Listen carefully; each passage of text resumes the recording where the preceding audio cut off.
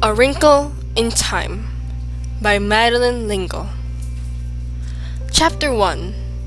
Mrs. Whatsit. It was a dark and stormy night. In her attic bedroom, Margaret Murray, wrapped in an old patchwork quilt, sat in the foot of her bed and watched the trees tossing in the frenzied lashing of the wind.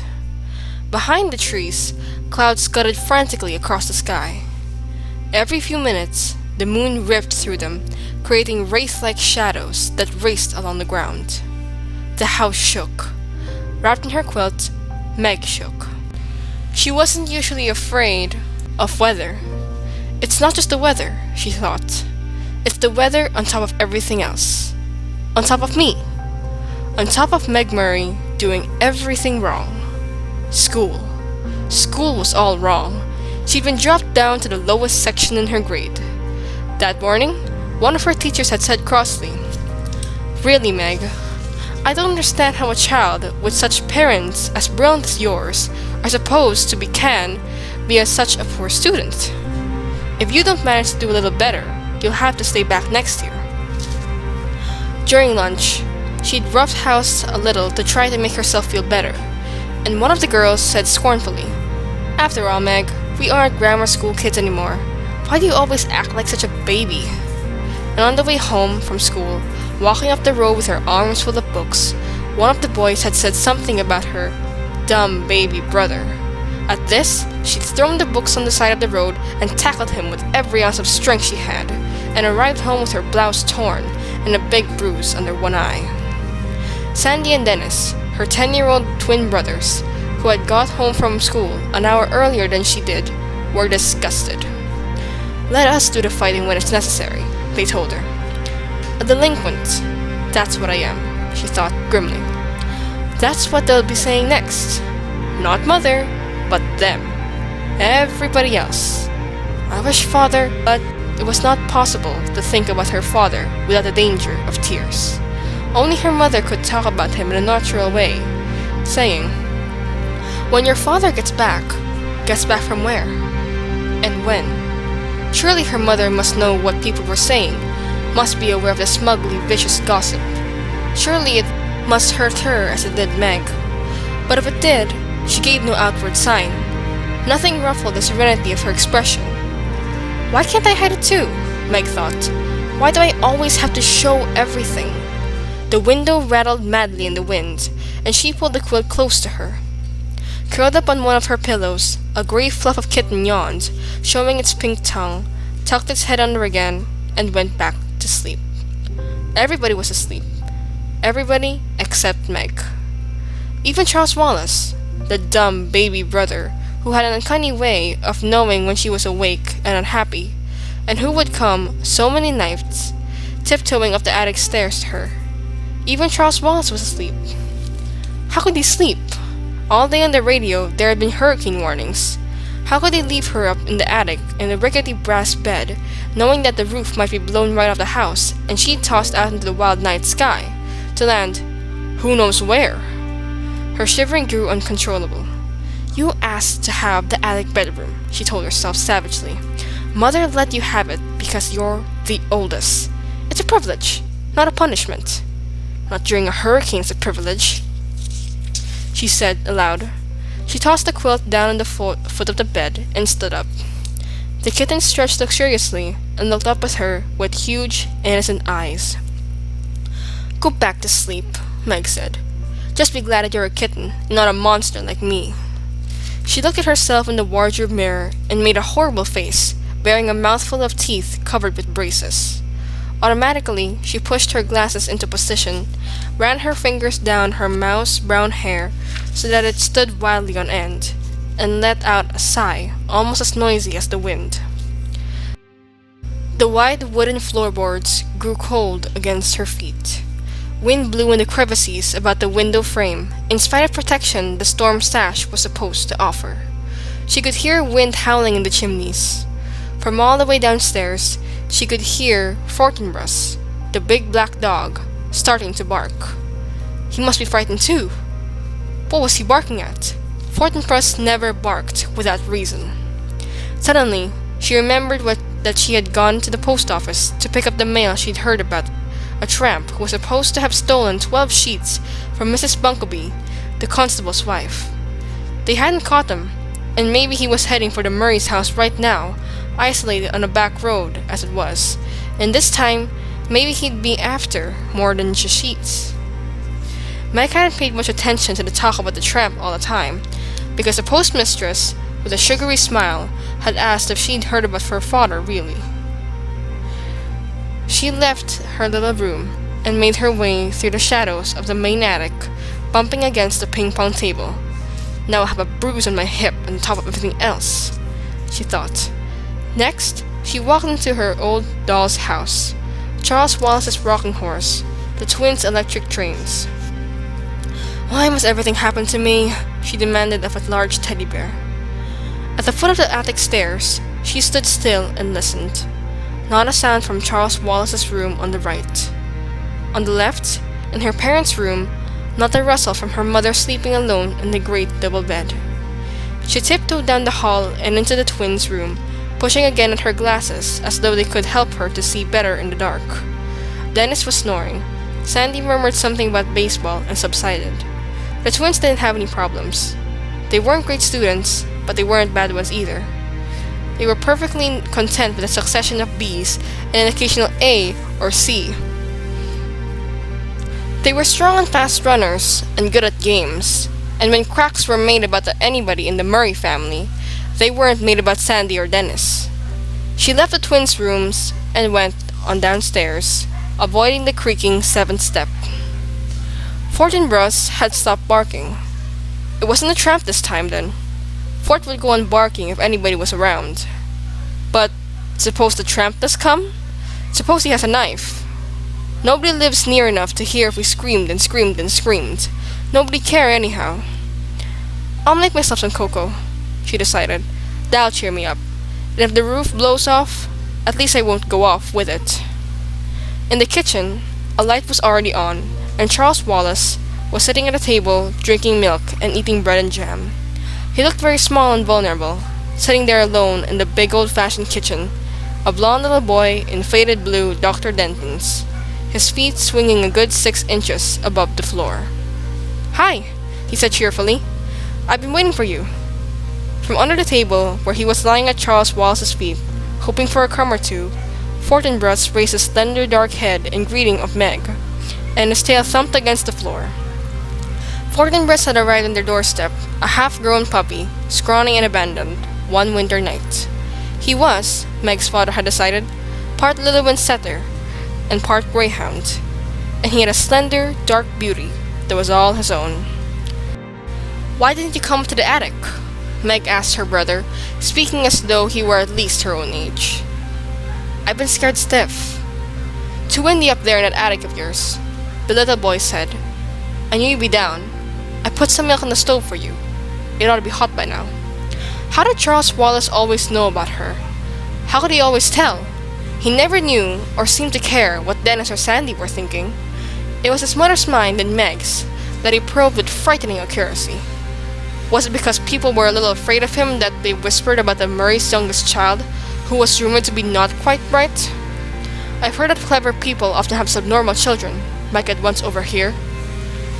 "The 2 boys seem to be nice, regular children, but that unattractive girl and that baby boy certainly aren't all there." It was true that Charles Wallace seldom spoke when anybody was around, so that many people thought he'd never learn to talk. And it was true that he hadn't talked at all until he was almost 4. Meg would turn white with fury when people looked at him and clucked, shaking their heads sadly. "Don't worry about Charles Wallace, Meg," her father had once told her. Meg remembered it very clearly because it was shortly before he went away. There's nothing the matter with his mind. He just does things in his own way, in his own time. I don't want him to grow up to be dumb like me," Meg had said. "Oh, my darling, you're not dumb," her father answered. "You're like Charles Wallace. Your development has to go on its own pace. It just doesn't happen to be the usual pace." "How do you know?" Meg demanded. "How do you know I'm not dumb? Isn't it because you love me?" I love you. But that's not what tells me. Mother and I have given you a number of tests, you know. Yes, that was true. Meg had realized that some of the games her parents played with her were tests of some kind, and that there had been more for her than Charles Wallace than for the twins. IQ tests, you mean? Yes, some of them. Is my IQ okay? More than okay. What is it? That I'm not going to tell you, but it assures me that both you and Charles Wallace will be able to do pretty much whatever you like when you grow up to yourselves. You just wait till Charles Wallace starts to talk. You'll see. How right he had been about that, though he himself had left before Charles Wallace began to speak. Suddenly, with none of the usual baby preliminaries, using entire sentences. How proud he would have been. You'd better check the milk, Charles Wallace said to Meg now, his diction clearer and cleaner than at most 5-year-olds. You know you don't like it when it gets skin on top. You put in more than twice enough milk. Meg peered into the saucepan. Charles Wallace nodded serenely. I thought Mother might like some. I might like what? A voice said, and there was their mother standing in the doorway. Cocoa, Charles Wallace said. Would you like a liverwurst and cream cheese sandwich? I'll be happy to make you one. That would be lovely, Mrs. Murray said. But I can make myself if you're busy. No trouble at all. Charles Wallace slid down from his chair and trotted over to the refrigerator, his pajamaed feet padding softly as a kitten's. How about you, Meg? He asked. Sandwich. Yes, please, she said. But not liverwurst. Do we have any tomatoes? Charles Wallace peered into the crisper. 1. All right if I use it on Meg, Mother. To what better use could it be put? Mrs. Murray smiled. But not so loud, please, Charles. That is, unless you want the twins downstairs too. Let's be exclusive, Charles Wallace said. That's my new word for today. Impressive, isn't it? Prodigious, Mrs. Murray said. Meg, come. Let me look at that bruise. Meg knelt at her mother's feet. The warmth and light of the kitchen had relaxed her so that her attic fears were gone. The cocoa steamed fragrantly in the saucepan, geraniums bloomed on the window sills, and there was a bouquet of tiny yellow chrysanthemums in the middle of the table. The curtains, red with a blue and green geometrical pattern, were drawn, and seemed to reflect their cheerfulness throughout the room. The furnace purred like a great sleepy animal. The lights glowed with steady radiance. Outside, alone in the dark, the wind still battered against the house, but the angry power that had frightened Meg while she was alone in the attic was subdued by the familiar comfort of the kitchen. Underneath Mrs. Murray's chair, Fortinbras let out a contented sigh. Mrs. Murray gently touched Meg's bruised cheek. Meg looked up at her mother, half in loving admiration, half in sullen resentment. It was not an advantage to have a mother who was a scientist and a beauty as well.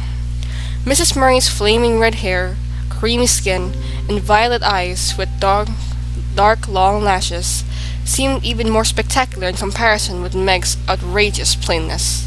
Meg's hair had been passable as long as she wore it tightly in braids.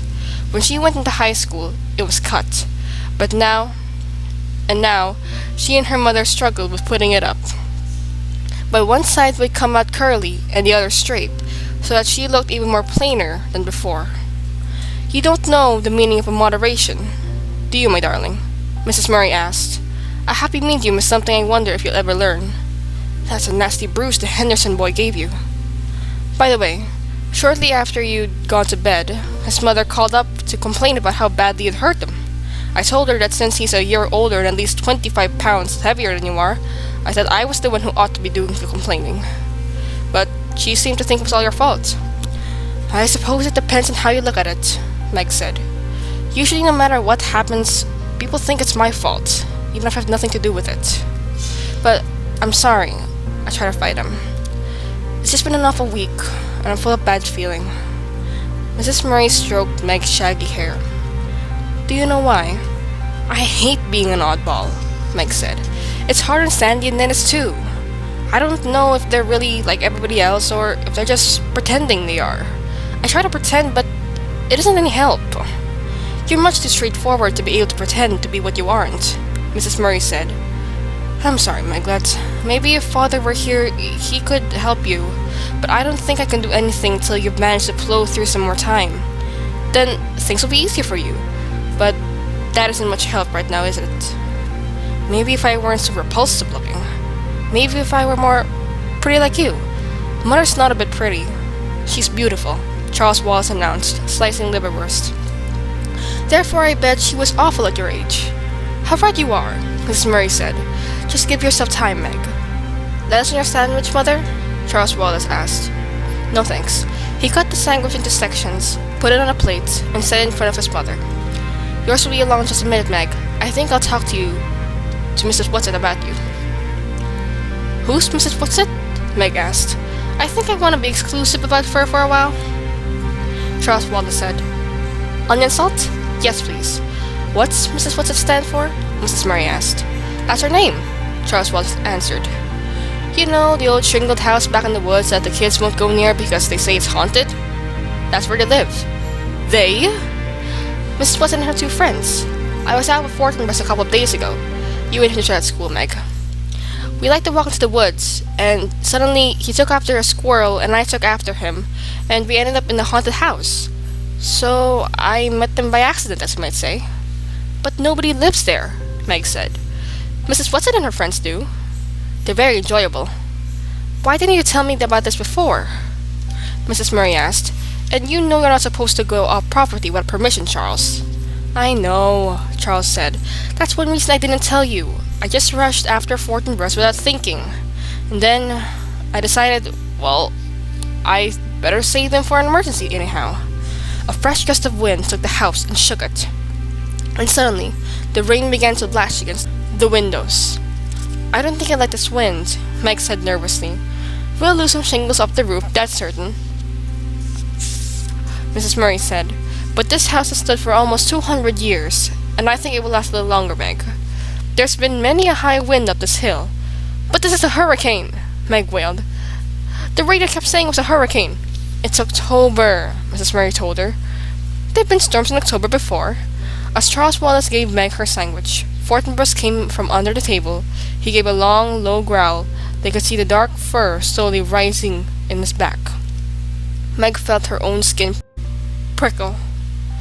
What's wrong? She asked anxiously. Fortinbras stared at the door that opened into Mrs. Murray's laboratory, which was in the old stone dairy, right off the kitchen. Beyond the lab, a pantry led outdoors, though Mrs. Murray had done her best to train her family to come into the house through the garage door or the front door and not go through the lab. But it was the lab door and not the garage door toward which Fortinbras was growling. You didn't leave any nasty-smelling chemicals cooking over in the Bunsen burner, did you, Mother? Charles Wallace asked. Mrs. Murray stood up. No, but I think I'd better go see what's upsetting Fort anyhow. It's a tramp. I'm sure it's a tramp, Meg said nervously. What tramp? Charles Wallace asked. They were saying at the post office this afternoon that a tramp stole all Mrs. Bunkleby's sheets. You better sit in the pillowcases then, Mrs. Murray said lightly. I don't even think a tramp would be out on a night like this, Meg. But that's probably why he's out, Meg wailed. Trying to find a place not to be out. In which case I'll offer him in the barn till morning. Mrs. Murray went briskly to the door. I'll go with you. Meg's voice was shrill. No, Meg, you stay with Charles Wallace and eat your sandwich. Eat! Meg exclaimed, as Mrs. Murray went out through the lab. How does she expect me to eat? Mother can take care of herself, Charles said. Physically, that is. But he sat in his father's chair at the table, and his legs kicked at the rungs, and Charles Wallace, unlike most small children, had the ability to sit still. After a few moments that seemed like forever to Meg, Mrs. Murray came back in, holding the door open for... Was it a tramp? It seemed small for Meg's idea for a tramp. The age or sex was impossible to tell, for it was completely bundled up in clothes. Several scarves of assorted colors were tied around the head, and a man's felt hat perched atop. A shocking pink stole was knotted about a rough overcoat, and black rubber boots covered the feet. Mrs. Whatsit? Charles said suspiciously. What are you doing here? And at this time of night, too? Now don't you be worried, my honey. A voice emerged from among turned-up coat collar, stole, scarves, and hat. A voice like an unoiled gate, but somehow not unpleasant.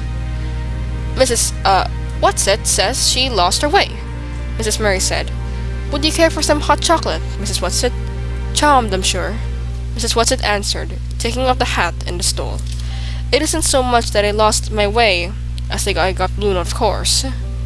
And when I realized that this was the house of little Charles Wallace, I thought I'd just come in and rest for a bit before proceeding on my way. How did you know this was Charles Wallace's house? Meg asked. By the smell. Mrs. Whatsit untied a blue and green paisley scarf, a red and yellow flowered print, a gold Liberty print, a red and black bandana. Under all this, a sparse quantity of grayish hair was tied in a small but tidy knot on top of her head.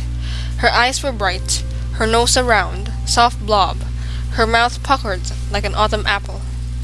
My, but it's lovely and warm in here, she said. Do sit down. Mrs. Murray indicated a chair. Would you like a sandwich, Mrs. Whatsit? I have liver rust and cream cheese. Charles had the bread and jam, and Meg lettuce and tomato. Now, let me see. Mrs. Whatsit pondered. I'm passionately fond of Russian caviar. You peaked! Charles cried indignantly. We're saving that for Mother's birthday, and you can't have any. Mrs. Whatsit gave a deep and pathetic sigh. No, Charles Wallace said. Now you mustn't give it to her, Mother, or I shall be very angry. How about tuna fish salad? All right, Mrs. Whatsit said meekly. I'll fix it, Meg offered, going to the pantry for a can of tuna fish. For crying out loud, she thought, this old woman comes barging in the middle of the night, and Mother takes it as though there weren't anything peculiar about it. I'll bet she is the tramp. I'll bet she did steal those sheets. And she's certainly no one Charles Wallace ought to be friends with, especially when he won't even talk to ordinary people. I've only been in the neighborhood for a short time, Mrs. Whatsit was saying as Meg switched off the pantry light and came back into the kitchen with the tuna fish. And I didn't think I was going to like the neighbors at all until dear Charles Wallace came over with his dog. Mrs. Whatsit, Charles Wallace demanded severely. Why did you take Mrs. Bunkleby's sheets? Well, I needed them, Charles dear. You must return to them at once. But, Charles dear, I can't. I've used them. It was very wrong of you, Charles Wallace scolded. If you needed sheets that badly, you should have asked me. Mrs. Whatsit shook her head and clucked. You can't spare any sheets. Mrs. Bunkleby can. Meg cut up some celery and mixed it with the tuna. After a moment's hesitation, she opened the refrigerator door and brought out a jar of little sweet pickles. Though why am I doing it for her, I don't know, she thought as she cut them up. I don't trust her one bit. Tell your sister I'm alright, Mrs. Whatsit said to Charles. Tell her my intentions are good. The road to hell is paved with good intentions, Charles intoned. My, but isn't he cunning? Mrs. Whatsit beamed at him fondly. It's lucky he has someone to understand him. But I'm afraid he doesn't, Mrs. Murray said. None of us is quite up to Charles. But at least you aren't trying to squash him down. Mrs. Whatsit nodded her head vigorously. You're letting him be himself. Here's your sandwich, Meg said, bringing it to Mrs. Whatsit. Do you mind if I take my boots off before I eat? Mrs. Whatsit said, picking up the sandwich nevertheless. Listen. She moved her feet up and down in her boots, and they could hear water squelching. My toes are very damp. The trouble is that these boots are a mite too tight for me, and I never can take them off by myself. I'll help you, Charles offered. Not you, you're not strong enough. I'll help. Mrs. Murray squatted at Mrs. Whatsit's feet, yanking on slick boot. When the boot came off, it came suddenly. Mrs. Murray sat in the thump. Mrs. Whatsit came tumbling backward with a chair onto the floor, sandwich held high in one claw.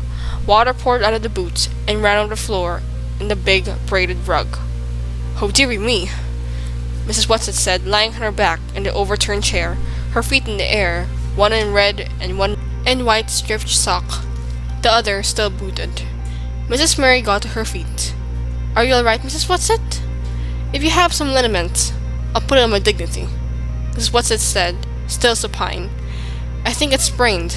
A little oil of cloves mixed well with garlic is rather good. And she took a large bite of the sandwich. Do please get up, Charles Wallace said. I don't like to see you lying there that way. You're carrying things too far. Have you ever tried to get to your feet with a sprained dignity?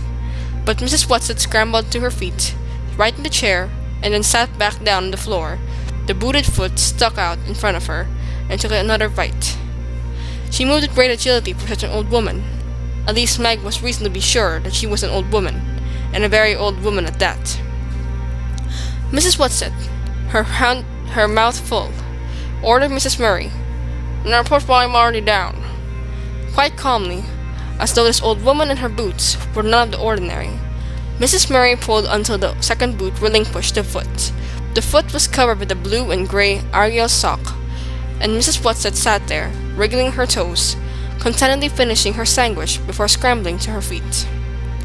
"Ah," she said, "that's ever so much better," and took both boots and shook them out of the sink. "My stomach is full, and I'm more inside, and out, and it's time I went home." "Don't you think you'd better stay till morning?" Mrs. Murray asked. "Oh, thank you, dearie, but there's so much to do, and I just can't waste time sitting around frivoling. It's much too a wild night to travel in." "Wild nights are my glory," Mrs. Whatsit said. "I just got caught in a downdraft and blown off course." "Well, at least till your socks are dry." "Wet socks don't bother me. I just don't like the water squishing through my boots." "Now don't worry about me, lamb." Lamb was not a word one should ordinarily think of calling Mrs. Murray. "I shall just sit down for a moment and pop on my boots, and then I'll be on my way. Speaking of ways, pet, by the way, there is such thing as a tesseract." Mrs. Murray went very white, and with one hand reached backward and clutched the chair for support. Her voice trembled. "What did you say?" Mrs. Whatsit tugged at her second boot. "I said," she grunted, shoving her foot down, "and that there is such a thing, as a tesseract." Her foot went down the boot, and grabbing shawls, scarves, and hat, she hustled out of the door. Mrs. Murray stayed very still, making no move to help the old woman. As the door opened, Fortinbras streaked in, panting, wet and shiny as a seal. He looked at Mrs. Murray and whined. The door slammed. "Mother! What's the matter?" Meg cried. "What did you say? What is it?" "The tesseract," Mrs. Murray whispered. What did she mean? How could she have known?" Chapter 2. Mrs. Who.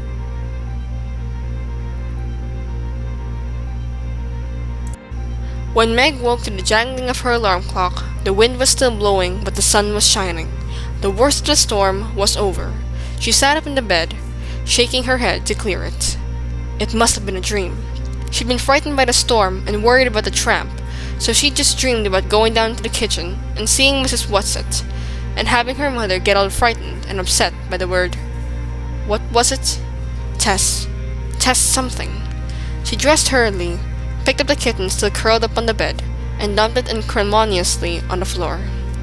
The kitten yawned, stretched, gave a piteous meow, trotted out of the attic and down the stairs. Meg made her bed and hurried after it. In the kitchen, her mother was making French toast, and the twins were already at the table. The kitten was lapping milk out of a saucer. "Where's Charles?" Meg asked. "Still asleep. We had rather an interrupted night, if you remember." "I hope it was a dream," Meg said. Her mother carefully turned over 4 slices of French toast, then said in a steady voice, "No, Meg, don't hope it was a dream. I don't understand it any more than you do, but one thing I've learned is that you don't have to understand things for them to be. I'm sorry I showed you I was upset. Your father and I used to joke about a tesseract." "What is a tesseract?" Meg asked. "It's a concept." Mrs. Murray handed the twins the syrup. "I'll try to explain to you later. There isn't time before school." "I don't see why you didn't wake us up," Dennis asked. "It's a chip we missed out on all the fun." "You'll be a lot more awake in school today than I will." Meg took her French toast to the table. "Who cares?" Sandy said. "If you're going to let old tramps come to the house in the middle of the night, Mother, you ought to have Dan and me around to protect you. After all, Father would expect us to." "We know you had a great mind and all, Mother," Sandy said, "but you don't have much sense, and certainly Meg and Charles don't." "I know. We're morons." Meg was bitter. "I wish you wouldn't be such a dope, Meg. Syrup, please." Sandy reached across the table. "You don't have to take everything so personally. Use a happy medium, for heaven's sake. You just goof around in school and look out the window and don't pay attention. You just make things harder for yourself, Dennis said, and Charles Wallace is going to have an awful time next year when he starts school. We know he's bright, but he's so funny when he's around other people, and they're so used to thinking he's dumb. I don't know what's going to happen to him. Sandy and I'll sock anybody who picks on him, but that's all about it we can do. Let's not worry about next year till we get through this one, Mrs. Murray said. More French toast, boys? At school, Meg was tired and her eyelids sagged and her mind wandered. In social studies, she was asked to name the principal imports and exports of Nicaragua, and though she had looked them up dutifully the evening before, now she could remember none of them.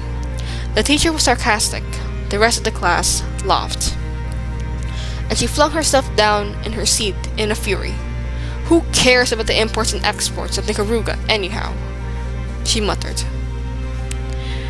If you're going to be rude, Margaret, you have to leave the room, the teacher said. Okay, I will. Meg flounced out. During study hall, the principal sent for her. What seems to be the problem now, Meg? He asked pleasantly enough. Meg looked sulkily down at the floor. Nothing, Mr. Jenkins. Miss Porter tells me you were inexcusably rude. Meg shrugged. Don't you realize that you're just making everything harder for yourself by your attitude? The principal asked. Now, Meg, I'm convinced that you can do the work and keep up with your grade if you will apply yourself, but some of your teachers are not. You're going to have to do something about yourself. Nobody can do it for you. Meg was silent. Well, what about it, Meg? I don't know what to do, Meg said. You could do your homework for one thing. Wouldn't your mother help you? If I asked her to. Meg, is something troubling you? Are you unhappy at home? Mr. Jenkins asked. At last, Meg looked at him, pushing at her glasses in a characteristic gesture. Everything's fine at home. I'm glad to hear it. But I know it must be hard on you to have your father away. Meg eyed the principal warily and ran her tongue over the barbed line of her braces. Have you had news of him lately? Meg was sure it was not only imagination that made her feel that behind Mr. Jenkins' surface concern was a gleam of avid curiosity. Wouldn't he like to know? She thought. And if I knew anything, he's the last person I'd tell. Well, one of the last. The postmistress must know that it was almost a year now since the last letter, and heaven knows how many people she'd told, or what unkind guesses she'd made about the reasons for the long silence. Mr. Jenkins waited for an answer, but Meg only shrugged. Just what was your father's line of business? Mr. Jenkins asked. Some kind of scientist, wasn't he? He's a physicist.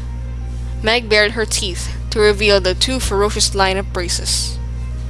Meg, don't you think you'd make a better adjustment to life if you face facts? I do face facts, Meg said. They're lots easier to face than people, I can tell you. Then why don't you face facts about your father? You will leave my father out of it, Meg shouted. Stop bellowing, Mr. Jenkins said sharply. Do you want the entire school to hear you? So what? Meg demanded. I'm not ashamed of anything I'm saying. Are you? Mr. Jenkins sighed. Do you enjoy being the most belligerent, uncooperative child in school? Meg ignored this. She leaned over the desk toward the principal. Mr. Jenkins, you've met my mother, haven't you? You can't accuse her for not facing facts. Can you? She's a scientist. She has a doctor's degree in both biology and bacteriology. Her business is facts. When she tells me that my father isn't coming home, I'll believe it. As long as she says father is coming home, then I'll believe that. Mr. Jenkins sighed again. No doubt your mother wants to believe that your father is coming home, Meg. Very well, I can't do anything else with you. Going back to study hall, try to be a little less antagonistic.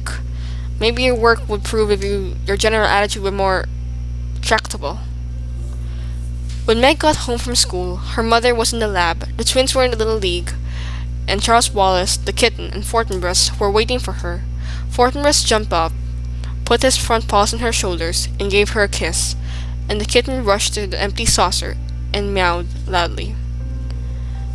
Come on, Charles Wallace said. Let's go. Where? Meg asked. I'm hungry, Charles. I didn't want to go anywhere till I have something to eat. She was still sore from the interview with Mr. Jenkins, and her voice was sounding cross. Charles Wallace looked at her thoughtfully as she went to the refrigerator and gave the kitten some milk, then drank a mugful herself. He handed her a paper bag. Here's a sandwich and some cookies and an apple. I thought we'd go see Mrs. Whatsit. Oh, golly, Meg said. Why, Charles? You're still uneasy about her, aren't you? Charles asked. Well, yes. Don't be. She's all right, I promise you. She's on our side. How do you know? Meg, he said impatiently. I know. But why should we go see her now? I want to find out more about the Tesseract thing. Didn't you see how it upset Mother? You know when Mother can't control the way she feels, when she lets us see she's upset, then something big. Meg thought for a moment. Okay, let's go. But let's take Fortinbras with us. Well, of course. He needs the exercise. They set off, Fortinbras rushing ahead, then doubling back to the two children, then leaping off again. The Murrays lived about 4 miles out of the village. Behind the house was a pine woods, and it was through this that Charles Wallace took Meg. Charles, you know she's going to get in awful trouble. Mrs. Whatsit, I mean, if they find out she's broken into the haunted house, and taking Mrs. Bunkleby's sheets and everything, they could send her to jail. One of the reasons I want to go to her this afternoon is to warn them. Them? I told you she was there with her 2 friends. I'm not even sure if Mrs. Whatsit herself was the one who took the sheets, though I wouldn't put it past her. But what would she want with all those sheets? I intend to ask her, Charles Wallace said, and to tell them that they'd better be more careful. I don't really think they'll let anybody find them, but I just thought we ought to mention the possibility. Sometimes during vacation, some of the boys go out there looking for thrills, but I don't think everybody's up to right now with basketball and everything. They walked in silence for a few moments through the fragrant woods, the rusty pine needles gentle under their feet. Up above them, the wind made music in the branches. Charles Wallace slipped his hand confidingly in Meg's, and the sweet little boy gesture warmed her so that she felt that a tense knot inside her begin to loosen. Charles loves me at any rate, she thought. School awful again? He asked after a while. Yeah, I got sent to Mr. Jenkins. He made slight remarks about Father. Charles nodded sagely. I know. How do you know? Charles Wallace shook his head. I can't quite explain, but you tell me. That's all. But I never say anything. You just seem to know. Everything about you tells me, Charles said. How about the twins? Meg asked. Do you know about them too? I suppose I could if I want to. If they need me, but it's sort of tiring, so I just concentrate on you and Mother. You mean, you read their minds? Charles Wallace looked troubled. I don't think it's that. It's being able to understand a sort of language, like sometimes if I concentrate very hard, I can understand the wind talking to the trees. You tell me, you see? Sort of inadvertently. That's a good word, isn't it? I got Mother to look it up in a dictionary for me this morning. I really must learn to read, except I'm afraid it will make it awfully hard for me next school year if I already know things. I think it would be better if people go on thinking that I'm not right. They won't hate me so much. Ahead of them, Fortinbras started barking loudly, the warning bay that usually told them when the car was coming off the road, or that someone was at the door. Somebody's here, Charles Wallace said sharply. Somebody's hanging out in the house. Come on. He started to run, his short legs straining. At the edge of the woods, Fortinbras stood in front of a boy, barking furiously. As they came panting up, the boy said, For crying out loud, call it your dog. Who is he? Charles Wallace asked Meg. Captain O'Keefe. He's in regional, but he's older than I am. He's a big bug. It's alright, fella. I'm not gonna hurt you, the boy said to Fortinbras. Sit, Fort, Charles Wallace commanded, and Fortinbras dropped to his haunches in front of the boy, a low growl still pulsing in his dark throat. Okay, Charles Wallace put his hands on his hips. Now tell us what you're doing here. I'm gonna ask the same for you, the boy said with some indignation. Aren't you two from the Murray kids? This isn't your property, is it? He started to move, but Fortinbras' growl grew louder, and he stopped. Tell me about it, Meg, Charles Wallace demanded. What would I know about him? Meg asked. He's a couple of grades from me, and he's in the basketball team. Just because I'm tall? Calvin sounded a little embarrassed. Tall he certainly was, and skinny. His bony wrists struck out of his sleeves of his blue sweater. His worn trousers were 3 inches too short.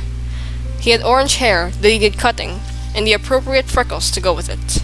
His eyes were an oddly bright blue. Tell us what you're doing here, Charles Wallace said. What is this? 3rd degree? Aren't you the one who's supposed to be the moron? Meg flushed with rage, but Charles Wallace answered placidly. That's right. If you want me to call up my dog, you'd better give. Most peculiar moron I've ever met, Calvin said. I just came here to get away from my family. Charles Wallace nodded. What kind of family? They all have runny noses. I'm 3rd from the top of 11 kids. I'm a sport.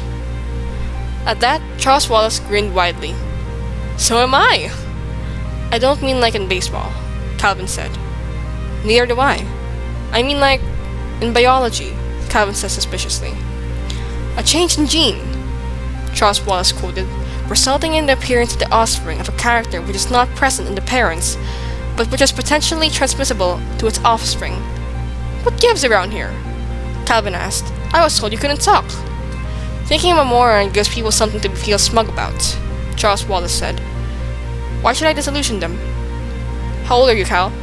14. What grade? Junior. 11. I'm right. Listen, did anybody ask you to come here this afternoon? Charles Wallace, holding Fort by the collar, looked at Calvin suspiciously. What do you mean, asked? Calvin shrugged.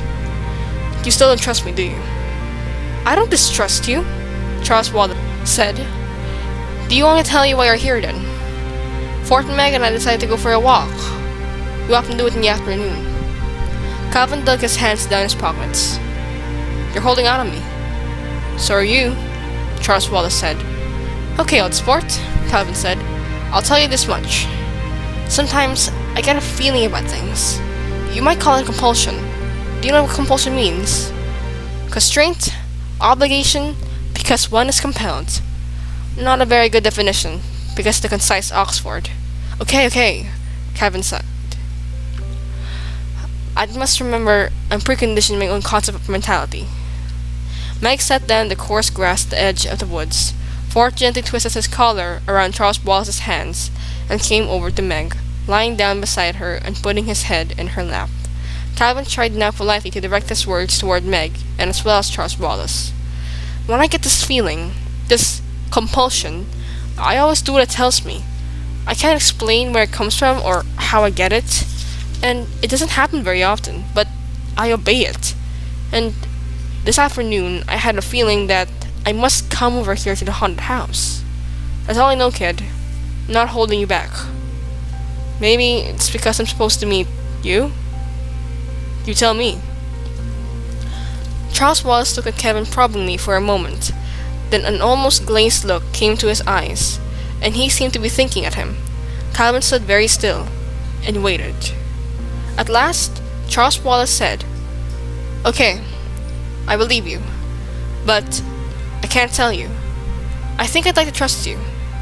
Maybe you'd better come home with us and have some dinner. Well, sure, but what will your mother say? Calvin asked. She'd be delighted. Mother's alright. She's not one of us, but she's alright. And what about Meg? Meg has it tough, Charles Wallace said. She's not really one thing or the other. What do you mean, one of us? Meg demanded. And what do you mean I'm not one thing or the other? Not now, Meg, Charles Wallace said.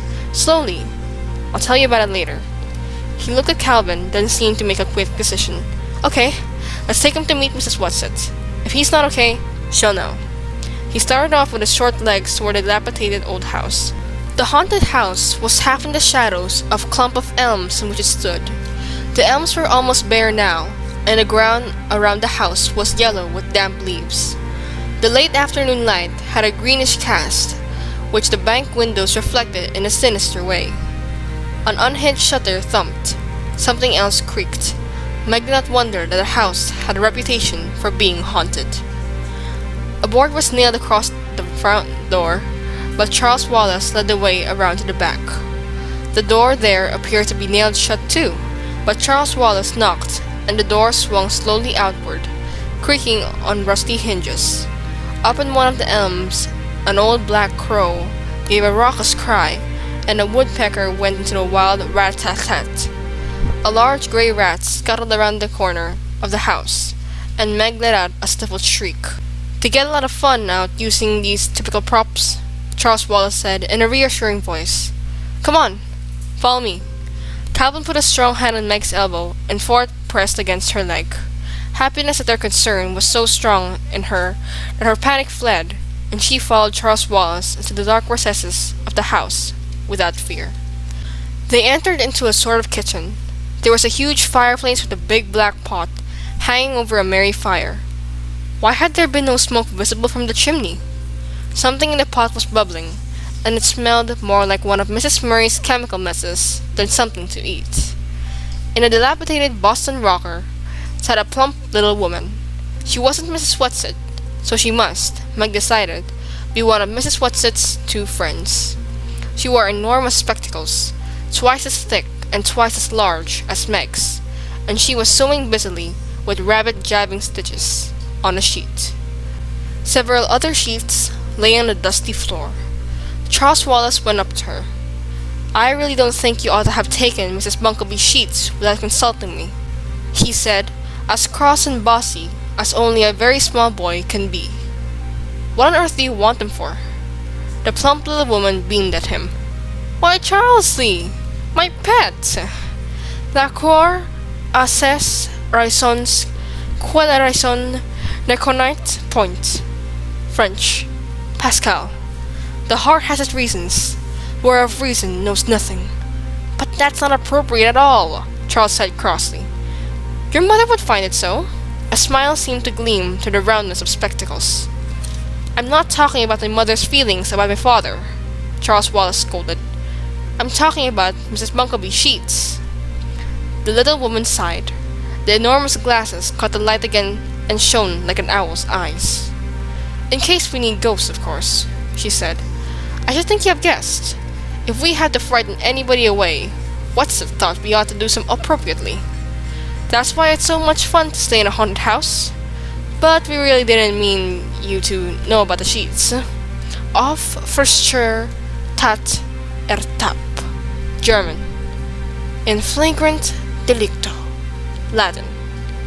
Caught in the act. English. As I was saying, but Charles Wallace held up his hand in a premonitory gesture. "Mrs. Who? Do you know this boy?" Calvin bowed. "Good afternoon, ma'am. I didn't quite catch her name."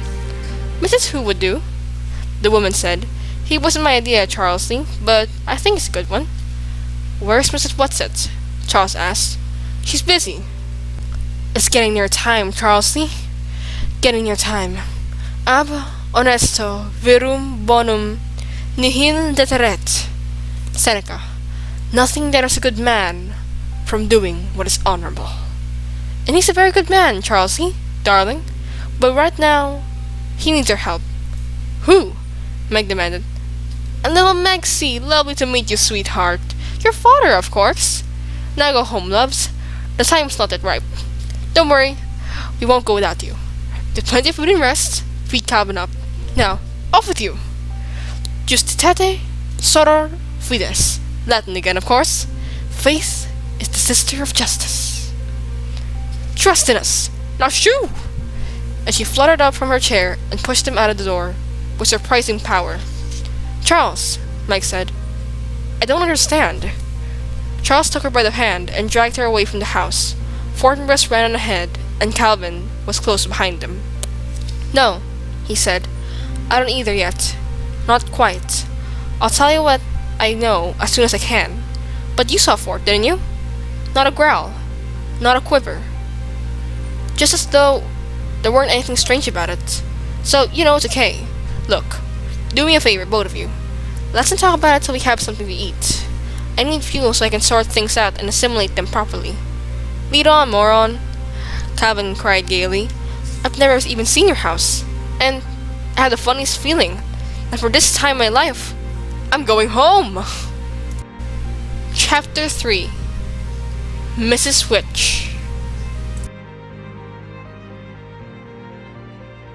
In the forest, evening was already beginning to fall, and they walked in silence. Charles and Fortinbras gambled on ahead. Calvin walked with Meg, his fingers barely touching her arm in a protective gesture. This has been the most impossible, the most confusing afternoon of my life, she thought. Yet, I don't feel confused or upset anymore. I only feel happy. Why? Maybe we weren't meant to meet before this, Calvin said. I mean, I knew you were in school and everything, but I didn't know you. But I'm glad we've met now, Meg. We're going to be good friends, you know. I'm glad too, Meg whispered, and they were silent again. When they got back to the house, Mrs. Murray was still in the lab. She was watching a pale blue fluid move slowly through a tube from a beaker to a retort. Over a Bunsen burner bubbled a big, earthenware dish of stew. Don't tell Sandy and Dennis I'm cooking out here, she said. They're all suspicious that a few chemicals might get in the meat, but I had an experiment I wanted to stay with. This is Calvin O'Keefe, Mother, Mike said. Is there enough for him too? It smells super. Hello, Calvin. Mrs. Murray shook hands with him. Nice to meet you. We aren't having anything but stew tonight, but it's a good thick one. Sounds wonderful to me, Calvin said. May I use your phone so my mom will know where I am? Of course. Show him where it is. Will you? Please, Meg? I won't ask you to use the phone out here, if you don't mind. I'd like to finish this experiment. Meg led the way into the house. Charles Wallace and Fortinbras had gone off.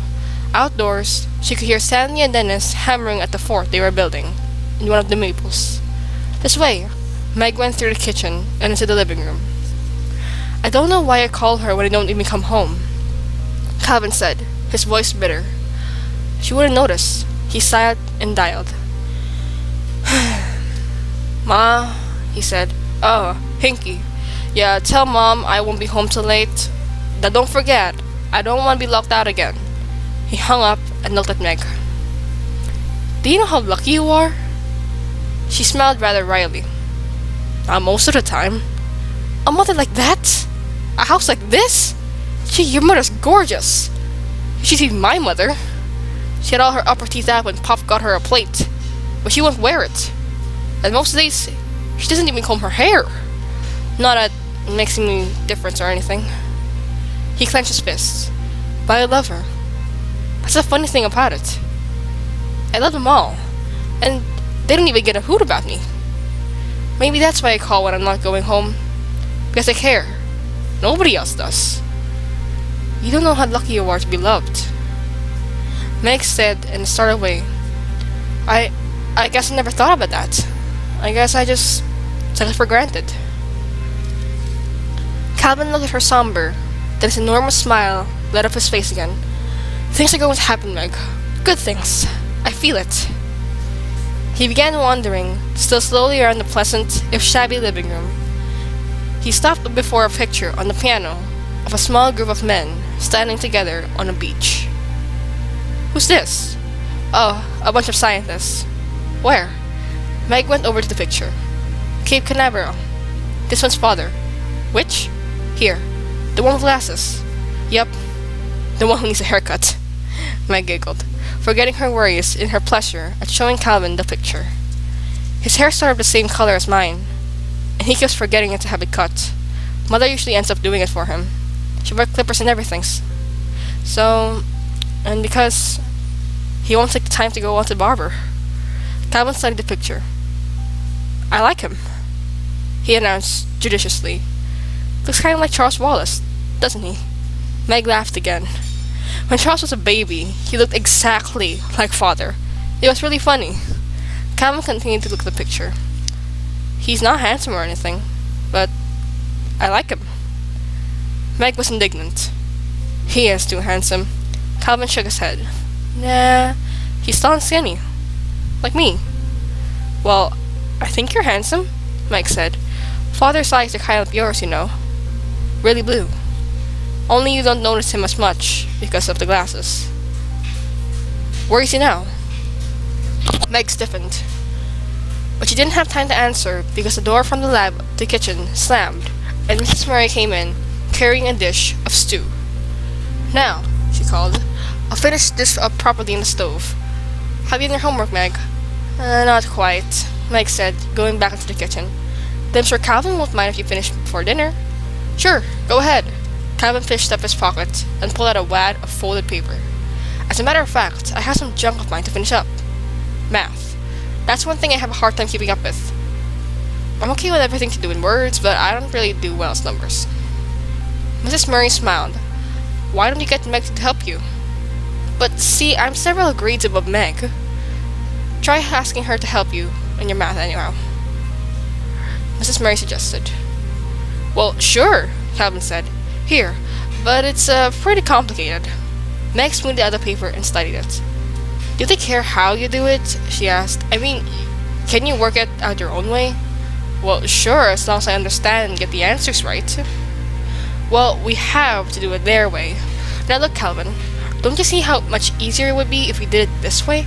Her pencil flew over the paper. "Hey!" Calvin said. "Hey! I think I get it. Show me once more." Again, Meg's pencil was busy. All you have to remember is that every ordinary fraction can be converted into an infinite periodic decimal fraction. See? So, 3 over 7 is 0.428571. "This is the craziest family," Calvin grinned at her. "I suppose I should stop being surprised by now, but you're supposed to be dumb at school, always being called upon the carpet."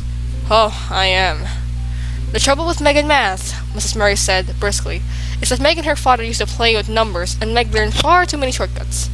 So, when they want her to do the problems the long way around at school, she gets sullen and stubborn, and sets off on a fine mental block for herself." "And there are any more morons than Meg and Charles around?" Calvin asked. "If so, I should meet more of them."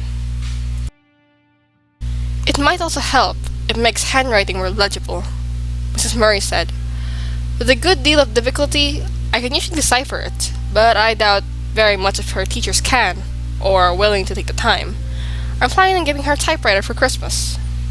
That may really help. If I get any right, nobody believes me," Meg said. "What's a megaparsec?" Calvin asked. "One of Father's nicknames for me," Meg said. "It's also 3.26 million light years. What's E equals mc squared? Einstein's equation. What's E stand for? Energy. M? Mass. C squared? The square root of the velocity of light in centimeters per second. By what country is Peru bounded? I haven't the faintest idea. I think it's in South America somewhere." "What's the capital of New York?" "Well, New York City, of course." "Who wrote Boswell's Life of Johnson?" "Oh, I'm not good at English." Calvin groaned and turned to Mrs. Murray. I see what you mean. Her? I wouldn't want to teach." "She's a little one-sided, I grant you," Mrs. Murray said, "though I blame her father and myself for doing that. She still enjoys playing with her doll's house, though." "Mother!" Meg shrieked in agony. "Oh, darling, I'm sorry," Mrs. Murray said swiftly, "but I'm sure Calvin understands what I mean." With a sudden enthusiastic gesture, Calvin flung his arms out wide, as though he were embracing Meg and her mother, the whole house. "How did all this happen? Isn't it wonderful? I feel as though I were just being born. I'm not alone anymore. Do you realize what this means to me?" "But you're good at basketball and things," Meg protested. "You're good in school. Everybody likes you." "For all the most unimportant reasons," Calvin said. "There hasn't been anybody in the world I would talk to. Sure, I can function in the same level as everybody else. I can hold myself down, but it isn't me." Meg took a batch of forks from the drawer and turned them over and over, looking at them. "I'm all confused again." "Oh, so am I," Calvin said gaily. "But now, at least I know we're going somewhere." Meg was pleased and a little surprised when the twins were excited at having Calvin for supper. They knew more about his athletic record and were far more impressed by it than she. Calvin ate 5 bowls of stew, 3 saucers of jello, and a dozen of cookies. And then Charles Wallace insisted that Calvin take him up to bed and read to him. The twins, who had finished their homework, were allowed to watch half an hour of TV. Meg helped her mother with the dishes, and then sat down at the table and struggled with her homework. But she could not concentrate. "Mother, are you upset?" she asked suddenly. Mrs. Murray looked up from a copy of an English scientific magazine, the which she was leafing. For a moment, she did not speak. Then, "Yes." "Why?" Again, Mrs. Murray paused. She held her hands out and looked at them. They were long and strong and beautiful.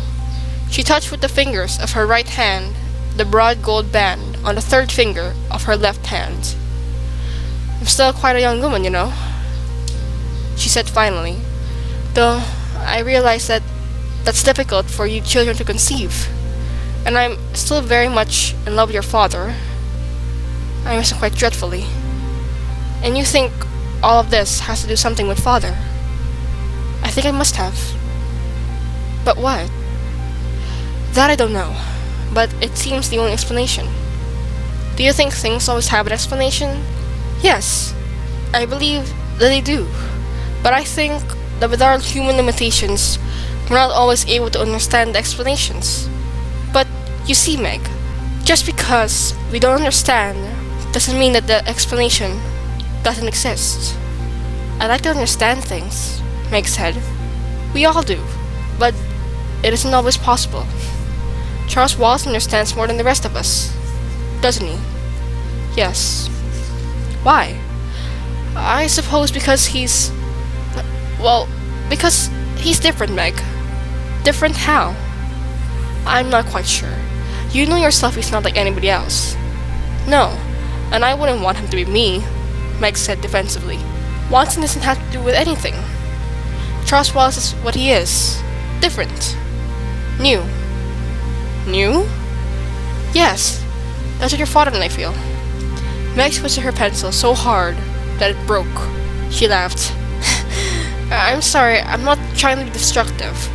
I'm just trying to get things straight. I know. But Charles Wallace doesn't look different than anybody else. No, Meg. But people are more different than just the way they look. Charles Wallace's difference isn't physical. It's in essence.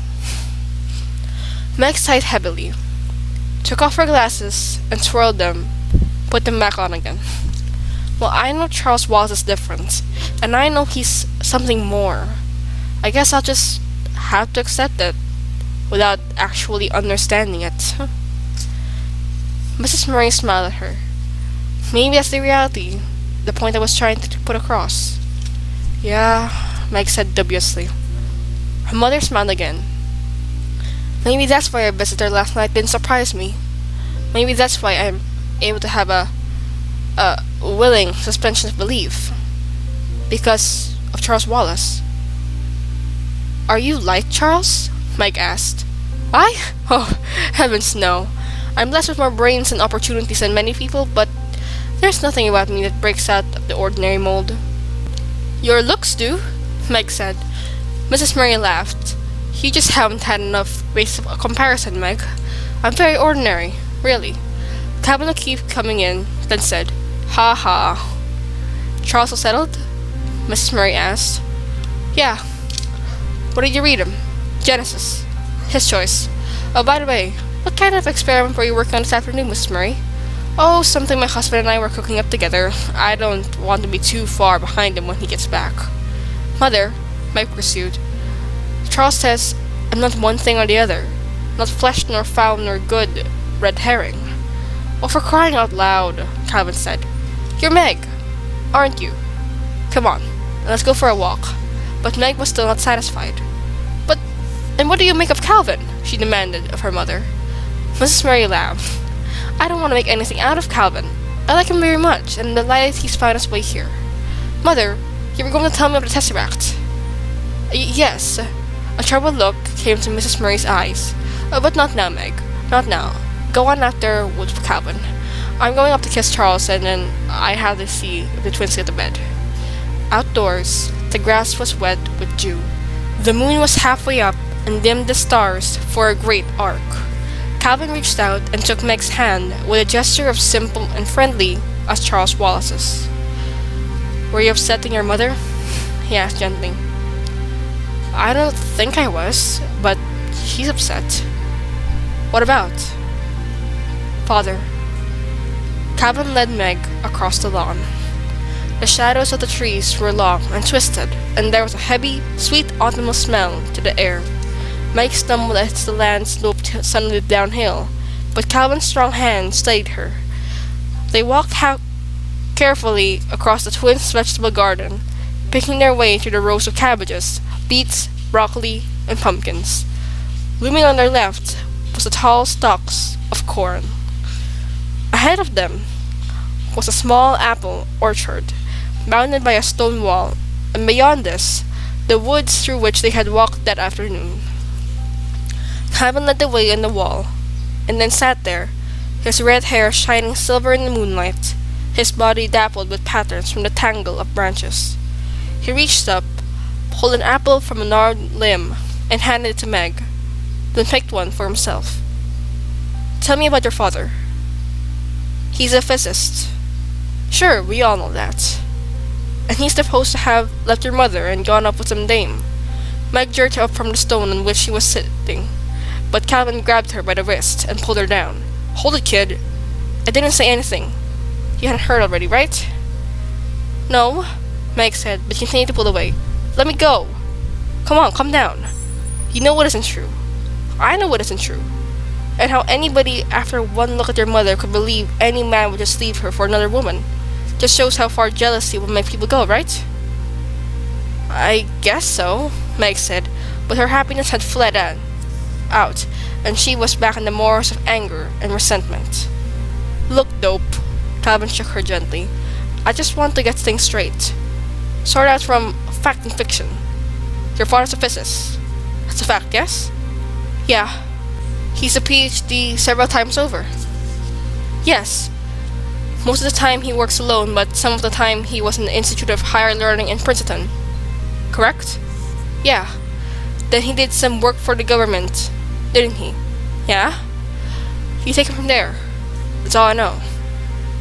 "That's about all I know too," Meg said. "Maybe Mother knows more. I don't know. What he did was, well, it was what they called classified. Top secret, you mean?" "That's right. And you don't even have any idea what it was about?" Meg shook her head. "No, not really. Just an idea because of where he was." "Well, where?" "Out in New Mexico for a while. We were with him there, and then he was in Florida at Cape Canaveral, and we were with him there too. And then he was going to be traveling a lot, so we came here. He'd always had this house." "Yes, but we used to live in it just for the summer." "And you don't know where your father was sent?" "No, at first we got lots of letters. Mother and father always wrote to each other every night. I think mother still writes him every night. Every once in a while the postmistress makes some kind of crack about her and all the letters. I suppose they think she's pursuing him or something," Calvin said, rather bitterly. "They can't understand plain, ordinary love when they see it." "Well, go on. What happened next?" "Nothing happened," Mike said. "That's the trouble." "Well, what about your father's letters?" "They just stopped coming." "You haven't heard anything at all?" "No," Meg said. "Nothing." Her voice was heavy with misery. Silence fell between them, as tangible as the dark shadows that fell across their laps, and that now seemed to rest upon them as heavily as though they possessed a measurable weight of their own. At last, Calvin spoke in a dry, unemotional voice, not looking at Meg. "Do you think he could be dead?" Again Meg leaped up, and again Calvin pulled her down. "No! They told us that he was dead. There's always a telegram or something. They always tell you." "What do they tell you?" Meg choked down a sob, managed to speak over it. "Oh, Calvin, Mother's tried and tried to find out. She's been down to Washington and everything. And all they say is that he's on a dangerous and secret mission, and she can be very proud of him. But he won't be able to..." to communicate with us for a while, and they'll give us news as soon as they have it. Meg, don't get mad, but do you think maybe they don't know? A slow tear trickled down Meg's cheek. That's what I'm afraid of. Why don't you cry? Calvin asked gently. You're just crazy about your father, aren't you? Go ahead, and cry. It'll do you good. Meg's voice came out trembling over tears. I cry too much. I should be like Mother. I should be able to control myself. Your mother's a completely different person. And she's a lot older than you are. I wish I was a different person, Meg said shakily. I hate myself. Calvin reached over and took off her glasses. Then he pulled a handkerchief out of his pocket and wiped her tears. This gesture of tenderness undid her completely, and she put her head down on her knees and sobbed. Calvin sat quietly beside her, every once in a while patting her head. I'm sorry, she sobbed finally. I'm terribly sorry. Niall hate me. Oh, Meg, you are a moron, Calvin said. Don't you know you're the nicest thing that's ever happened to me in a long time?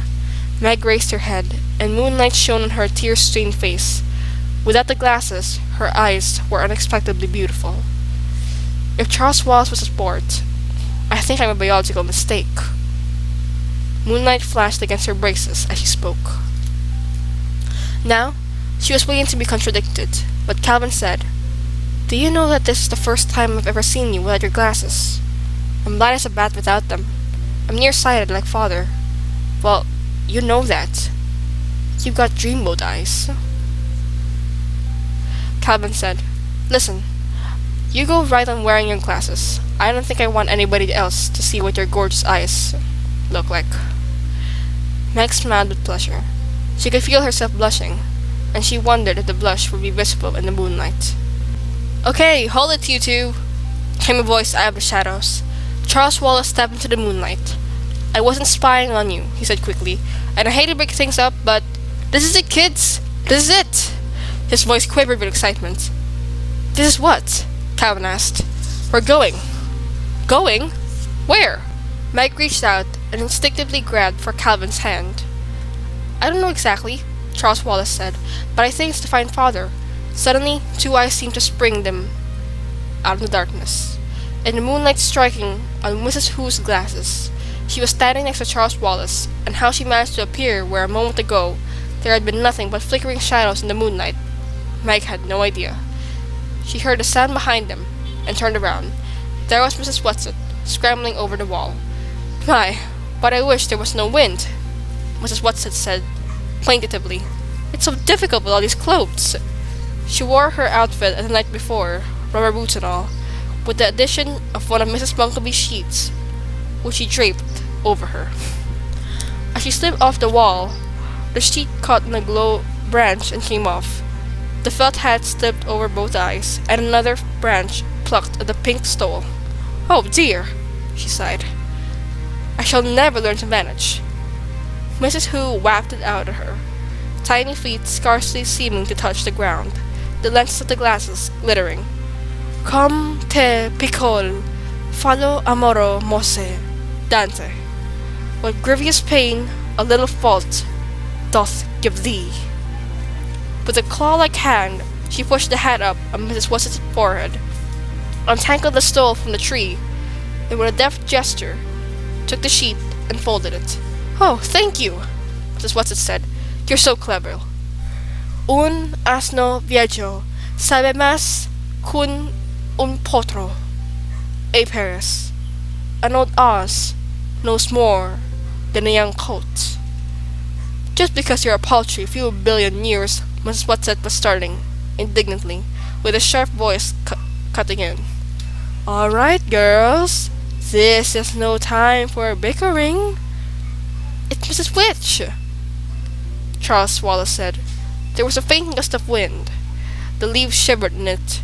The patterns of the moonlight shifted.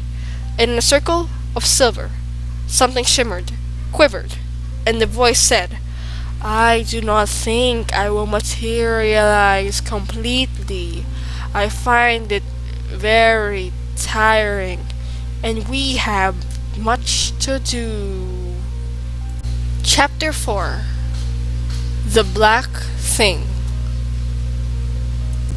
The trees were lashed into a violent frenzy.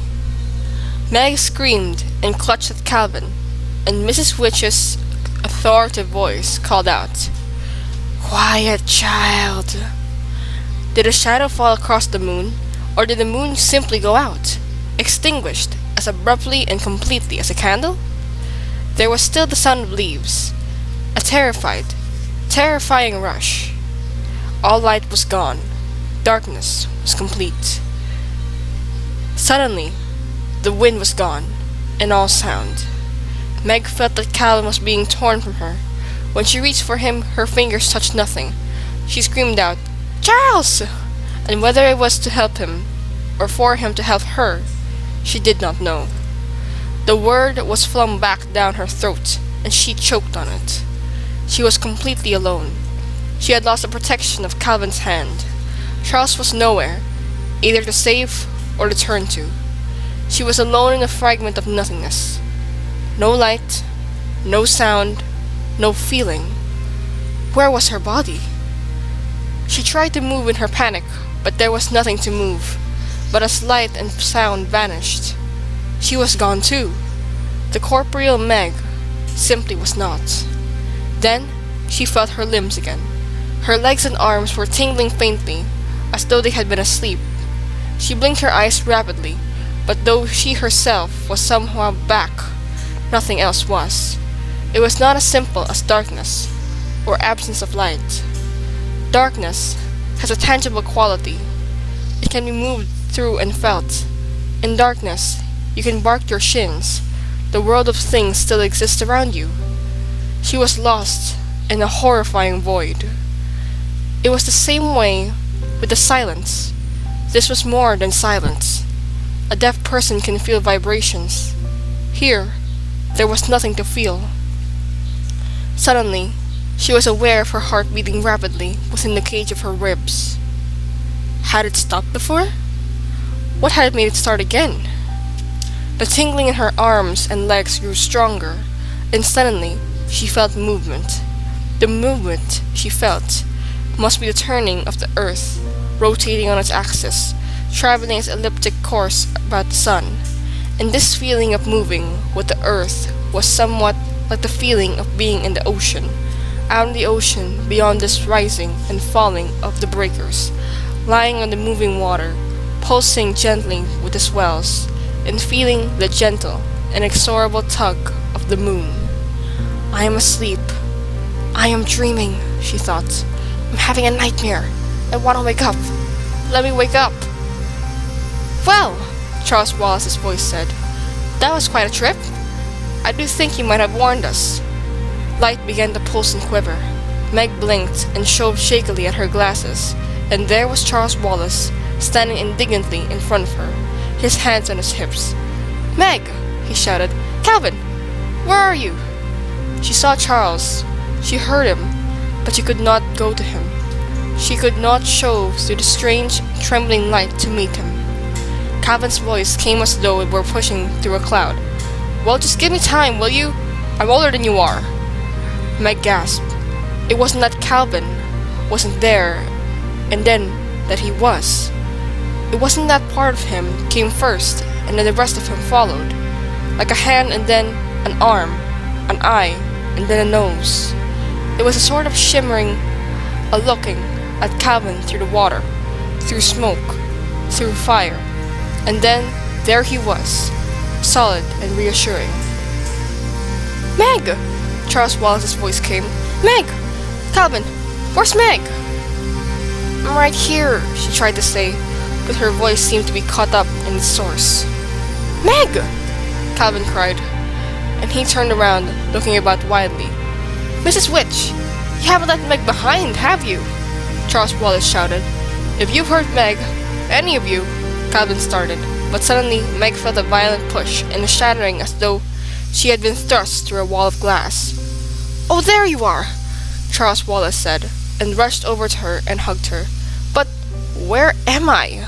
Meg asked breathlessly, relieved to hear that her voice was now coming out of her in more or less in a normal way. She looked rather wildly. They were standing in a sunlit field, and the air above them was moving with delicious fragrance that comes only on the rare spring days, when the sun's touch is gentle and the apple blossoms are just beginning to unfold. She pushed her glasses up on her nose, and to reassure herself that she was seeing was real. They had left the silver glint of the biting autumn evening, and now, around them, everything was golden with light. The grasses of the fields were a tender new green, and scattered about were tiny, multicolored flowers. Meg turned closely to face a mountain, reaching so high into the sky that its peak was lost in a crown of puffy white clouds. From the trees at the base of the mountain came a sudden singing of birds. There was an air of such ineffable peace and joy all around her that her heart's wild thumping slowed. "When shall we three meet again? In thunder, lightning, or rain?" came Mrs. Who's voice. Suddenly, the three of them were there. Mrs. Whatsit, with her pink stole askew, Mrs. Who with her spectacles gleaming, and Mrs. Witch, still little more than a shimmer. Delicate, multicolored butterflies were fluttering about them as though in greeting. Mrs. Whatsit and Mrs. Who began to giggle, and they giggled until it seemed that, whatever their private joke was, they would fall down with the wild fun of it. The shimmer seemed to be laughing too. It became vaguely darker and more solid, and then there appeared a figure, in a black robe and a black peaked hat, beady eyes and a beaked nose, and long gray hair. One bony claw clutched a broomstick. "Well, just to keep you girls happy," the strange voice said, and Mrs. Whatsit and Mrs. Who fell into each other's arms in gales of laughter. "If you ladies had had your fun, I think you should tell Calvin and Meg a little more about all this," Charles Wallace said coldly. "You scared Meg half out of her wits, whisking her away without any warning."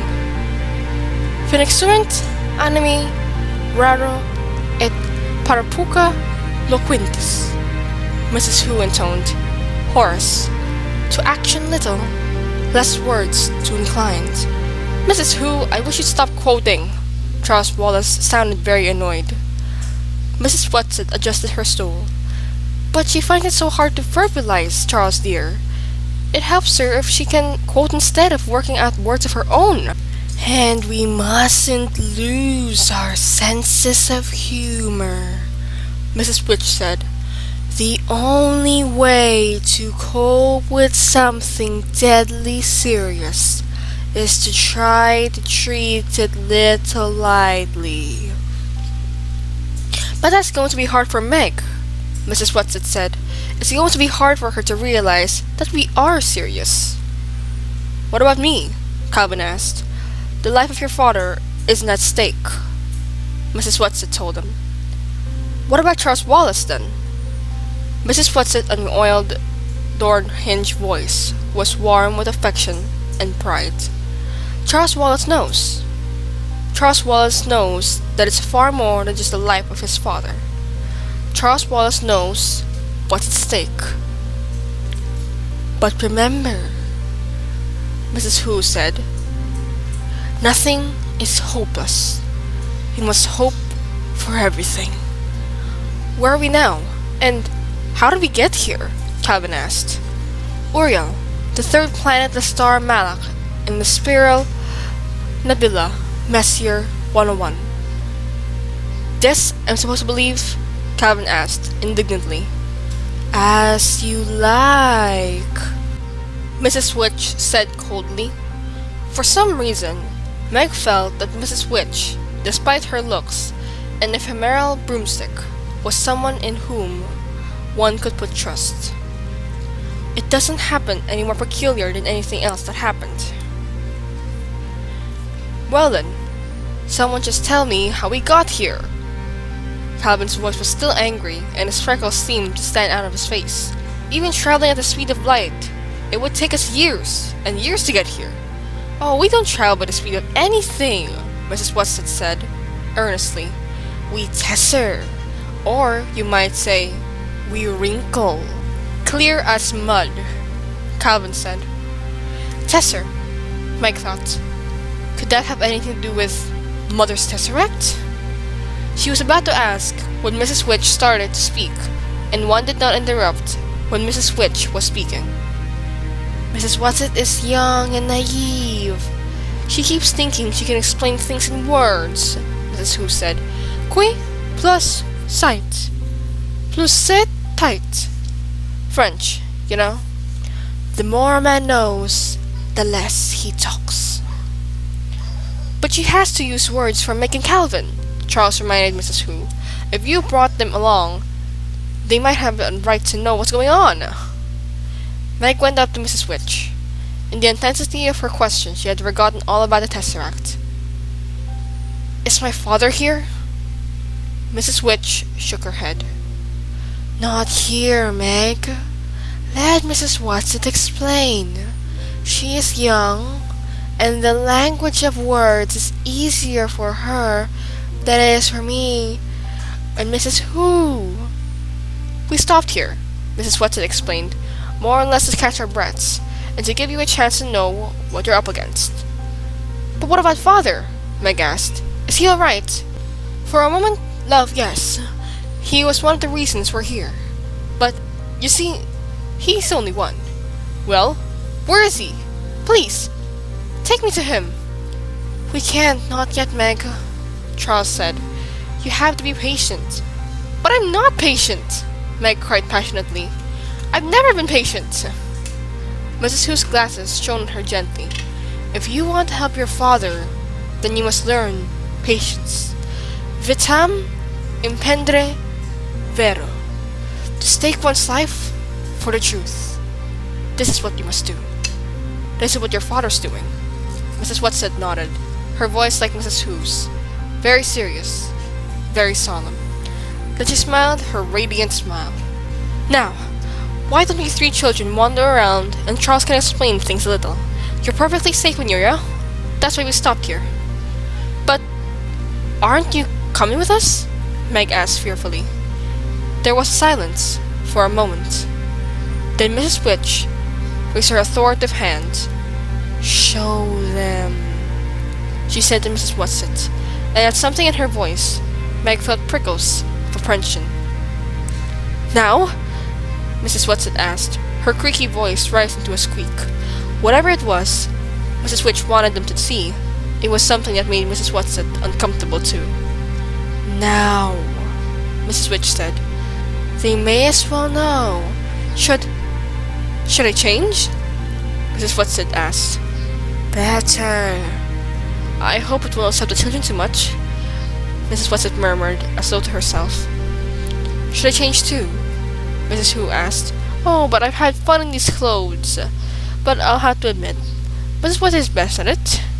Das Werk lobt den Meister. German. The work proves the craftsman. Shall I transform too? Mrs. Witch shook her head. Not yet. Not here. You may wait. Now don't be frightened, loves, Mrs. Watson said. Her plump little body began to shiver, to quiver, to shift.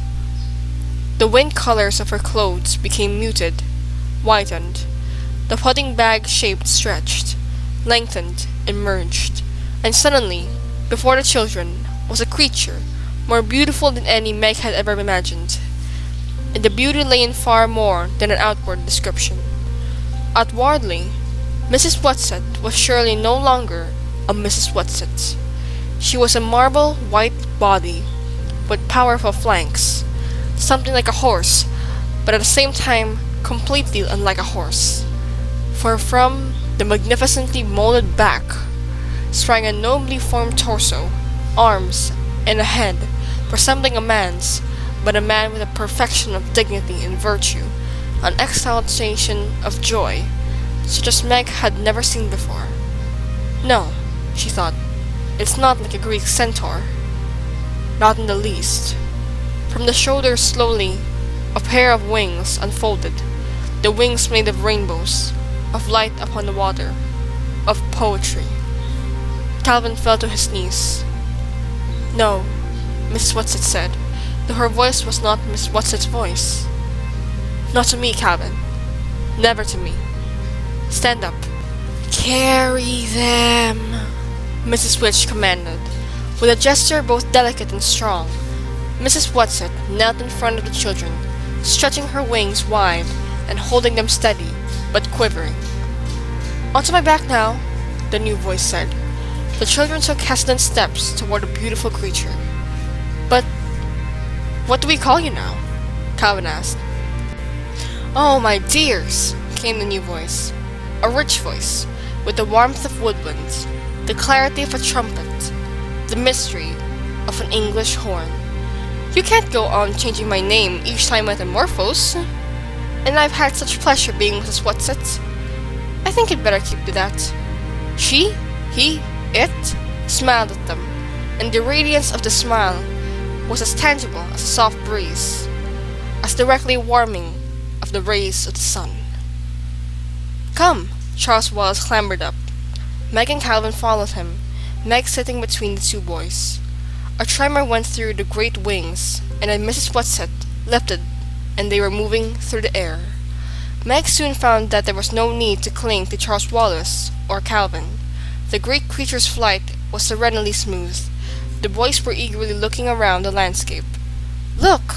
Charles Wallace pointed. "The mountains are so tall that they can see where they end." Meg looked upward, and indeed the mountains seemed to be reaching into infinity.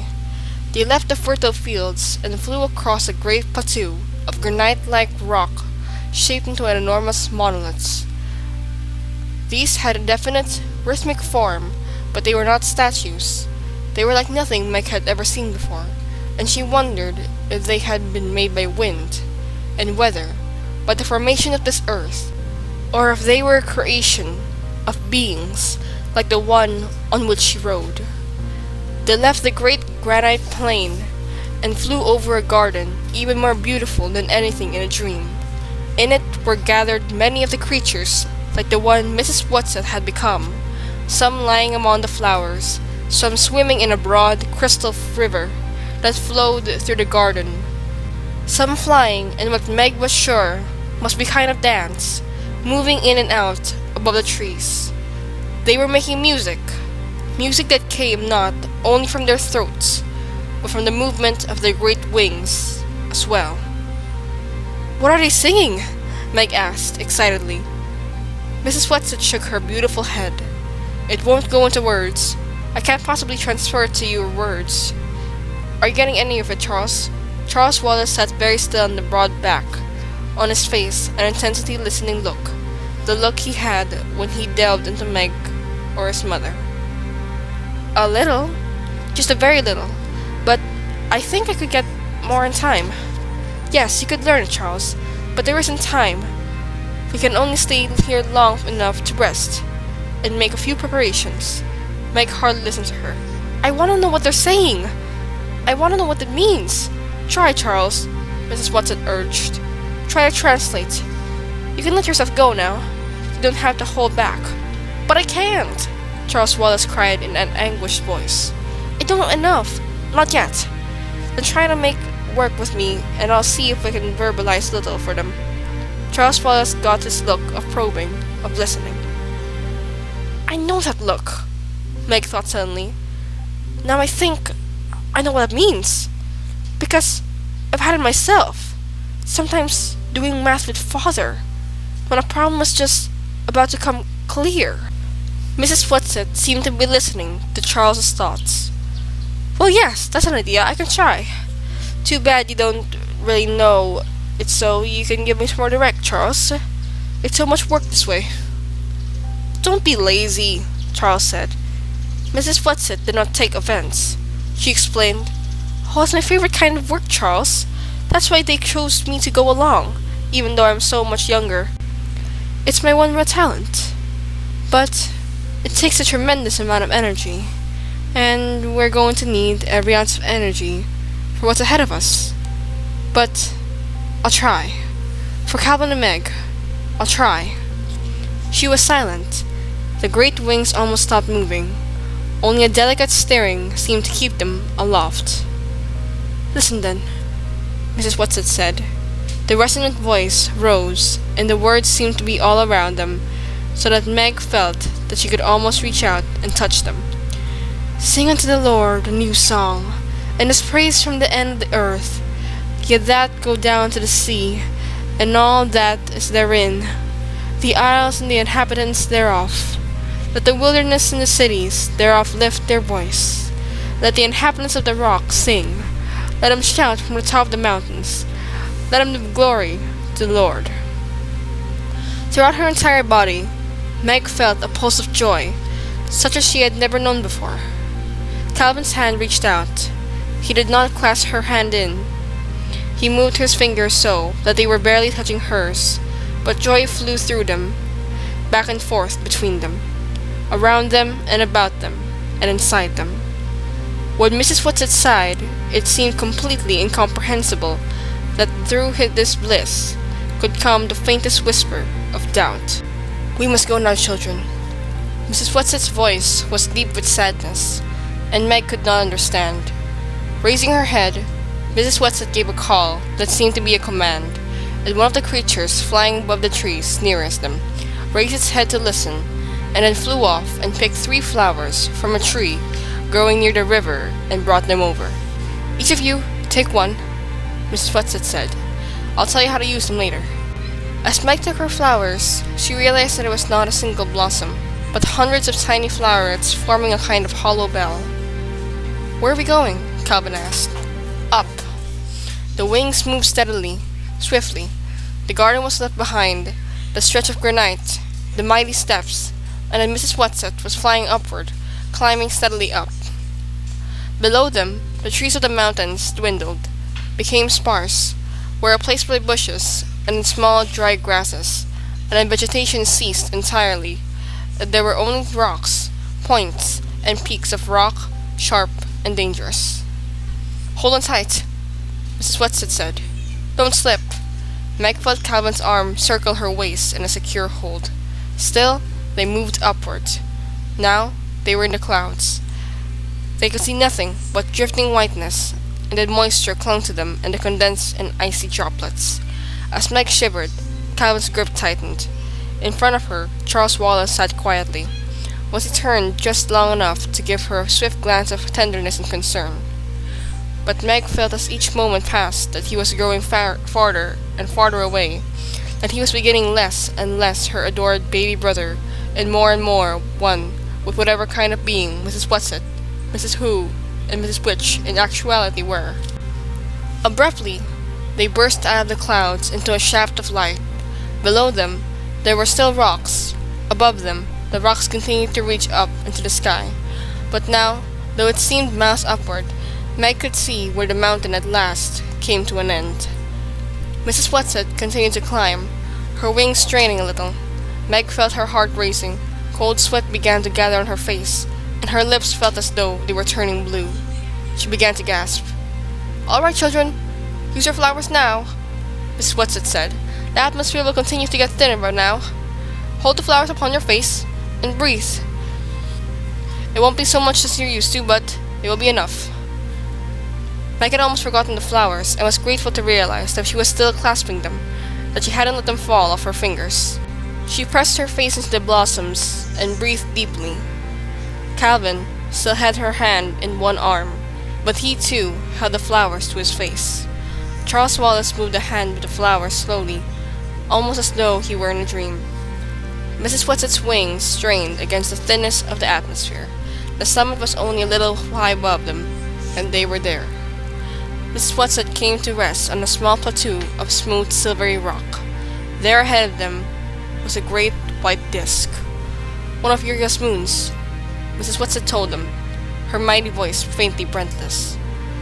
Oh, it's beautiful, Meg cried. It's beautiful! The silver light from the enormous moon poured over them, blending with the golden quality of that day, flowing over the children, over Mrs. Whatsit, over the mountain peak. Now you'll turn around, Mrs. Whatsit said, and the quality of her voice. Meg was afraid again. But when they turned, she saw nothing. Ahead of them was a thin, clear blue sky. Below them, the rocks threshing out of the shifting seas of white clouds. Now you'll wait, Mrs. Whitsett said, "for sunset and moonset." Almost as she spoke, the light began to deepen, to darken. "I want to watch the moon set," Charles Wallace said. "No, child. Do not turn around, any of you. Face out toward the dark. What I have to show you will be more visible then. Look ahead. Straight ahead. As far as you can possibly look." Meg's eyes ached from the strain of looking and seeing nothing. Then above the clouds which encircled the mountain, she seemed to see a shadow, a faint thing of darkness so far off, that she was scarcely sure she was really seeing it. Charles Wallace said, "What's that?" "It's sort of shadow out there." Calvin gestured. "What is it?" "I don't like it." "Watch," Mrs. Whitsett commanded. It was a shadow. Nothing but a shadow. It was not even as tangible as a cloud. Was it cast by someone? Or was it a thing itself? The sky darkened. The gold left the light, and they were surrounded by blue, deepening until there has been nothing but the evening sky. There was now a faint pulse of star, and another, and another, and another. There were more stars than Meg had ever seen before. "The atmosphere is so thin here," Mrs. Whitsett said, as though in answer to her unasked question, "that it does not obscure your vision as it did at home. Now look! Look straight ahead!" Meg looked. The dark shadow was still there. It had not lessened or dispersed with the coming of night, and where the shadow was the stars were not visible. What could there be in a shadow that was so terrible that she knew that she had never even been or seen before? Anything that would chill her with a fear that was beyond shuddering, beyond crying or screaming, beyond the possibility of comfort. Meg's hand holding the blossom slowly dropped, and it seemed as though a knife gashed through her lungs. She gasped, but there was no air for her to breathe. Darkness glazed her eyes and mind, but as she started to fall into unconsciousness, her head dropped down to the flowers, which she was still clutching, and as she inhaled the fragrance of the purity, her mind and body revived, and she sat up again. The shadow was still there, dark and dreadful. Calvin held her hand strongly in his, but she felt neither strength nor reassurance in his touch. Beside her, a tremor went through Charles Wallace, but he sat very still. He shouldn't be seeing this, Meg thought. This is too much for a little boy, no matter how different and extraordinary a little boy. Calvin turned, rejecting the dark thing that blotted out the light of the stars. "Make it go away, Mrs. Whitsett," he whispered. "Make it go away. It's evil." Slowly, the great creature turned around, so that the shadow was behind them, so that they saw only the stars unobscured, the soft throb of starlight on the mountain, the descending circle of the great moon swiftly slipping over the horizon. Then, without a word from Mrs. Whitsett, they were traveling downwards, down. When they reached the corona of clouds, Mrs. Whitsett said, "You can breathe without the flowers now, my children." Silence again. Not a word. It was as though the shadow had somehow raced out with its dark power and touched them so that they were incapable of speech. When they got back to the flowery field, bathed now in starlight, the moonlight from another, smaller, yellower rising moon, a little of the tenseness went out of their bodies, and they realized that the body of the beautiful creature on which they rode had been as rigid as theirs. With a graceful gesture, it dropped to the ground and folded its great wings. Charles Wallace was the first to sigh off. "Mrs. Who? Mrs. Witch!" he called, and there was an immediate quivering in the air. Mrs. Who's familiar glasses gleamed at them. Mrs. Witch appeared, too, but as she had told the children, it was difficult for her to materialize completely, and though there was the robe and peaked hat, Meg could look through them to the mountain and stars. She slid off Mrs. Whitsett's back and walked, rather unsteadily, after a long ride, over to Mrs. Witch.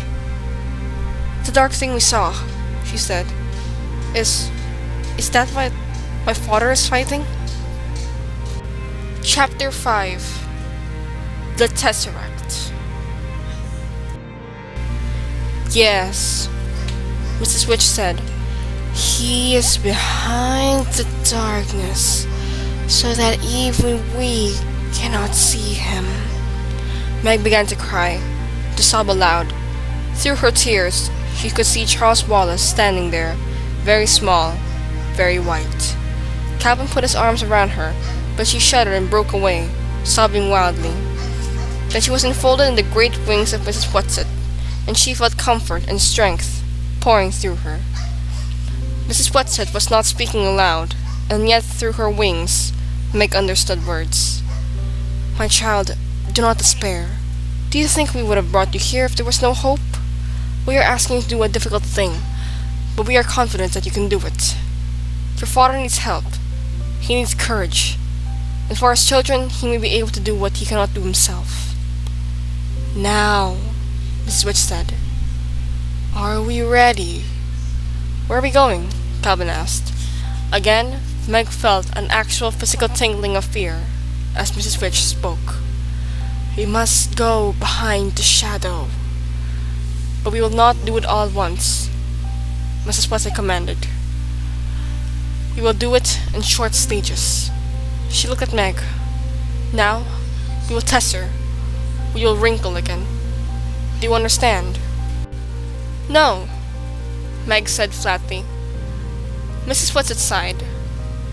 Explanations are not easy when they are about things for which your civilization still has no words. Calvin talked about traveling at the speed of light. "You understand that, little Meg?" "Yes," Meg nodded. "That, of course, is the impractical, long way around. We have learned to take shortcuts whenever possible." "Sort of like in math?" Meg asked. "Like in math?" Mrs. Whatsit looked over to Mrs. Who. "Take your skirt and show them." "La experiencia es la madre de la ciencia." Spanish, my dears. Cervantes. Experience is the mother of knowledge. Mrs. Who took a portion of her white robe in her hands and held it tight. "You see," Mrs. Whatsit said, "if a very small insect were to move from the section of skirt in Mrs. Who's right hand to that in her left, it would be quite a long walk for him if he had to walk straight across." Swiftly, Mrs. Who brought her hands, still holding the skirt together. "Now you see," Mrs. Whatsit said, "he would be there without that long trip. That is how to travel." Charles Wallace accepted the explanation serenely. Even Calvin did not seem perturbed. "Oh dear," Meg sighed. "I guess I am a moron. I just don't get it. That is because you think of space only in 3 dimensions." Mrs. Whatsit told her. "We travel in the 5th dimension. This is something you can understand, Meg. Don't be afraid to try." "Was your mother able to explain the Tesseract to you?" "Well, she never did," Meg said. "She got so upset about it." "Why, Mrs. Whatsit?" "She said it had something to do with her and father. It was a concept they were playing with," Mrs. Whatsit said. "Going beyond the 4th dimensions to the 5th. Did your mother explain it to you, Charles?" "Well, yes." Charles looked a little embarrassed. "Please don't be hurt, Meg. I just kept at her while you were at school till I got out of her." Meg sighed. "Just explain it to me." "Okay," Charles said. "What is the 1st dimension?" "Well, a line." "Okay. And the 2nd dimension?" "Well, you'd square the line. A flat square would be the 2nd dimension." "And the 3rd?" "Well, you'd square the 2nd dimension. Then the square wouldn't be flat anymore. It would have a bottom and sides and a top." "And the 4th?" "Well, I guess you want to, in mathematical terms, you'd square the square. But you can't take a pencil and draw it the way you did the first 3. I know it's got to do something with Einstein and time. I guess maybe you'd call the 4th dimension time." "That's right," Charles said. "Good girl. Okay then. For the 5th dimension, you'd square the 4th, wouldn't you?" "I guess so." "Well, the 5th dimension's a tesseract. You add that to the other 4 dimensions, and you can travel through the space without having to go the long way around. In other words, To put it into Euclid, or old-fashioned plain geometry, a straight line is not the shortest distance between 2 points. For a brief, illuminating second, Meg's face had a listening, probing expression that she was so often to see on Charles. "I see!" she cried. "I got it! For just a moment, I got it! I can't possibly explain it now, but for a second I saw it!" She turned excitedly to Calvin. "Did you get it?" He nodded. "Enough. I don't understand in the way Charles Wallace does, but enough to get the idea." "So now we go," Mrs. Witch said. "There is not all the time in the world." "Could we hold hands?" Mike asked. Calvin took her hand and held it tightly in his. "You can try," Mrs. Witch said, "though I'm not sure how it will work. You see, though we travel together, we travel alone. We will go first, and take you afterward in the backwash. That may be easier for you." As she spoke, the great white body began to waver, the wings dissolved into mist. Mrs. Who seemed to evaporate until there was nothing but the glasses, and the glasses too disappeared. It reminded Meg of the Cheshire cat. "I've often seen the face without glasses," she thought, "but glasses without a face? I wonder if I go that way too. First me, and then my glasses?" She looked over at Mrs. Witch. Mrs. Witch was there, and then she wasn't. There was a gust of wind, and a great thrust, and a sharp shattering, as she was shoved through what? Then darkness, silence, nothingness. If Calvin was there, still holding her hand, she could not feel it. But this time, she was prepared for the sudden and complete dissolution of her body. When she felt a tingling coming back to her fingertips, she knew that this journey was almost over, and she could feel again the pressure of Calvin's hands about hers. Without warning, coming as a complete and unexpected shock, she felt a pressure she had never imagined, as though she was being completely flattened out by an enormous steamroller. This was far worse than nothingness had been. While she was nothing, there was no need to breathe, but now her lungs were squeezed together so that although she was dying for want of air, there was no way for her lungs to expand and contract, to take in the air that she must have to stay alive. This was completely different from the thinning of the atmosphere when they flew up the mountain, and that she had to put the flowers to her face to breathe. She tried to gasp, but a paper doll can't gasp. She thought she was trying to think, but her flattened out mind was as unable to function as her lungs. Her thoughts were squashed along with the rest of her. Her heart tried to beat. It gave a knife-like, sidewise movement, but it could not expand. But when she seemed to hear a voice, or if not a voice, at least words flattened out like printed words on a paper. "Oh no! We can't stop here! This is a two-dimensional planet, and the children cannot manage here." She was whizzed into nothingness again, and nothingness was wonderful. She did not mind that she could not feel Calvin's hand, that she could not see, or feel, or be. The relief from the intolerable pressure was all she needed. Then the tingling began to come back to her fingers, her toes. She could feel Calvin holding her tightly. Her heart beat regularly, blood coursing through her veins. Whatever had happened, whatever mistake had been made, it was all over now. She thought she could hear Charles Wallace saying, his own words, round and full, as spoken words ought to be. "Really, Mrs. Witch? You ought to have killed us!" This time she was pushed out of the frightening fifth dimension with a sudden, immediate jerk. There she was herself again, standing with Calvin beside her, holding onto her hand for dear life, and Charles Wallace in front of her, looking indignant. Mrs. Whatsit, Mrs. Who, and Mrs. Witch were not visible, but she knew that they were there. The fact of their presence was strong about her. "Children, I apologize," came Mrs. Witch's voice. "Now, Charles, calm down," Mrs. Whatsit said, appearing not as the great and beautiful beast she had been when they last saw her, but in her familiar wild garb of shawls and scarves, and the old tramp's coat and hat. You know how difficult it is for her to materialize. If you are not substantial yourself, it's very difficult to realize how limiting protoplasm is. I am sorry. Mrs. Witch's voice came again, but there was more than a hint of enthusiasm within it. It is not funny. Charles Wallace gave a childish stamp on his foot. Mrs. Who's glasses shone out, and the rest of her appeared more slowly behind them. We are such stuff as dreams are made of, she smiled broadly. Prospero in the tempest. I do like that play. You didn't do it on purpose, Charles demanded. Oh, my darling, of course not, Mrs. Whatsit said quickly. It was an understandable mistake. It's very difficult for Mrs. Witch to think in a corporeal way. She wouldn't hurt you deliberately. You know that. And it's really a very pleasant little planet and rather amusing to be flat.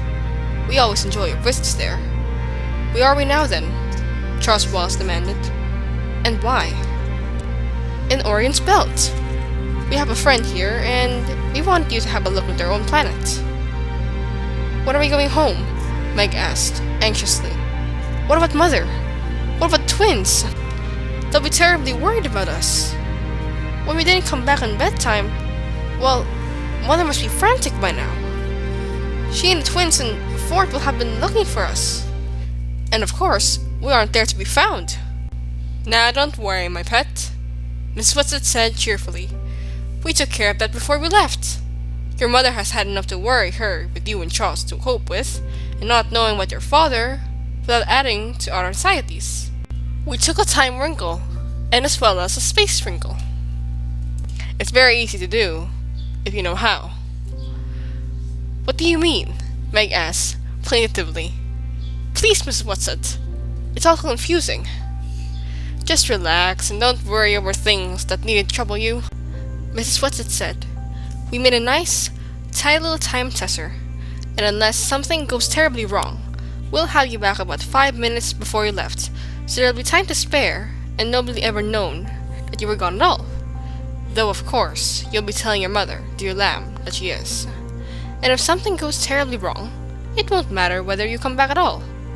Don't frighten them. Mrs. Witch's voice came. Are you losing faith? Oh no, I'm not. But Meg thought her voice sounded a little faint. I hope this is a nice planet, Calvin said. We can't see much of it. Does it ever clear up? Meg looked around her, realizing that she had been so breathless from the journey and the stop on the two-dimensional planet that she had not noticed her surroundings. And perhaps this was not very surprising, for the main thing about the surroundings was exactly that they were unnoticeable. They seemed to be standing on some kind of nondescript, flat surface. The air around them was gray. It was not exactly fog, but she could see nothing through it. Visibility was limited to the nicely defined bodies of Charles Wallace and Calvin, the rather unbelievable bodies of Mrs. Whatsit and Mrs. Who, and a faint occasional glimmer that was Mrs. Witch. Come, children, Mrs. Whatsit said. We don't have far to go, and we might as well walk. It will do you good to stretch your legs a little. As they moved through the grayness, Meg caught an occasional glimpse of slag-like rocks, but there were no traces of trees or bushes, nothing but flat ground under their feet, no sign of any vegetation at all.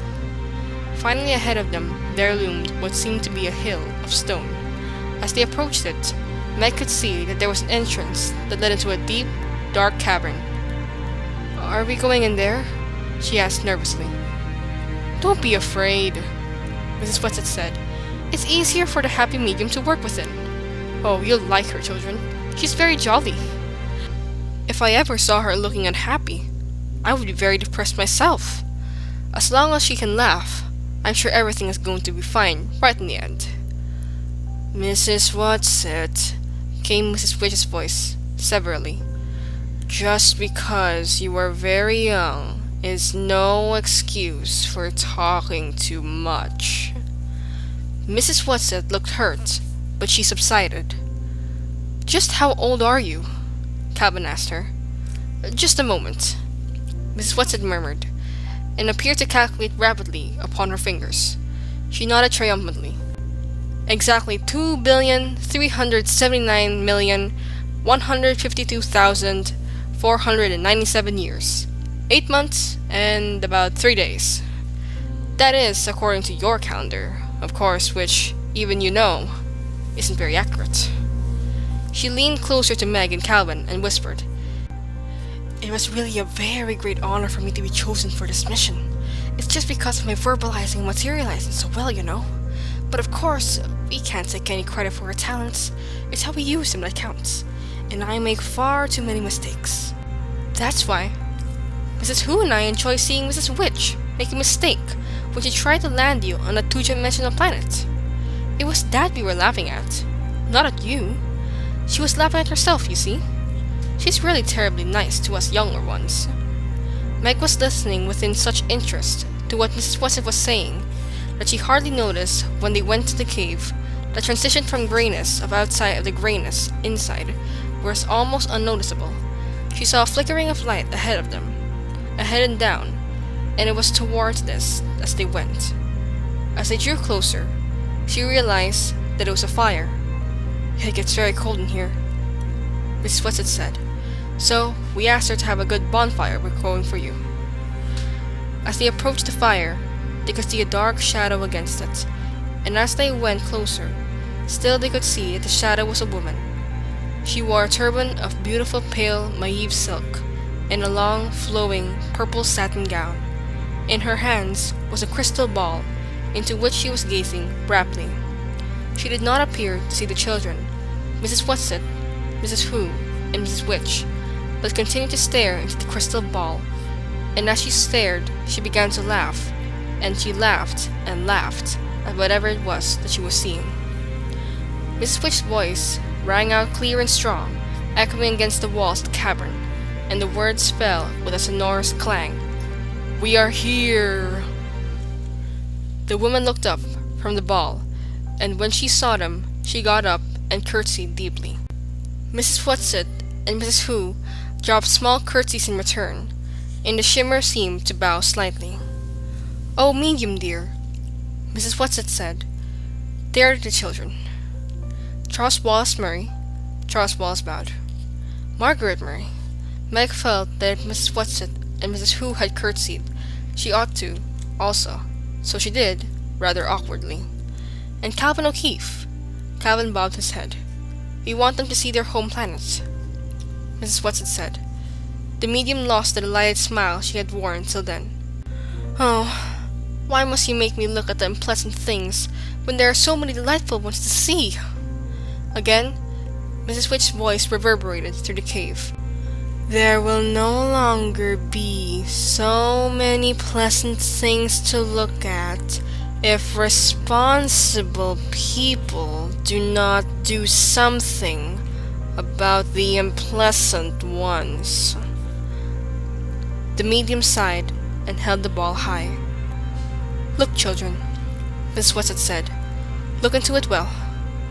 Quella terre es petite a qui la voix de Dieu. Delili. How small is the earth to him who looks from heaven." Mrs. Who intoned musically. Meg looked into the crystal ball, at first with caution, then with increasing eagerness, as she seemed to see an enormous sweep of darkness and empty space, and then galaxies swinging across it. Finally, they seemed to move in closer on one of the galaxies. "Your own Milky Way," Miss Whatsit whispered to Meg. They were headed directly toward the center of the galaxy. Then they moved off to one side. Stars seemed to be rushing at them. Meg flung her arm up over her face, as though to ward off the blow. "Look," Miss Witch commanded. Meg dropped her arm. They seemed to be moving in toward a planet. She thought she could make out the polar ice caps. Everything seemed sparkling clear. No, medium dear. That's Mars," Mrs. Whatsit reproved gently. Do I have to? The medium asked. Now! The switch commanded. The bright planet moved out of their vision. For a moment, there was darkness of space. Then another planet. The outlines of this planet were not clean and clear. It seemed to be covered with a smoky haze. Through the haze, Meg thought she could make out the familiar outlines of continents like pictures in her social studies book. Is it because of our atmosphere that we can't see it properly? She asked anxiously. No, Meg. You know that it is not the atmosphere, Mrs. Witch said. You must be brave. It's the thing! Charles Wallace cried. It's the dark thing we saw from the mountain peak on Uriel, when you were riding Mrs. What's back. Did it just come? Meg asked in agony, unable to take her eyes off the sickness of the shadow which darkened the beauty of the earth. Did it just come while we've been gone? Mrs. Witch's voice seemed very tired. Tell her, she said to Mrs. Whatsit. Mrs. Whatsit sighed. No, Meg. It hasn't just come. It has been there for a great many years. That is why your planet is such a troubled one. But why? Calvin started to ask, his voice croaking hoarsely. Mrs. Whatsit raised her hand to silence him. We showed you the dark thing on Uriel first. Oh, for many reasons. First, because the atmosphere and the mountain peaks there is so clear and thin, you could see it for what it is. And we thought it would be easier for you to understand it if you saw it. Well, someplace else first. Not your own Earth. I hate it! Charles Wallace cried passionately. Mrs. Whatsit nodded. Yes, Charles dear. We all do. That's another reason we wanted to prepare you on Uriel. We thought we would be frightened for you to see it on your own world. But what is it? Calvin demanded. We know that thing is evil, but what is it? You have said it. Mrs. Witch's voice rang out. It is evil. It is the powers of darkness. But what's going to happen? Meg's voice trembled. Oh please, Mrs. Witch, tell us, what's going to happen? We will continue to fight. Something in Mrs. Witch's voice made all three of the children stand straighter, throwing back their shoulders with determination, looking at the glimmer that was Mrs. Witch with pride and confidence. And we're not alone. You know, children, came Mrs. Whatsit, the comforter. All through the universe is being fought, all through the cosmos. And but it's a grand and exciting battle. I know it's hard for you to understand about size, how there's very little difference in the size of the tiniest microbe and the greatest galaxy. You think about that, and maybe it won't seem strange to you that some of our very best fighters have come right from your own planet. And it's a little planet, dears, out on the edge of a little galaxy. You can be proud, and it's done as well. Who have our fighters been? Calvin asked. Oh, you must know them, dear, Mrs. Whatsit said. Mrs. Who's spectacles shone out at them triumphantly. And the light shineth in darkness, and the darkness comprehend it not. Jesus! Charles Wallace said. Why, of course! Jesus! Of course! Mrs. Whatsit said. Go on, Charles, love. There were others, all your great artists. They've been lights for us to see by. Leonardo da Vinci? Calvin suggested, tentatively. And Michelangelo? And Shakespeare, Charles Wallace cut out. And Bach! And Pasteur! And Madame Curie! And Einstein! Now Calvin's voice rang with confidence. And Schweitzer! And Gandhi! And Buddha! And Beethoven! And Rembrandt! And St. Francis! Now you, Meg. Miss Whatsit ordered. Oh, Euclid, I suppose? Meg was in such agony of impatience that her voice grated irritably. And Copernicus, But what about father? Please, what about father? We are going to find your father, Mrs. Witch's voice said. But where is he? Meg went over to Mrs. Witch and stamped as though she were young as Charles Wallace. Mrs. Whatsit answered in a voice that was low but quite firm. On a planet that is given in, so you must prepare to be very strong. All traces of cheer had left the happy medium's face. She sat, holding the great ball, looking down at the shadowed earth, and a slow tear coursed down her cheek. I can't stand any longer, she sobbed. Watch now, children. Watch. Chapter 6. The Happy Medium. Again, they focused their eyes on the crystal ball. The earth, with its fearful covering of dark shadows, swam out of view, and they moved rapidly through the Milky Way. And there was the thing again. Watch, the medium told them. The darkness seemed to cease and rise. Was this meant to comfort them? Suddenly, there was a great burst of light through the darkness. The light spread out, and where it touched the darkness disappeared. The light spread until the patch of dark thing had vanished, and there was only a gentle shining, and through the shining came the stars, clear and pure. Then slowly, the shining dwindled until it too was gone, and there was nothing but stars and starlight. No shadows, no fear. Only the stars and the clear darkness of space, quite different from the fearful darkness of the thing. You see? The medium cried, smiling happily. It can be overcome. It is being overcome all the time.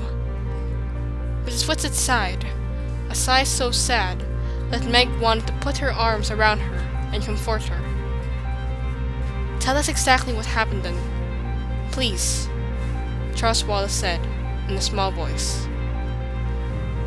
It was a star, Mrs. Whatsit said, sadly. A star giving up its life in battle with the thing. It won. Oh yes, my children, it won. But it lost its life in the winning. Mrs. Witch spoke again. Her voice sounded tired, and they knew that speaking was a tremendous effort for her. It was not so long ago for you, was it? She asked, gently. Mrs. Whatsit shook her head. Charles Wallace went up to Mrs. Whatsit. I see. Now I understand. You were a star once, weren't you? Mrs. Whatsit covered her face with her hands, as though she were embarrassed, and nodded. And you did what the star just did. With her face still covered, Mrs. Whatsit nodded again. Charles Wallace looked at her very solemnly. I should like to kiss you. Mrs. Whatsit took her hands down from her face and pulled Charles Wallace to her in a quick embrace. He put his arms around her neck, pressed his cheek against hers, and then kissed her. Meg felt that she would have liked to kiss Mrs. Whatsit too, but that, after Charles Wallace, anything that she or Calvin did, or said, would be anticlimax. She contented herself with looking at Mrs. Whatsit, even though she was used to Mrs. Whatsit's odd get-up, and the very oddness of it was what made her seem so comforting. She realized with the first shock that it was not Mrs. Whatsit herself that she was seeing at all. The true Mrs. Whatsit, Meg realized, was beyond human understanding. What she saw was only the game Mrs. Whatsit was playing. It was an amusing and charming game, a game full of both laughter and comfort, but it was the only tiniest facet of all the things Mrs. Whatsit could be. I didn't mean to tell you, Mrs. Whatsit faltered. I didn't mean ever to tell you, but, oh my dears, I did so love being a star. You are still very young. Mrs. Witch's voice faintly chiding. The medium sat looking happily at the star-filled sky in her ball, smiling and nodding and chuckling gently. But Meg noticed that her eyes were dropping, and suddenly her head fell forward, and she gave a faint snore. Poor thing, Mrs. Whatsit said. We've worn her out. It's very hard work for her. Please, Mrs. Whatsit, Meg said. What happens now? Why are we here? What do we do next? Where's Father? When are we going to him? She claps her hands, pleadingly. One thing at a time, love, Mrs. Whatsit said. Mrs. Hucotton. As paredes tem ouvidos. That's Portuguese. Walls have ears. Yes, let us go outside, Mrs. Whatsit said. Come, we'll let her sleep. But as they turned to go, the medium jerked her head up and smiled at them radiantly. You weren't going to go without saying goodbye to me, were you? She asked. We thought we'd just let you sleep, dear. Mrs. Whatsit patted the medium's shoulder. We worked you terribly hard, and we know you must be very tired. But I was going to give you some ambrosia, or nectar, or at least some tea. At this, Meg realized she was hungry. How much time had passed since they had bowls of stew? She wondered. But Mrs. Whatsit said, Oh, thank you, dear, but I think we'd better go. They don't need to eat, you know, Charles Wallace whispered to Meg. At least not food, the way we do. Eating's just a game with them. As soon as we get organized again, I'd better remind them that they'll have to feed us sooner or later. The medium smiled and nodded. It does seem as though I should be able to do something nice for you, after having to show some horrible things. Would they like to see their mother before they go? Could we see Father? Meg asked eagerly. No, Miss Witch said. We are going to your father, Meg. Do not be impatient. But she could see her mother, couldn't she? The medium wheeled. Oh, why not? Mrs. Whatsit put in.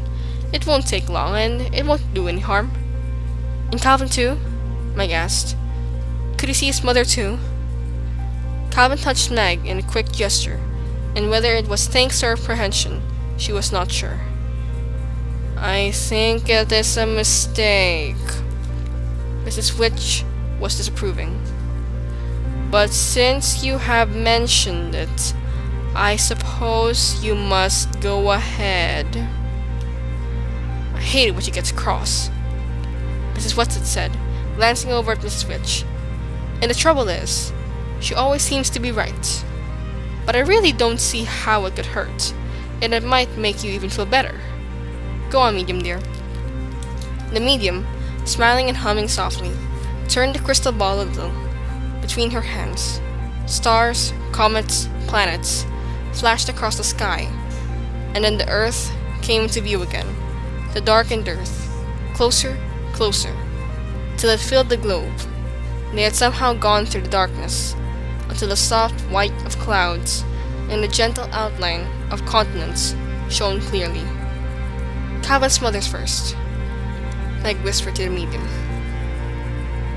The globe became hazy, cloudy, then shadows began to solidify, to clarify, and they were looking into an untidy kitchen with a sink full of unwashed dishes. In front of them stood an unkempt woman with gray hair stringing out of her face. Her mouth was open, and Meg could see the toothless gums, and it seemed that she could almost hear her screaming at two small children who were standing by her. Then she grabbed a long wooden spoon from the sink and began whacking one of the children. Oh dear, the medium murmured, and the picture began to dissolve. I didn't really. It's alright, Calvin said in a low voice. I think I'd rather you knew. Now instead of reaching out to Calvin for safety, Meg took his hands in hers, not saying anything in words, but trying to tell him by the pressure of her fingers what she felt. If anyone had told her only the day before she did, Meg, the snaggle-toothed, the myopic, the clumsy, would be taking a boy's hand to offer him comfort and strength, particularly a popular and important boy like Calvin, the idea would have been beyond her comprehension. But now, it seemed as natural to want help and protect Calvin as it did Charles Wallace. The shadows were swirling on the crystal again, and as they cleared, Meg began to recognize her mother's lab at home. Mrs. Murray was sitting perched on her high stool, writing away at a sheet of paper on a clipboard of her lap. She's writing to father, Meg thought, the way she always does. Every night. The tears that she could never learn to control swam to her eyes as she watched. Mrs. Murray looked up from her letter, almost as though she were looking toward the children, and then her head dropped and she put it down in the paper and sat there, huddled up, letting herself relax into unhappiness that she never allowed her children to see.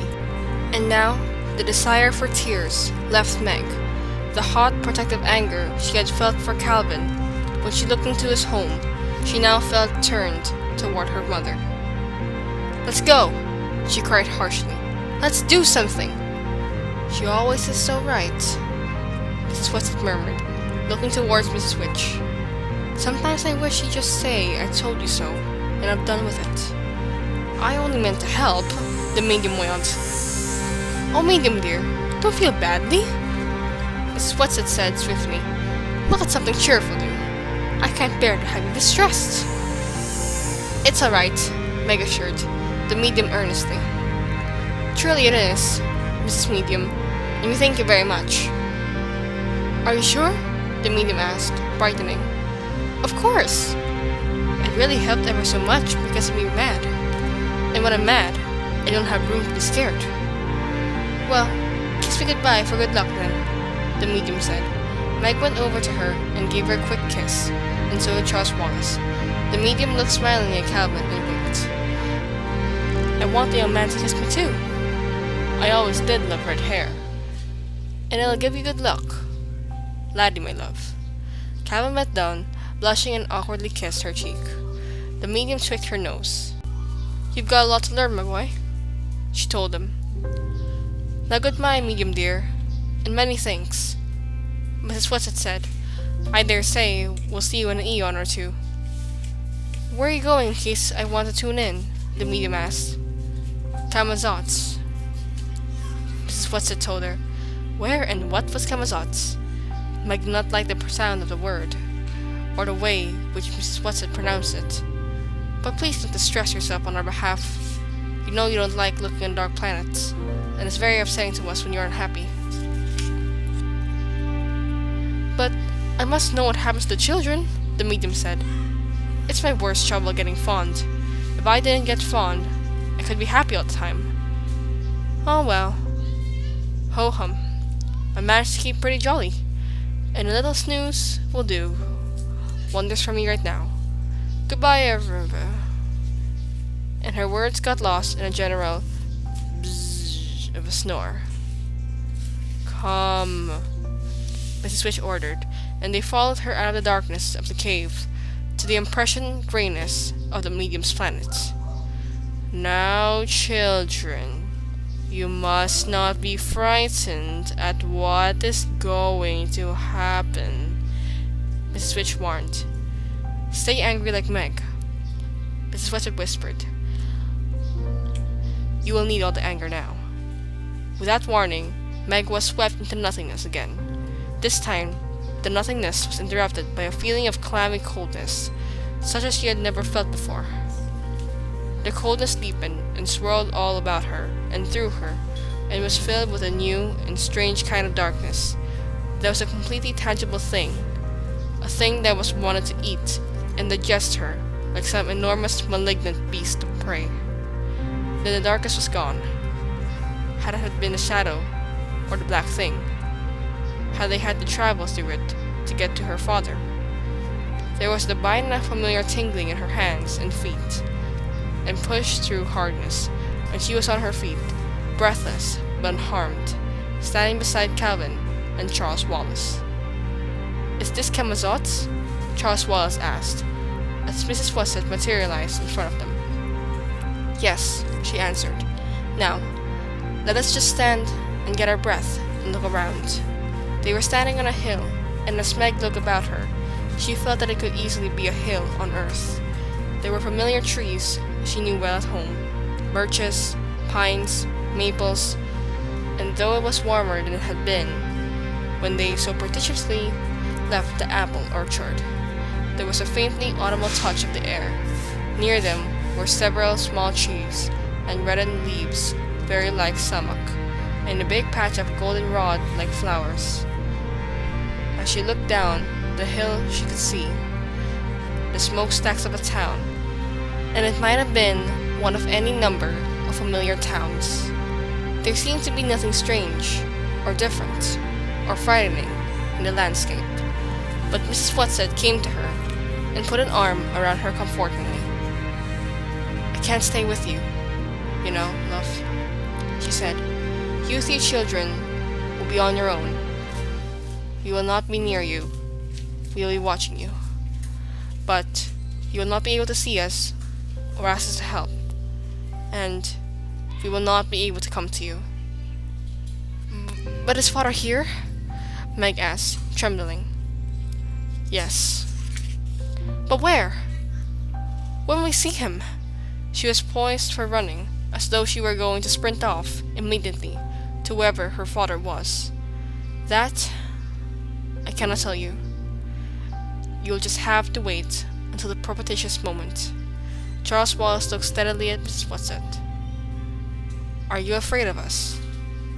"A little. But if you weren't afraid to do what you did when you were a star, why should you be afraid of us now?" "But I was afraid," Mrs. Whatsett said gently. She looked steadily at them, of the three children, in turn.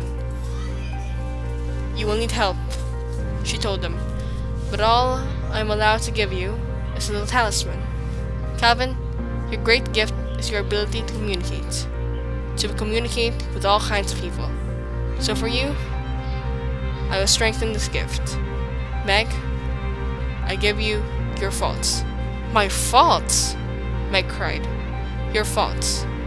But I'm always trying to get rid of my faults." "Yes," Mrs. Whatsett said. "However, I think you'll find they'll come in handy in some spots. Charles Wallace, to you I can give only the resilience of your childhood." From somewhere, Mrs. Who's glasses glimmered, and they heard her voice. "Calvin," she said, "a hint. For you, a hint. Listen well. For that he was a spirit too delicate to act their earthly and abhorred commands, refusing their grand hests, they did confine him, by help of their most potent ministers, and in their most unmitigatable rage, into a cloven pine, within which rift, imprisoned he dist painfully remain." Shakespeare, The Tempest. "Where are you, Mrs. Who?" Charles Wallace asked. "Where's Mrs. Fitch?" "We cannot come to you now." Mrs. Who's voice blew to them like the wind. "Alwisend, din, ich, nich, doch viel is mir bewusst. God, I do not know everything. So many things I understand." "That is for you, Charles. Remember that you do not know everything." Then the voice was directed to Meg. "To you, I leave my glasses, little blind as a bat, but do not use them except as a last resort. Save them for the final moment of peril." As she spoke, there was another shimmer of spectacles, and then it was gone, and the voice faded out with it. The spectacles were in Meg's hand. She put them carefully into the breast pocket of her blazer, and the knowledge that they were there somehow made her a little less afraid. "To all three of you, I give you my command," Mrs. Fitch said. "Go down into the town. Go together. Do not let them separate you. Be strong." There was a flicker, and then it vanished. Meg shivered. Mrs. Whatsit must have seen the shiver, for she patted Meg on the shoulder. Then she turned to Calvin. "Take care of Meg." "I can take care of Meg," Charles Wallace said rather sharply. "I always have." Mrs. Whatsit looked at Charles, and the creaky voice seemed somehow both to soften and to deepen at the same time.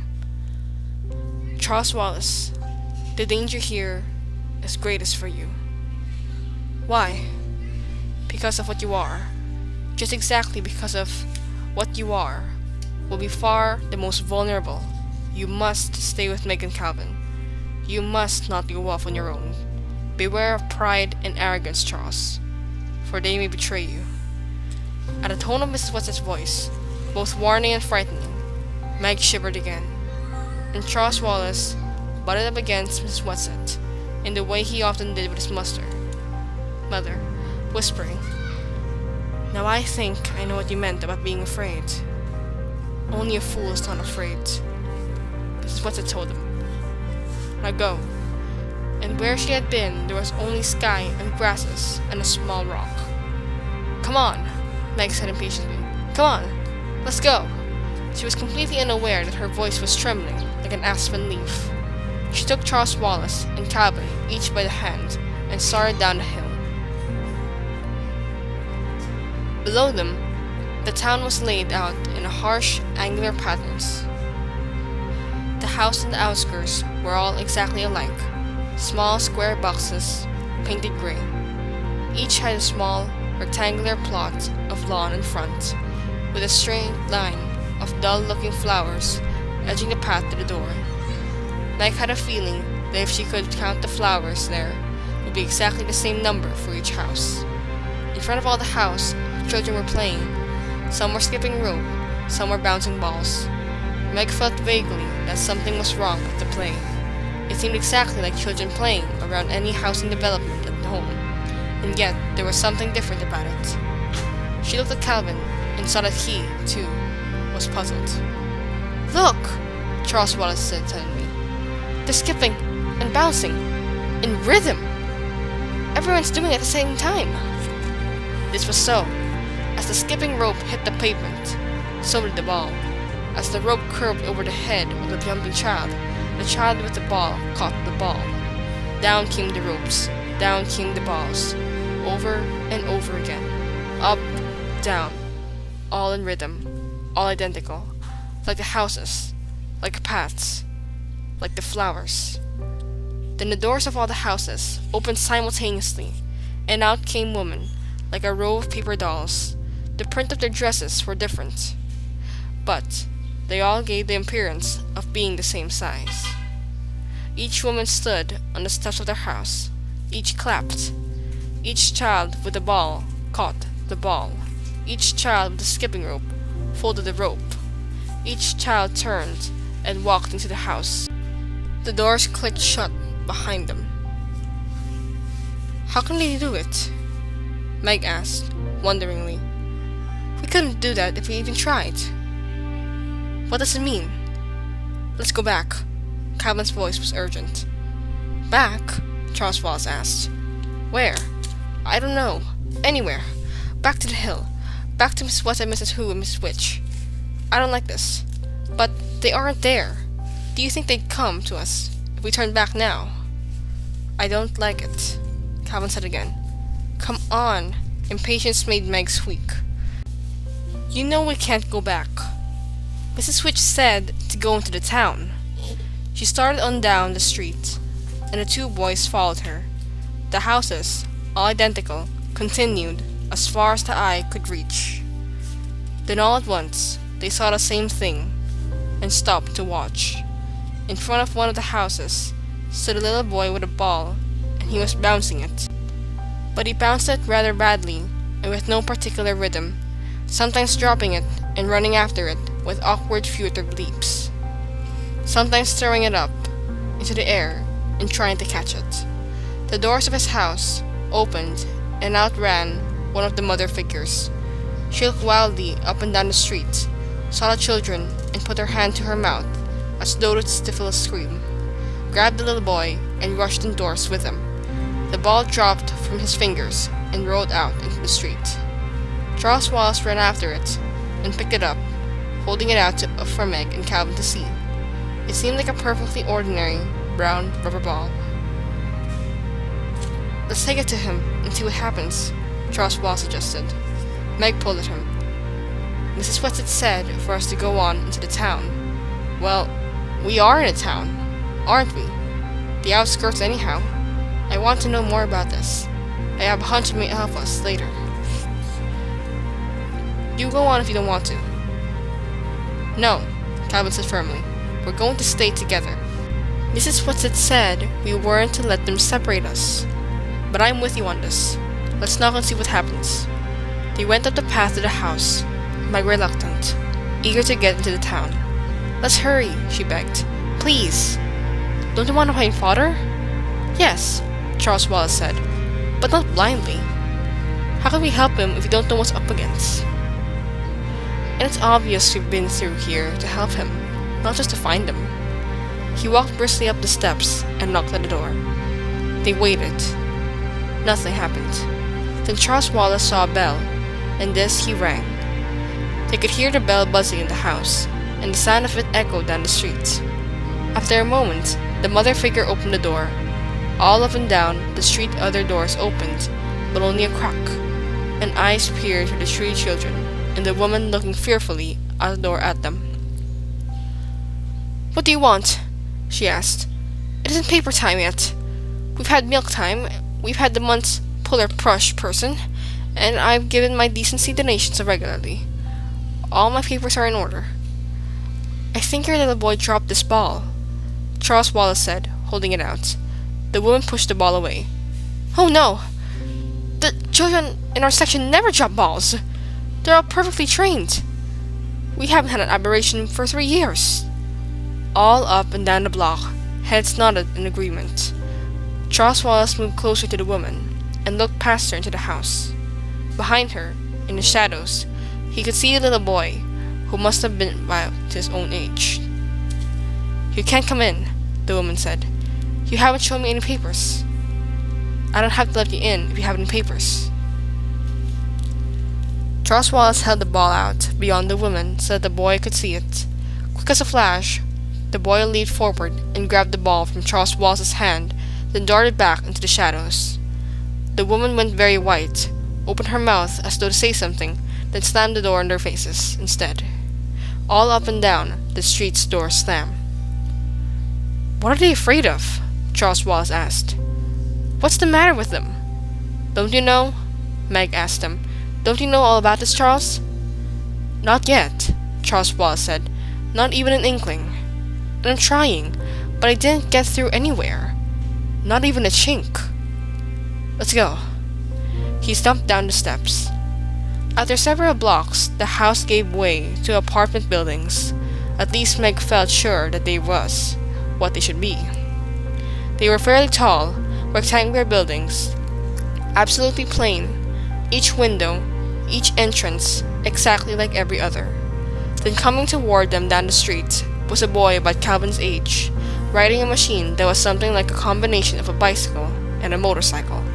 It had the slimness and lightness of a bicycle, and yes, as the foot pedals turned, they seemed to generate an unseen source of power, so that the boy could pedal very slowly, and yet move along the streets quite swiftly. As he reached each entrance, he thrust one hand into a bag he wore slung over his shoulder, pulled out a roll of papers, and tossed it into the entrance. It might have been Dennis or Sandy, or any one of 100 boys with a newspaper route in any one of hundreds of towns back home, and yet, as with the children playing ball and jumping rope, there was something wrong about it. The rhythm of the gesture never varied. The paper flew in identical, the same arc at each doorway, landed in identical, the same spot. It was impossible for anybody to throw with such consistent perfection. Calvin whistled. "I wonder if they played baseball here." As the boy saw them, he slowed down on his machine and stopped. His hand arrested, as if it was about to plunge into the paper bag. "What are you kids doing on the street?" he demanded. "Only rude boys are allowed out. You know that." "No, we don't know that," Charles Wallace said. "We're strangers here. How about telling us something about this place?" "You mean you've had your entrance papers processed and everything?" the boy asked. "You must have known if you're here," he answered himself. "And what are you doing here if you don't know what about us?" "You tell me," Charles Wallace said. "Are you examiners?" the boy asked, a little anxiously. "Everybody knows our city has the best central intelligence center on the planet. Our production levels are the highest. Our factories never close. Our machines never stop rolling. Added to this, we have 5 poets, 1 musician, 3 artists, and 6 sculptors, all perfectly channeled." "What are you quoting from?" Charles Wallace asked. "The manual, of course," the boy said. "We are the most oriented city on the planet. There has been no trouble of any kind of centuries. All Camazots know for a record. That is why we are the capital city of Camazots. That is why Central Intelligence is located here. That is why IT makes IT's home here." There was something about the way he said IT that made a shiver run up and down Meg's spine. But Charles Wallace asked briskly, "Where is this Central Intelligence Center of yours?" Central, the boy corrected. "Just keep going and you can't miss it. You are strangers, aren't you? What are you supposed to be doing here?" "Are you supposed to ask questions?" Charles Wallace demanded, severely. The boy went white, just as the woman had. "I humbly beg your pardon. I must continue my route now, or I will have to talk with my timing to the explainer." And he shot off down the street on his machine. Charles Wallace stared after him. "What is it?" he asked Meg and Calvin. There was something funny about the way he talked, as though he weren't really doing the talking. Know what I mean? Calvin nodded, thoughtfully. Funny is right. Funny peculiar. Not only the way he talked either. The whole thing smells. "Come on," Meg pulled at them. How many times was it she had urged them on? "Let's go find Father. He'll be able to explain it all to us." They walked on. After several more blocks, they began to see other people, grown-up people, not children, walking up and down and across the streets. These people ignored the children entirely, seeming to be completely intent on their own business. Some of them went into apartment buildings. Most of them were heading in the same direction as the children. As these people came to the main street from the side streets, they would swing around the corners with an odd, automatic stride, as though they were so deep in their own problems and the route was so familiar that they didn't have to pay any attention to where they were going. After a while, the apartment buildings gave way to what must have been office buildings, great stern structures with enormous entrances. Men and women with briefcases poured in and out. Charles Wallace went up to one of the women, saying politely, "Excuse me, but could you please tell me?" But she hardly glanced at him, and she continued on her way. "Look," Meg pointed. Ahead of them, across the square, was the largest building they had ever seen, higher than the Empire State Building, and almost as long as it was high. "This must be it," Charles Wallace said. "They're Central Intelligence, or whatever it is. Let's go on." "But if Father's in some kind of trouble with his planet," Meg objected, "isn't that exactly where we shouldn't go?" "Well, how do you propose finding him?" Charles Wallace demanded. "I certainly wouldn't ask there." "I didn't say anything about asking, but we aren't going to have the faintest idea where or how to begin to look for him until we find out something more about this place, and I have a hunch that that's the place to start. If you have a better idea, Meg, why, of course, just say so." "Oh, get down off your high horse," Meg said crossly. "Let's go to your old Central Intelligence and get it over with." "I think we ought to have passports or something," Calvin suggested. "This is much more than leaving America to go to Europe, and that boy and the woman both seem to care so much about having things in proper order. We certainly haven't got any papers in proper order." "If we needed passports or papers, Mrs. Whatsit would have told us so," Charles Wallace said. Calvin put his hands on his hips and looked down at Charles Wallace. "Now look here, old sport. I love those 3 old girls just as much as you do, but I'm not sure if they know everything. They know a lot more than we do. Granted. But Mrs. Whatsit talked about having been a star. I wouldn't think that being a star would give her much practice in knowing about people. When she tried to be a person, she came pretty close to goofing it up. There was never anybody on land or sea like Mrs. Whatsit the way she got herself up. She was just having fun, Charles said. If she'd wanted to look like you or Meg, I'm sure she could have. Calvin shook his head. I'm not sure. And these people seem to be people, if you know what I mean. They aren't like us. I grant you that. There's something very offbeat about them. But they're lots more ordinary people than ones a year ago. Do you suppose they're robots? Meg suggested. Charles Wallace shook his head. No. That boy who dropped the ball wasn't any robot. And I don't think the rest of them are either. Let me listen for a minute. They stood very still, side by side, in the shadow of one of the big office buildings. 6 large doors kept swinging open, shut, as people went in, and out, looking straight ahead, paying no attention to the children whatsoever. Charles wore his listening, probing look. They're not robots, he said suddenly and definitely. I'm not sure what they are, but they're not robots. I can feel minds there. I can't get them all, but I can feel them sort of pulsing. Let me try a minute more. The 3 of them stood there very quietly. The doors kept opening and shutting, and the stiff people hurried in and out, walking jerkily like figures in an old silent movie. Then abruptly, the stream of movement thinned. There were only a few people, and these moved more rapidly, as if the film had been sped up. One white-faced man in a dark suit looked directly at the children and said, "Oh dear, I shall be late," and flickered into a building. He's like the White Rabbit, Meg giggled nervously. I'm scared, Charles said. I can't reach them all. I'm completely shut out. We had to find Father. Meg started again. Meg. Charles Wallace's eyes were wide and frightened. I'm not sure I'll ever know Father. It's been so long, and I was only a baby. Meg's reassurance came quickly. You'll know him. Of course you'll know him. The way you'd know me. Even without looking, because I'm always there for you. You can always reach in. Yes. Charles punched one small fist into an open palm with a gesture of great decision. Let's go to Central Intelligence. Calvin reached out and caught both Charles and Meg by the arm. You remember when we met? You asked me why I was here? And I told you it was because I had a compulsion, a feeling I just had to come to the particular place at a particular moment? Yeah, sure. Well, I've got another feeling. Not the same kind. A different one.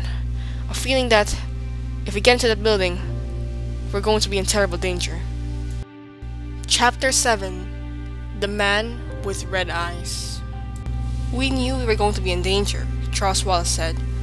Mrs. Whatsit told us that. Yeah, and she told us that it was going to be worse for you than for me and Meg, and that you must be careful. You stay right here with Meg, old sport, and let me go in case the joint, and then report to you. No, Charles Wallace said firmly. She told us to stay together. She told us not to go off by ourselves. She told you not to go off by yourself. I'm the oldest, and I should go first. No. Meg's voice was flat. Charles is right, Cal. We have to stay together. Suppose you didn't come out, and we have to go after you. Come on. Let's hold hands if you don't mind. Holding hands, they crossed the square. The huge Central Intelligence building had only one door, but it was an enormous one, at least 2 stories high and wider than a room, made of dull, bronze-like material. Do we just knock? Meg giggled. Calvin studied the door. There isn't any handle or knob or latch or anything. Maybe there's another way to get in. Let's try knocking anyhow, Charles said. He raised his hand, but before he touched the door, it slid up from the top, and to each side splitting into three sections that had been completely invisible a moment before. The startled children looked into a great entrance hall of dull, greeny marble. Marble benches lined three of the walls. People were sitting like they were statues. The green of the marble, reflecting on their faces, made them look bilious. They turned their heads as the door opened, saw the children, looked away again. "Come on," Charles said, and still holding hands, they stepped in. As they crossed the threshold, the door shut silently behind them. Meg looked at Calvin and Charles, and they, like the waiting people, were sickly green. The children went up to the blank fourth wall. It seemed unsubstantial, as though one might almost be able to walk through it. Charles put out his hand. "It's solid, and icy cold." Calvin touched it too. Ugh. Meg's left hand was held up by Charles, her right hand by Calvin, and she had no desire to let go of either of them to touch the wall.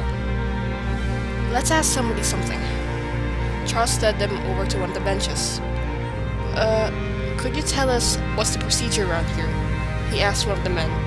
The men all wore nondescript business suits, and though their features were as different one from the other as the features of men on Earth, there was also the sameness to them. Like the sameness of people riding on a subway, Meg thought. Only on a subway, every once in a while, there's somebody different, and here it isn't. The man looked at the children warily. "The procedure for what?" "How do we see whoever's in authority?" Charles asked. "You present your papers to a machine." "You ought to know that," the man said severely. "Where's the A machine?" Calvin asked. The man pointed to the black wall. "But there isn't a door or anything," Calvin said. "How do we get in?" "You put your S papers in the B slot," the man said. "Why are you asking me the stupid questions? Do you think I don't know the answers? You'd better not play any games around here, or you'll have to go through the process machine again, and you don't want to do that." "We're strangers here," Calvin said. "That's why we don't know about these things." "Please, tell us, sir. Who are you? And what do you do?" "I run a number 1 spelling machine on the 2nd grade level." "But what are you doing here right now?" Charles Wallace asked. "I'm here to report that one of my letters is jamming, and until it can be properly oiled by an F-grade oiler, there's danger of jammed minds." "Strawberry jam or raspberry?" Charles Wallace murmured. Calvin looked down at Charles and shook his head warningly. Meg gave the little boy's hand a slight, understanding pressure. Charles Wallace, she was quite sure, was not trying to be rude or funny. It was his way of whistling in the dark. The man looked at Charles sharply. "I think I shall have to report you. I'm fond of children, due to the nature of my work, and I don't like them in trouble, but rather than run and risk myself for processing, I must report you." "Maybe that's a good idea," Charles said. "Who do you report us to?" "To whom do I report you?" "Well, to whom then? I'm not in 2nd grade yet." I wish he couldn't act so sure of himself, Meg thought, looking anxiously at Charles and holding his hand more and more tightly until he wriggled his fingers in protest. That's what Mrs. Whatsit said, and he watched, being proud. "Don't. Please don't," she thought, hard on Charles Wallace. She wondered if Calvin realized that a lot of arrogance was bravado. The man stood up, moving jerkily, as though he had been sitting there for a long time. "I hope he isn't too hard on you," he murmured, as he led the children toward the empty 4th wall. "But I've been your process once, and that was more than enough, and I don't want to get sent to IT. I'd never been sent to IT, and I can't risk having that again." There was again. What was this IT? The man took from his pocket a folder filled with papers of every color. He shuffled through them carefully, finally withdrawing one. "I've had several reports to make lately. I shall have to ask for a question from our 8-21 cards." He took the card and put it against the wall. It slid through the marble as though it were being sucked in and disappeared. You may be detained for a few days, the man said, but I'm sure they won't be too hard on you because you're the youth. Just relax, and don't fight it. It would be much more easier for you. He went back to his seat, leaving the children standing and staring at the blank wall. And suddenly, the wall was no longer there, and they were looking into an enormous room, lined with machines. They were not unlike the great computing machines Meg had seen in her science books, and that she knew her father sometimes worked with. Some did not seem to be in use, and other lights were flickering on and off. In one machine, a long tape was being eaten. In another, series of dot dashes were being punched.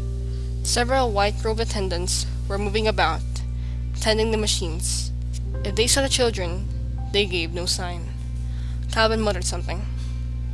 What? Meg asked him.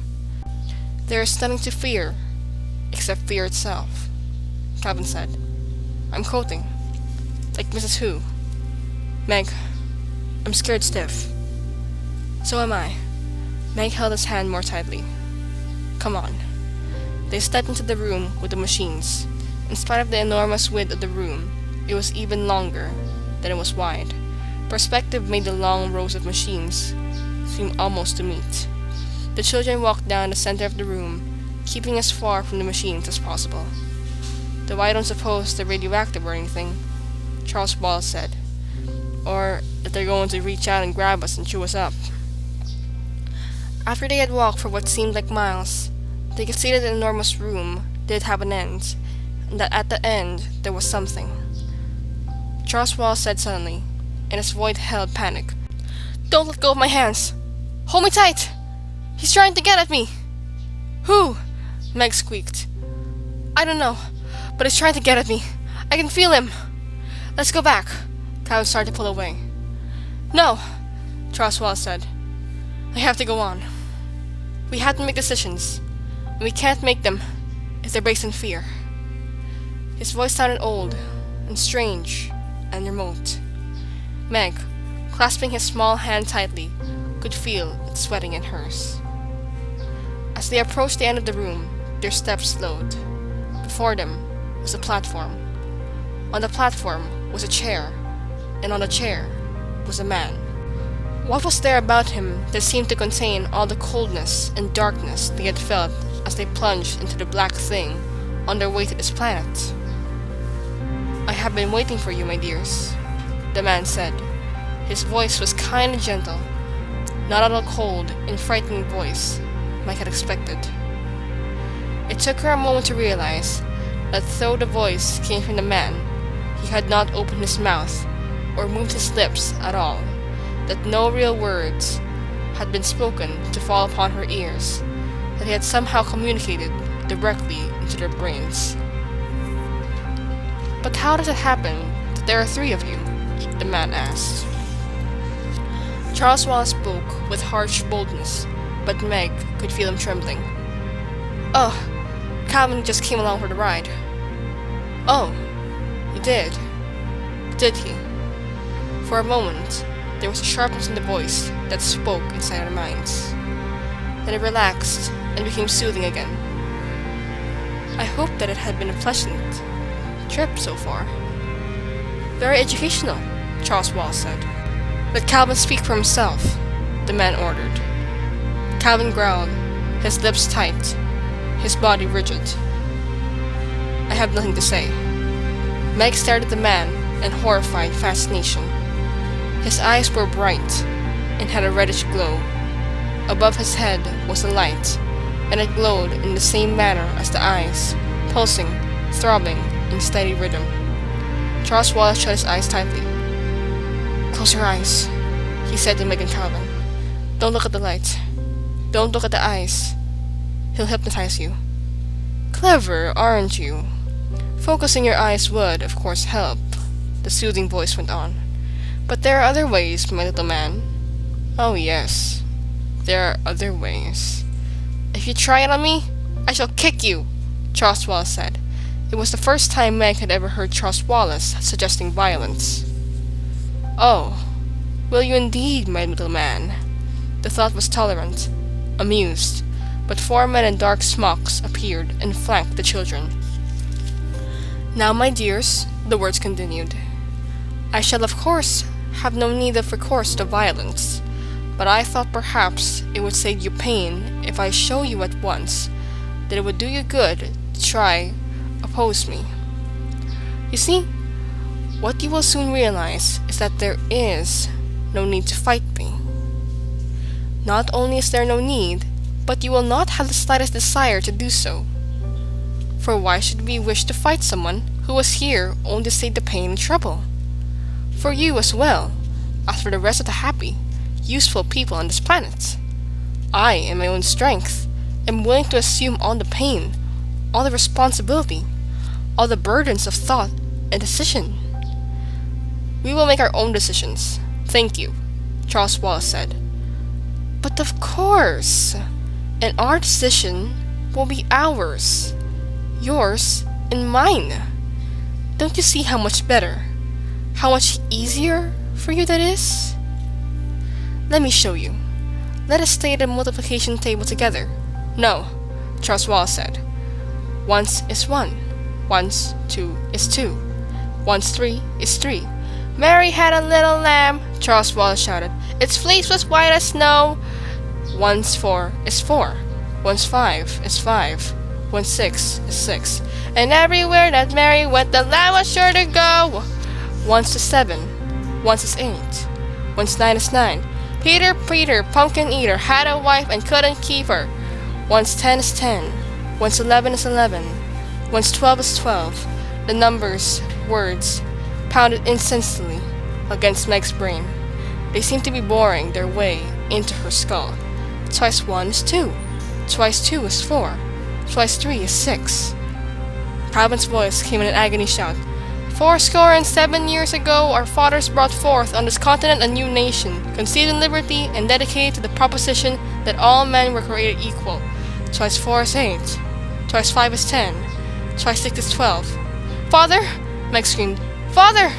The scream, half involuntary, jerked her mind back out of the darkness. The words at the multiplication table seemed to break up into laughter. Splendid! Splendid! You have passed your preliminary tests with flying colors.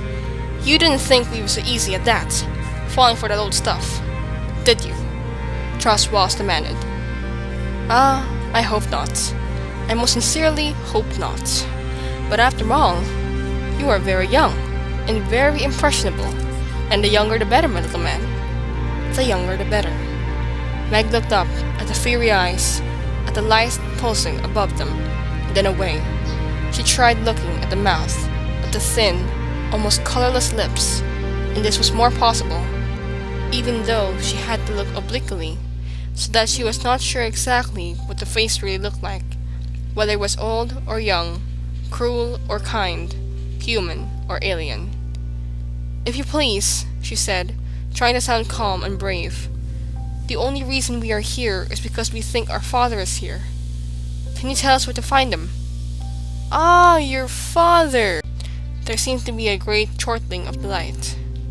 Ah, yes, your father. It is not can, I know, young lady. But will I? Will you then? That depends on a number of things. Why do you want your father? Didn't you ever have a father yourself? Meg demanded. You don't want him for a reason. You want him because he's your father. Ah, but he hasn't been acting very like a father lately, has he? Abandoning his wife and his 4 little children to go gallivanting off on wild adventures of his own. He was working for the government. He'd never have let us otherwise. And we want to see him. Please. Right now. My, but the little miss is impatient. Patience, young lady. Meg did not tell the man on the chair that patience was not one of her virtues. And by the way, children, he continued blandly, you don't need to vocalize verbally with me. You know, I can understand you quite as well as you can understand me. Charles Wallace put his hands on his hips, defiantly. The spoken word is one of the triumphs of a man, he proclaimed, and I intend to continue using it, particularly with people I don't trust. but his voice was shaking.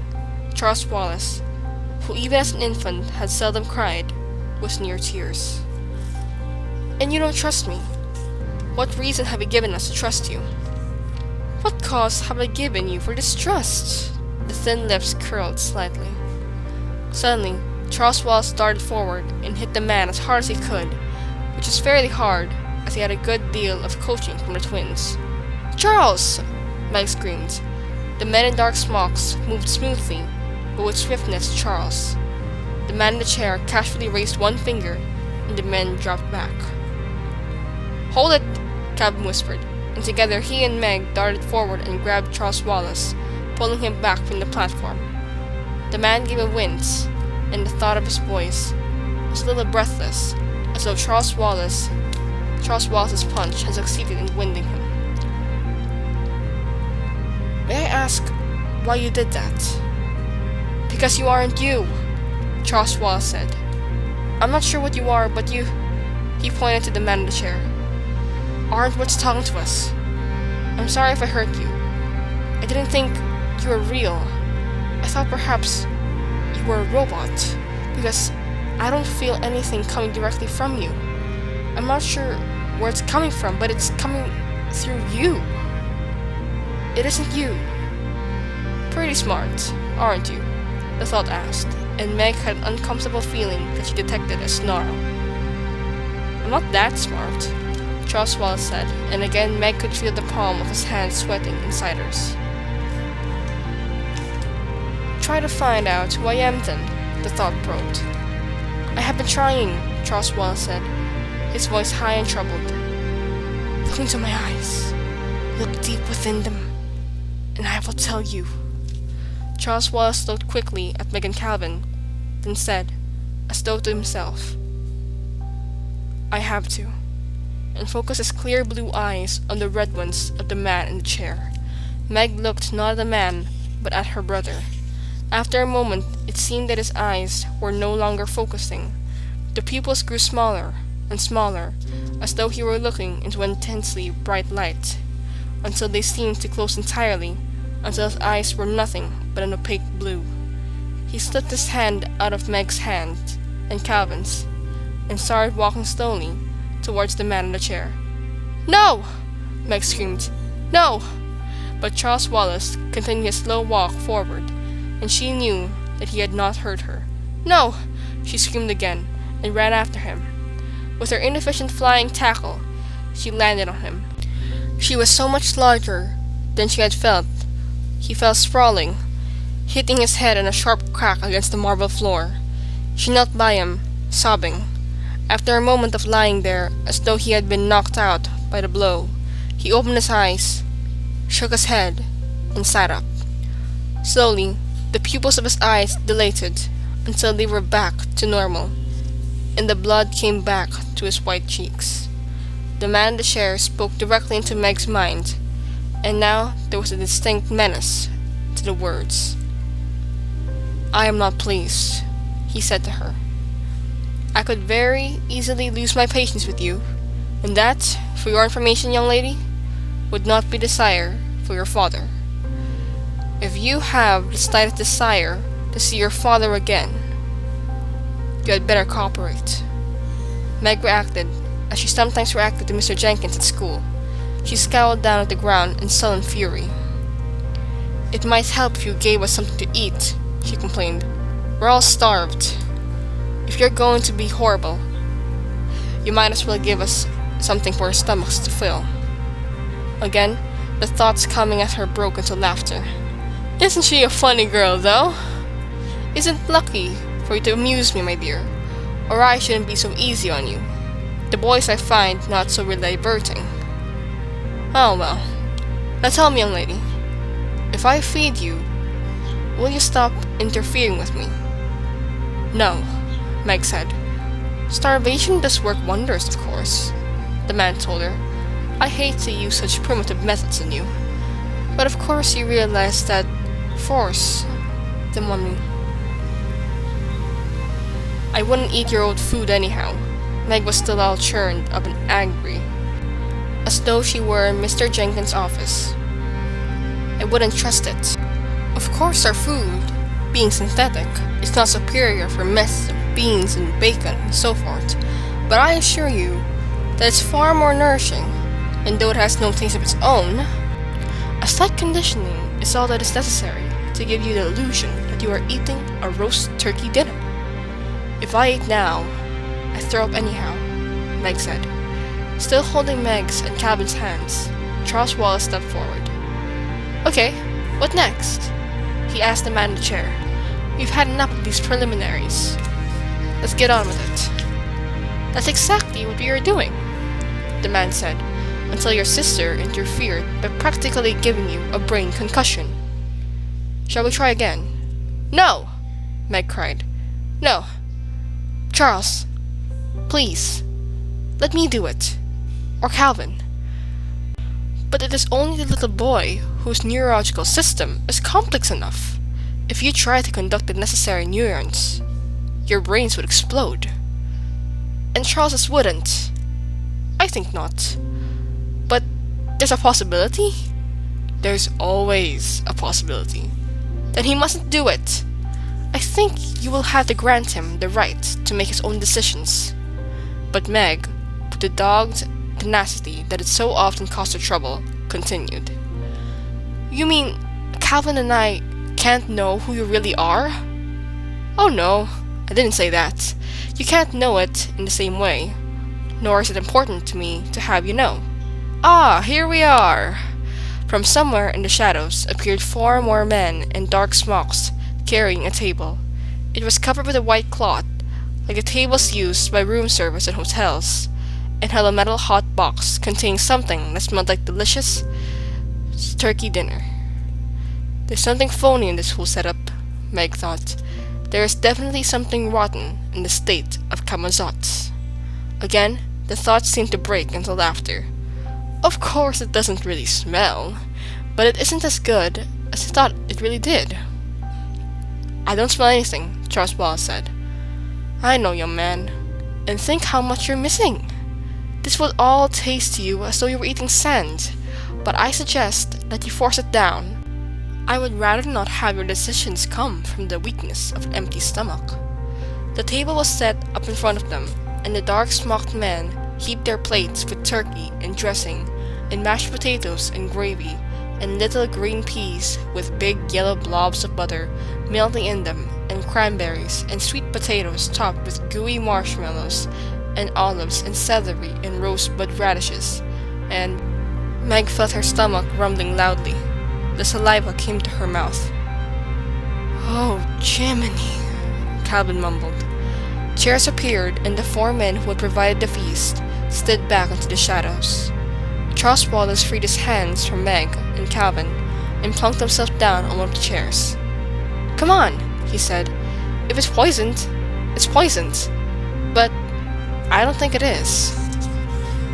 Calvin sat down. Meg continued to stand indecisively. Calvin took a bite. He chewed. He swallowed. He looked at Meg. If this isn't real, it's the best imitation you'll ever get. Charles Wallace took a bite, made a face, and spit out his mouthful. It's unfair, he shouted at the man. Laughter again. Go on, little fellow. Eat. Meg sighed and sat. I don't think we should eat this stuff, but if you're going to, I'd better do.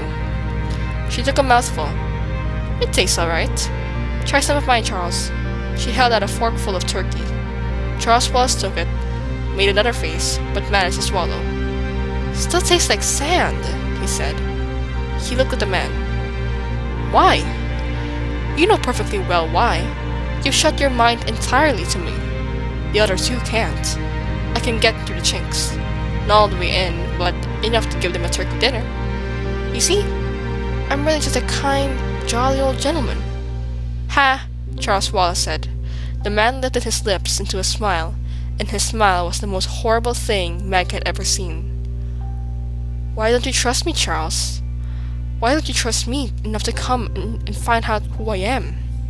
I am peace and utter rest. I am freedom from all responsibility. To come into me is the last difficult decision you need ever to make. If I come in, can I get out again? Charles Wallace asked. But of course, if you want to, but I don't think you will ever want to come out. If I come, not to stay, you understand? Just to find out about you. Will you tell us where father is? Yes, that is a promise, and I don't make promises lightly. Can I speak to Meg and Calvin alone, without your listening in? No. Charles shrugged. Listen, he said to Meg and Calvin, I have to find out what he really is. You know that. I'm going to try to hold back. I'm going to try to keep part of myself out. You mustn't stop me this time, Meg. But you won't be able to, Charles. He's stronger than you are. You know that. I have to try. But Mrs. Whatsit warned you. I have to try. For father, Meg. Please. I want to know my father. For a moment, his lips trembled. Then he was back in control. But it isn't only father, Meg. You know that now. It's the black thing. We have to do what Mrs. Witch sent us to do. Calvin, Meg begged, but Calvin shook his head. He's right, Meg. And we'll be with him, no matter what happens. But what's going to happen? Meg cried. Charles Wallace looked up at the man. Okay, he said. Let's go. Now the red eyes in the light above seemed to bore into Charles, and again the pupils of the little boy's eyes contracted. When the final point of black was lost in blue, he turned away from the red eyes, looked at Meg, and smiled sweetly, but the smile was not Charles Wallace's smile. Come on, Meg. Eat this delicious food that has been prepared for us, he said.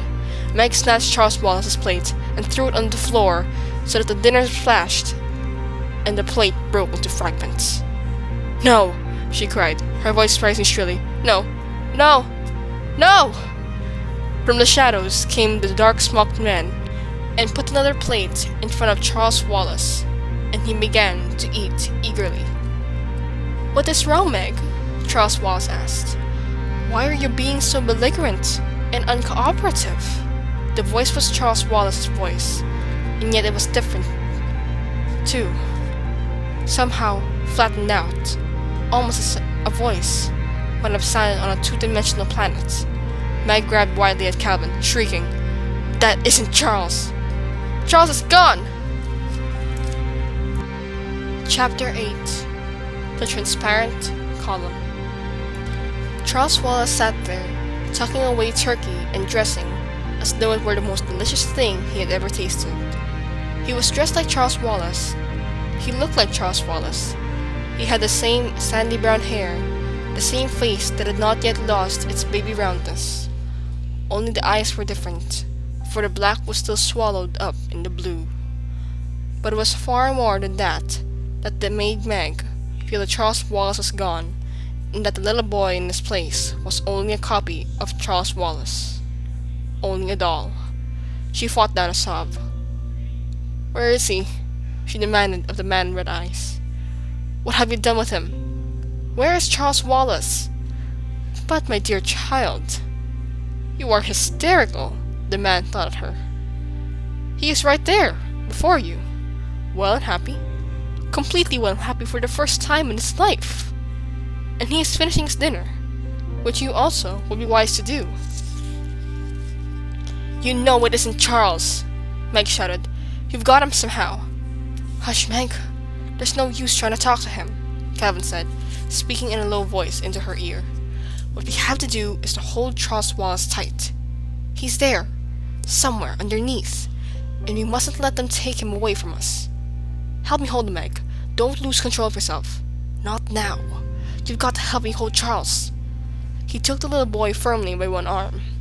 Fighting down her hysteria, Meg took Charles' other arm and held it tightly. You're hurting me, Meg, Charles said sharply. Let me go. No, Meg said grimly. We've all been wrong. Charles Wallace's voice, Meg thought, might have been recording. There was a canned quality to it. He isn't an enemy at all. He's our friend. Nuts, Calvin said rudely. You don't understand, Calvin, Charles Wallace said.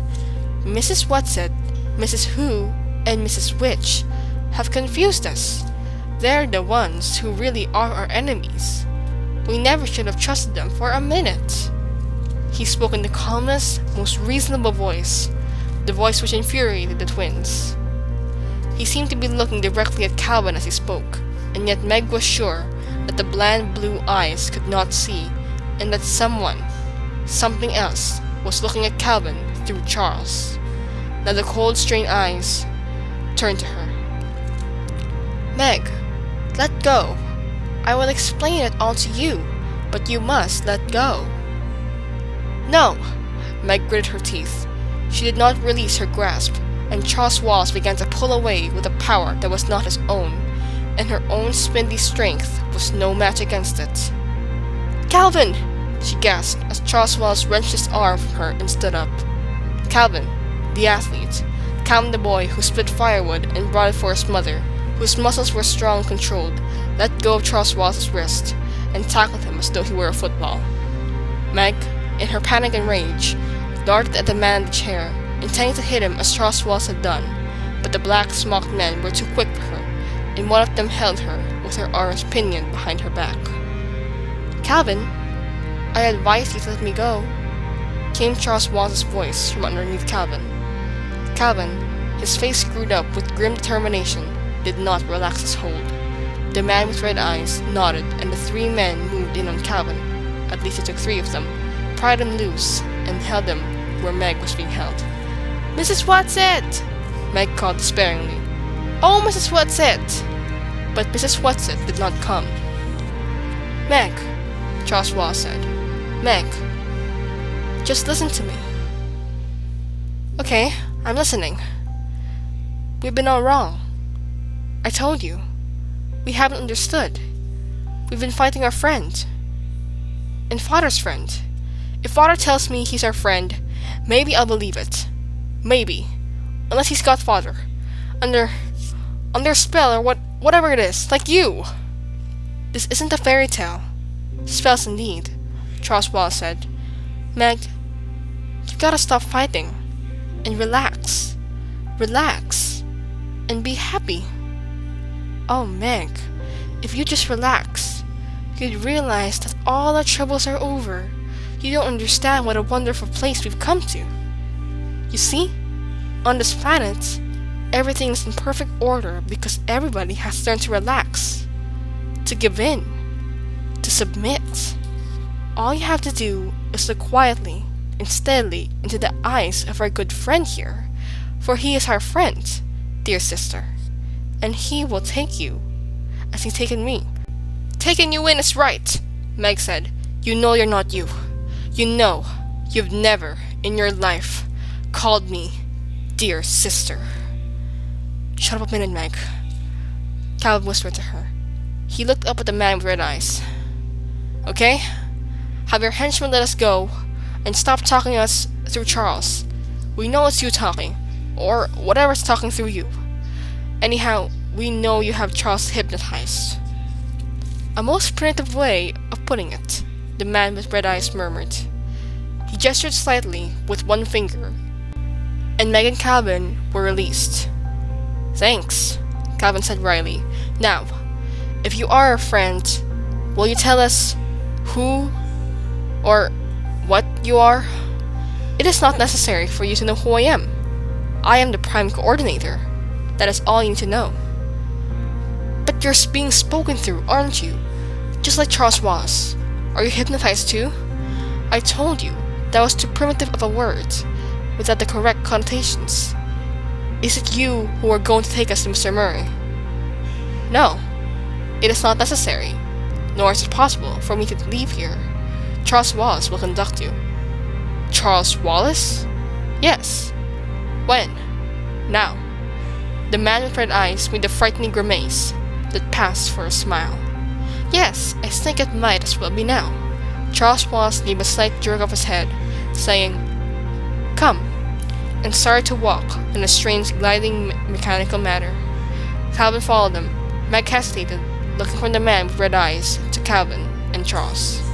She wanted to reach out and grab Calvin's hand, but it seemed that ever since they had begun their journeys, she had been looking for a hand to hold, so she stuffed her fists into her pockets and walked along behind the two boys. "I've got to be brave," she said to herself. "I will be." They moved down a long, wide, and seemingly endless corridor. Charles Wells continued to dirk the jerky rhythm of his walk, and did not once look back to see if they were still with him. Suddenly, Meg broke into a run and caught up with Calvin. "Cal," she said, "listen. Quick. Remember Mrs. Woods said your gift was communication, and that was what she was gonna give you? We've been trying to fight Charles physically, and that isn't any good. Can't you try to communicate with him? Can't you try to get into him?" Golly dang, you're right!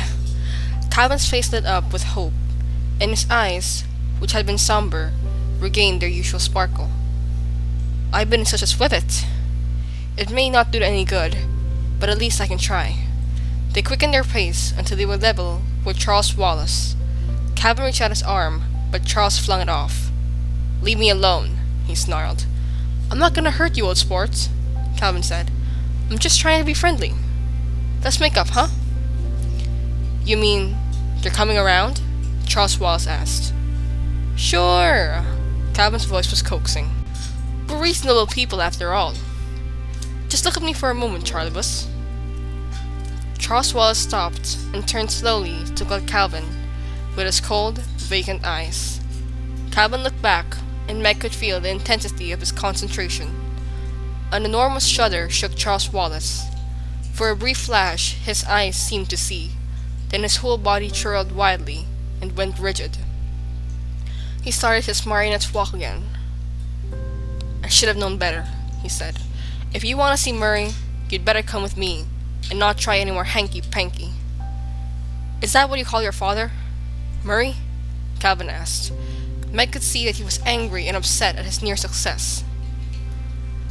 "Father? What is a father?" Charles Wallace intoned. "Merely another misconception. If you feel the need of a father, then I suggest that you turn to IT. IT again." "Who's this IT?"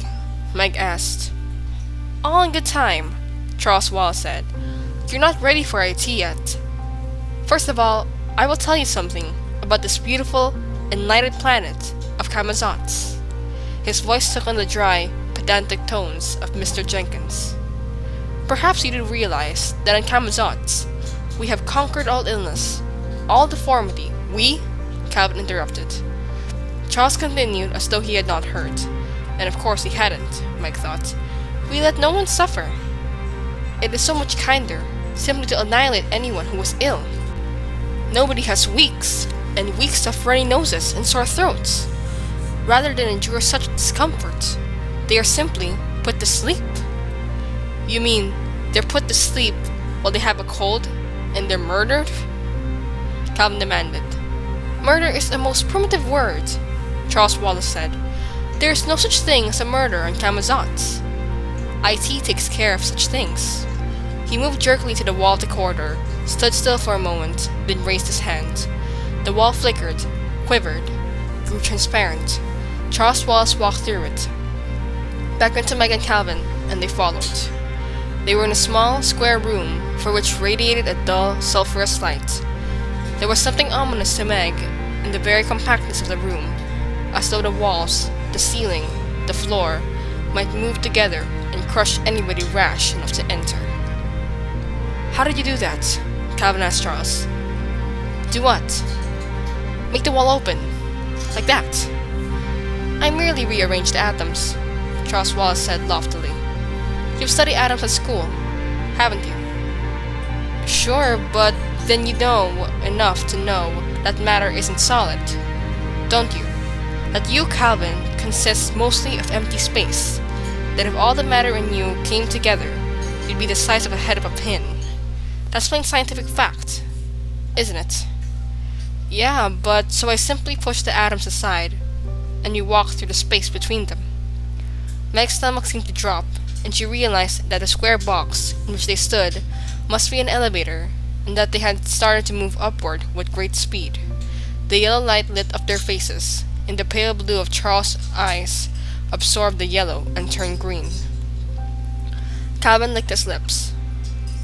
"Where are we going?" "Up." Charles continued his lecture. "On Camazots, we are all happy, because we are all alike. Differences create problems. You know that, don't you, dear sister?" "No," Meg said. "Oh yes, you do. You've seen at home how true it is. You know, that's the reason why you're not happy at school. Because you're different." "I'm different and I'm happy," Calvin said. "But you pretend that you aren't different." "I'm different and I like being different." Calvin's voice was unnaturally loud. "Maybe I don't like being different," Meg said. "But I don't want to be like everybody else either." Charles Wallace raised his hand, and the motion of the square box ceased, and one of the walls seemed to disappear. Charles stepped out, Meg and Calvin following him. Calvin just barely making it before the wall came into being again, and they could no longer see where the opening had been. "You wanted Calvin to get left behind, didn't you?" Meg said. "I am merely trying to teach you to stay on your toes. I warn you, if I have any more trouble from either of you, I shall take you to IT." As the words IT fell from Charles's lips, again Meg felt as though she had been touched by something slimy and horrible. "So what is this IT?" she asked. "You might call IT the boss." Then Charles Wallace giggled. A giggle that was the most sinister sound Meg had ever heard. "IT sometimes call itself the happiest sadist." Meg spoke coldly to cover her fear. "I don't know what you're talking about." "That's SADIST, not SADDEST, you know," Charles Wallace said and giggled again. "Lots of people don't pronounce it correctly." "Well, I don't care," Meg said defiantly. "I don't ever want to see IT. And that's that." Charles Wallace's strange, monotonous voice ground against her ears. "Meg, you're supposed to have some mind. Why do you think we have wars at home? Why do you think that people get confused and unhappy? Because they all live on their own, separate, individual lives. I've been trying to explain to you in the simplest possible way that in Camazots, individuals have been done away with. Camazots is one mind. It's IT. And that's why everybody's so happy and efficient. That's what old witches like Mrs. Watson don't want to have happen on home." "She's not a witch," Meg interrupted. "No?" "No," Calvin said. "You know she's not. You know that's just her game. Their way, maybe, of laughing in the dark."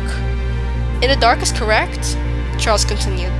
"They want us to go on being confused, instead of properly organized." Meg shook her head violently. "No," she shouted. "I know our world isn't perfect, Charles, but it's better than this. This isn't the only alternative. It can't be." "Nobody suffers here," Charles intoned. "Nobody is ever unhappy. But nobody's ever happy either," Meg said earnestly. "Maybe if you aren't unhappy, sometimes you don't know how to be happy. Calvin, I want to go home." "We can't leave Charles," Calvin told her. "We can't go before we find your father. You know that. But you're right, Meg. And Mrs. Witch was right. This is evil." Charles Wallace shook his head, and scorn and disapproval seemed to emanate from him. "Come, we're wasting time." He moved rapidly down the corridor, but continued to speak. "How dreadful it is to be low, individual organisms." His pace quickened from step to step, his short legs flashing, so that Meg and Calvin almost had to run to keep up with him. "Now see this," he said. He raised his hand, and suddenly they could see through one of the walls into a small room. In the room, a little boy was bouncing a ball. He was bouncing it in rhythm, and the walls of his little cell seemed to pulse with the rhythm of the ball. And each time the ball bounced, he screamed as though he were in pain. "That's the little boy we saw this afternoon," Calvin said sharply. "The little boy who wasn't bouncing the ball like the others." Charles Wallace giggled again. "Yes, every once in a while, there's a little trouble with cooperation, but it's easily taken care of. After today, he'll never desire to deviate again. Ah, here we are. He moved rapidly down the corridor and again held up his hand to make the wall transparent. They looked into another room, or cell. In the center of it was a large, round, transparent column, and inside this column was a man. "Father!" Meg screamed. Chapter 9. IT.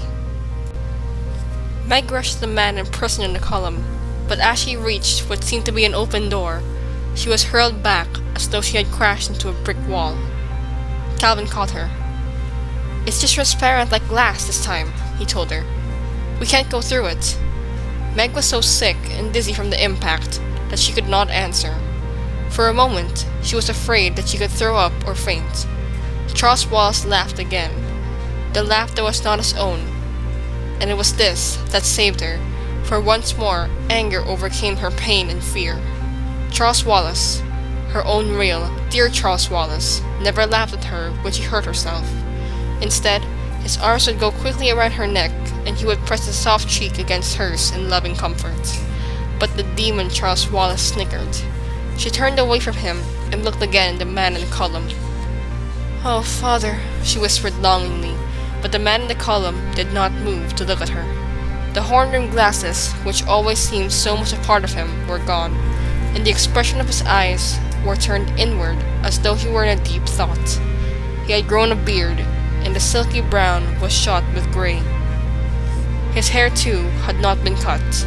It wasn't just the overlong hair of the man in the snapshot at Cape Canaveral.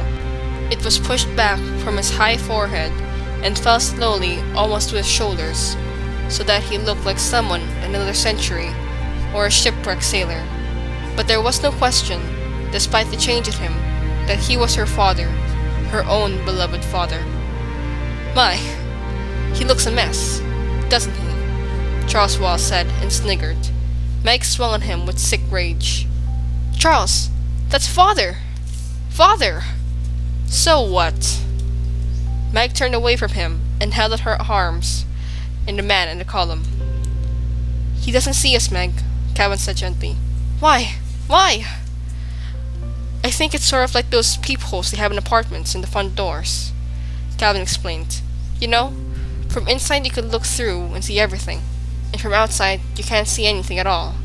We can see him, but he can't see us." "Charles," Meg pleaded, "let me into Father." "Why?" Charles asked placidly. Meg remembered that when they were in the room with the man with red eyes, she had knocked Charles Wallace back into himself when she tackled him and his head cracked the floor, so she hurled herself at him. But before she could reach him, his fist shot out and punched her hard in the stomach.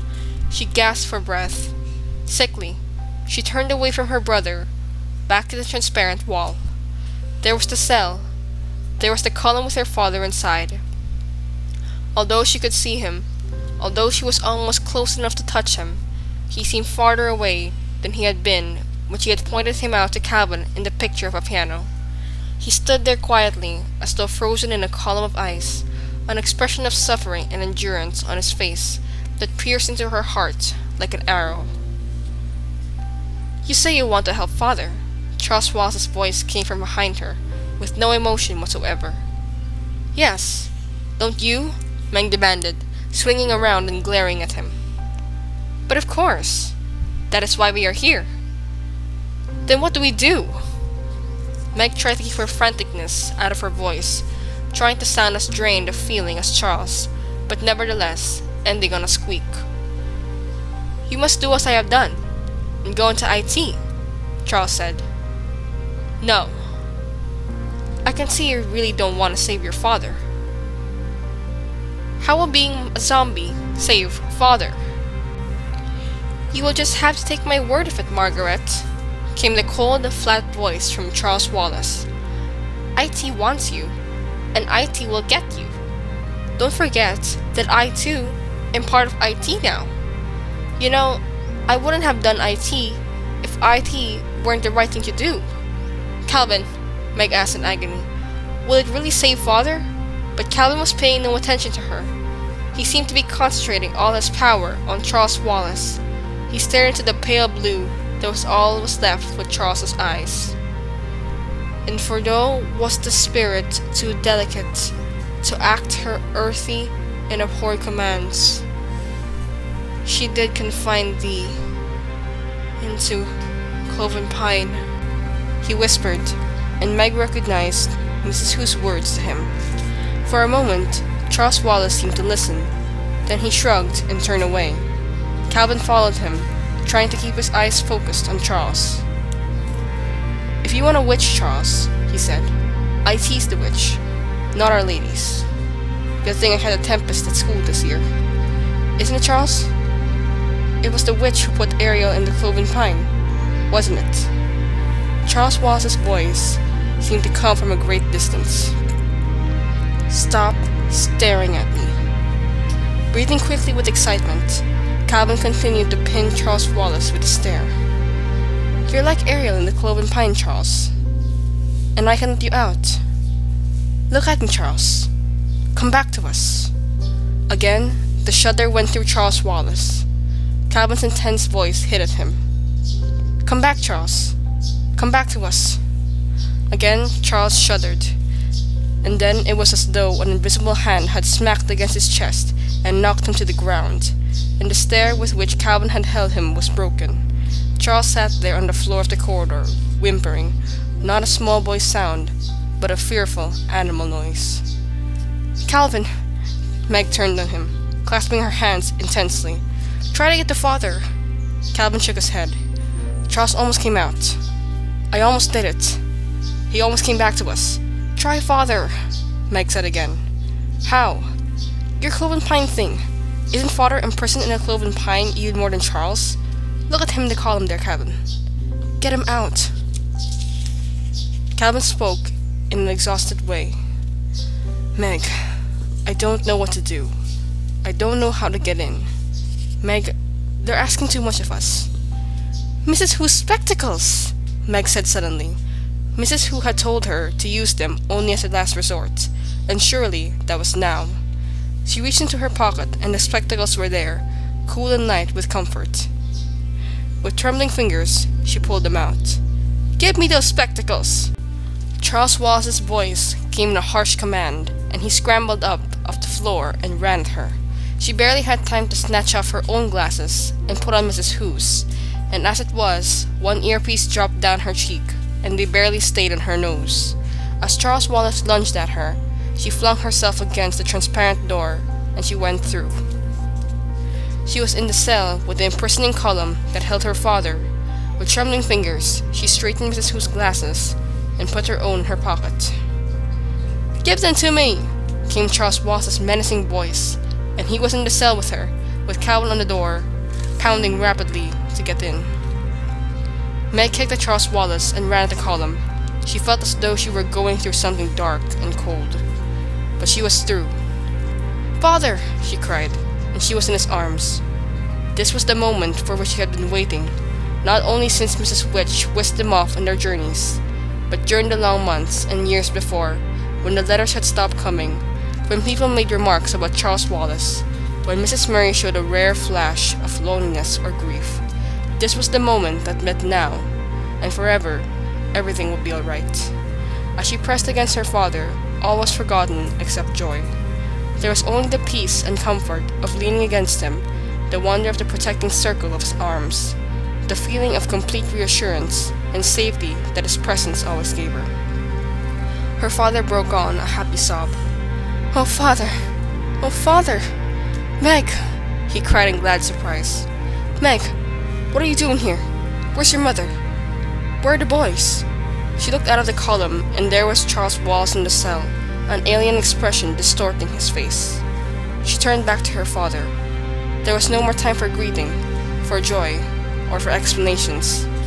"We have to go to Charles Wallace," she said, her voice tense. "Quickly!" Her father's hands moved gropingly over her face, and as she felt the touch of his strong, gentle fingers, she realized with a flooding of horror that she could see him, that she could see Charles in the cell and Calvin in the corridor, but her father could not see them, could not see her. She looked at him in panic, but his eyes were the same steady blue that she remembered. She moved her hand brusquely across the line of division, but he did not blink. "Father!" she cried. "Father! Can't you see me?" His arms went around her again in a comforting, reassuring gesture. "No, Meg." "But father, I can see you!" Her voice trailed off. Suddenly, she shoved Mrs. Hu's glasses down her nose and peered over them, and immediately she was in complete, utter darkness. She snatched them off her face and thrust them at her father. "Here!" His fingers closed about the spectacles. "Darling," he said, "I'm afraid your glasses won't help." "But they're Mrs. Hu's. They aren't mine," she explained, not realizing that her words would sound gibberish to him. "Please try them, father. Please." She waited while she felt him fumbling in the dark. "Can you see now?" she asked. "Can you see now, father?" "Yes," he said. "Yes, the wall's transparent now. How extraordinary! I could almost see the atoms rearranging." His voice had its old, familiar sound of excitement and discovery. It was the way he sounded sometimes when he came home from his laboratory after a good day and began to tell his wife about his work. Then he cried out, "Charles! Charles Wallace!" And then, "Meg, what's happened to him? What's wrong?" "That is Charles, isn't it?" "IT has him, father," she explained tensely. "He's gone into IT. Father, we have to help him." For a long moment, Mr. Murray was silent. The silence was filled with the words he was thinking, and would not speak aloud to his daughter. Then he said, "Meg, I'm in prison here. I have been for father these walls. You can go through them. I came through the column to get into you." It was Mrs. Hu's glasses. Mr. Murray did not stop to ask who was Mrs. Hu. He slapped his hand against the translucent column. "It seems solid enough." "But I got in," Meg repeated. "I'm here." "Maybe the glasses help the atoms rearrange. Try it, father." She waited breathlessly, and after a moment, she realized that she was alone in the column. She put out her hands in the darkness and felt its smooth surface curving about her on all sides. She seemed utterly alone, and the silence and the darkness impenetrable forever. She fought down her panic until she heard her father's voice coming to her very faintly. "I'm coming back for you, Meg." It was almost a tangible feeling as the atoms of the strange material seemed to part to let them through to her. In their beach house at Cape Canaveral, there had been a curtain between dining and living room made of long strands of rice. It looked like a solid curtain, but you could see and walk right through it. At first, Meg had flinched each time she came up on the curtain, but gradually she got used to it and would go running right through, leaving the long strands of rice swinging behind her. Perhaps the atoms of these walls were arranged in somewhat the same fashion. "Put your arms around my neck, Meg," Mr. Murray said. "Hold on to me tightly. Close your eyes and don't be afraid." He picked her up and she wrapped her long legs around his waist and clung to his neck. With Mrs. Hu's spectacles on, she had felt only a faint darkness and coldness as she moved through the column. Without the glasses, she felt the same awful clamminess she had felt when they tested through the outer darkness of Camazotz. Whatever the black thing was to which Camazotz had submitted, it was within as well as without the planet. For a moment, it seemed that the chill darkness would tear her from her father's arms. She tried to scream, but within the icy horror, no sound was possible. Her father's arms tightened about her, and she clung to his neck in a stranglehold, but she was no longer lost in panic. She knew that if her father could not get her through the wall, he would stay with her rather than leave her. She knew that she was safe as long as she was in his arms. Then they were outside. The column rose up in the middle of the room, crystal clear and empty. Meg blinked at the blurred figures of Charles and her father and wondered why they did not clear. Then she grabbed her own glasses out of her pocket and put them on, and her myopic eyes were able to focus. Charles Wallace was tapping one foot impatiently against the floor. "IT is not pleased," he said. "IT is not pleased at all." Mr. Murray released Meg and knelt in front of the little boy. "Charles," his voice was tender. "Charles Wallace, what do you want?" "I'm your father, Charles. Look at me." The pale blue eyes seemed to focus on Mr. Murray's face. "Hi, Pop," came an insolent voice. "That isn't Charles," Meg cried. "Oh, Father, Charles isn't like that. IT has him." "Yes." Mr. Murray sounded tired. "I see." He held his arms out. "Charles, come here." Father will make it all right, Meg thought. Everything will be all right now. Charles did not move toward outstretched arms. He stood there, a few feet away from his father, and he did not look at him. "Look at me," Mr. Murray commanded. "No." Mr. Murray's voice became harsh. "When you speak to me, you will say, 'No, Father,' or 'No, sir.'" "Come off it, Pop," came the cold voice from Charles Wallace. Charles Wallace, who outside Camazotz had been strange, had been different, but never rude. "You're not the boss around here." Meg could see Calvin pounding again on the glass wall. "Calvin!" she called. "He can't hear you," Charles said. He made a horrible face at Calvin, and then he thumbed his nose. "Who's Calvin?" Mr. Murray asked. "He's—" Meg started, but Charles Wallace cut her short. "You'll have to defer your explanations. Let's go." "Go where?" "To IT." "No," Mr. Murray said. "You can't take Meg there." "Oh, can't I?" "No, you cannot. You're my son, Charles, and I'm afraid you will have to do as I say." "But he isn't Charles!" Meg cried in anguish. Why didn't her father understand? "Charles is nothing like that, Father. You know that. He's nothing like that." "He was only a baby when I left," Mr. Murray said heavily. "Father, it's IT talking through Charles. IT isn't Charles. He's bewitched." "Fairy tales again," Charles said. "You know IT, Father?" Meg asked. "Yes." "Have you seen IT?" "Yes, Meg." Again, his voice sounded exhausted. "Yes, I have." He turned to Charles. "You know she wouldn't be able to hold out." "Exactly," Charles said. "Father, you can't talk to him as though he were Charles. Ask Calvin. Calvin will tell you." "Come along," Charles Wallace said. "We must go." He held up his hand carelessly and walked out of the cell, and there was nothing for Meg and Mr. Murray to do but follow. As they stepped into the corridor, Meg caught at her father's sleeve. "Calvin, here's Father." Calvin turned anxiously toward them. His freckles and his hair stood out brilliantly against his white face. "Make your introductions later," Charles Wallace said. "IT does not like to keep waiting." He walked down the corridor. His gait seemed to get more jerky with each step. The others followed, walking rapidly to keep up. "Does your father know about the Mrs. W's?" Calvin asked Meg. "There hasn't been any time for anything. Everything's awful." Despair settled like a stone in the pit of Meg's stomach. She had been so certain that the moment she would find her father, everything would be all right. Everything would be settled. All the problems would be taken out of her hands.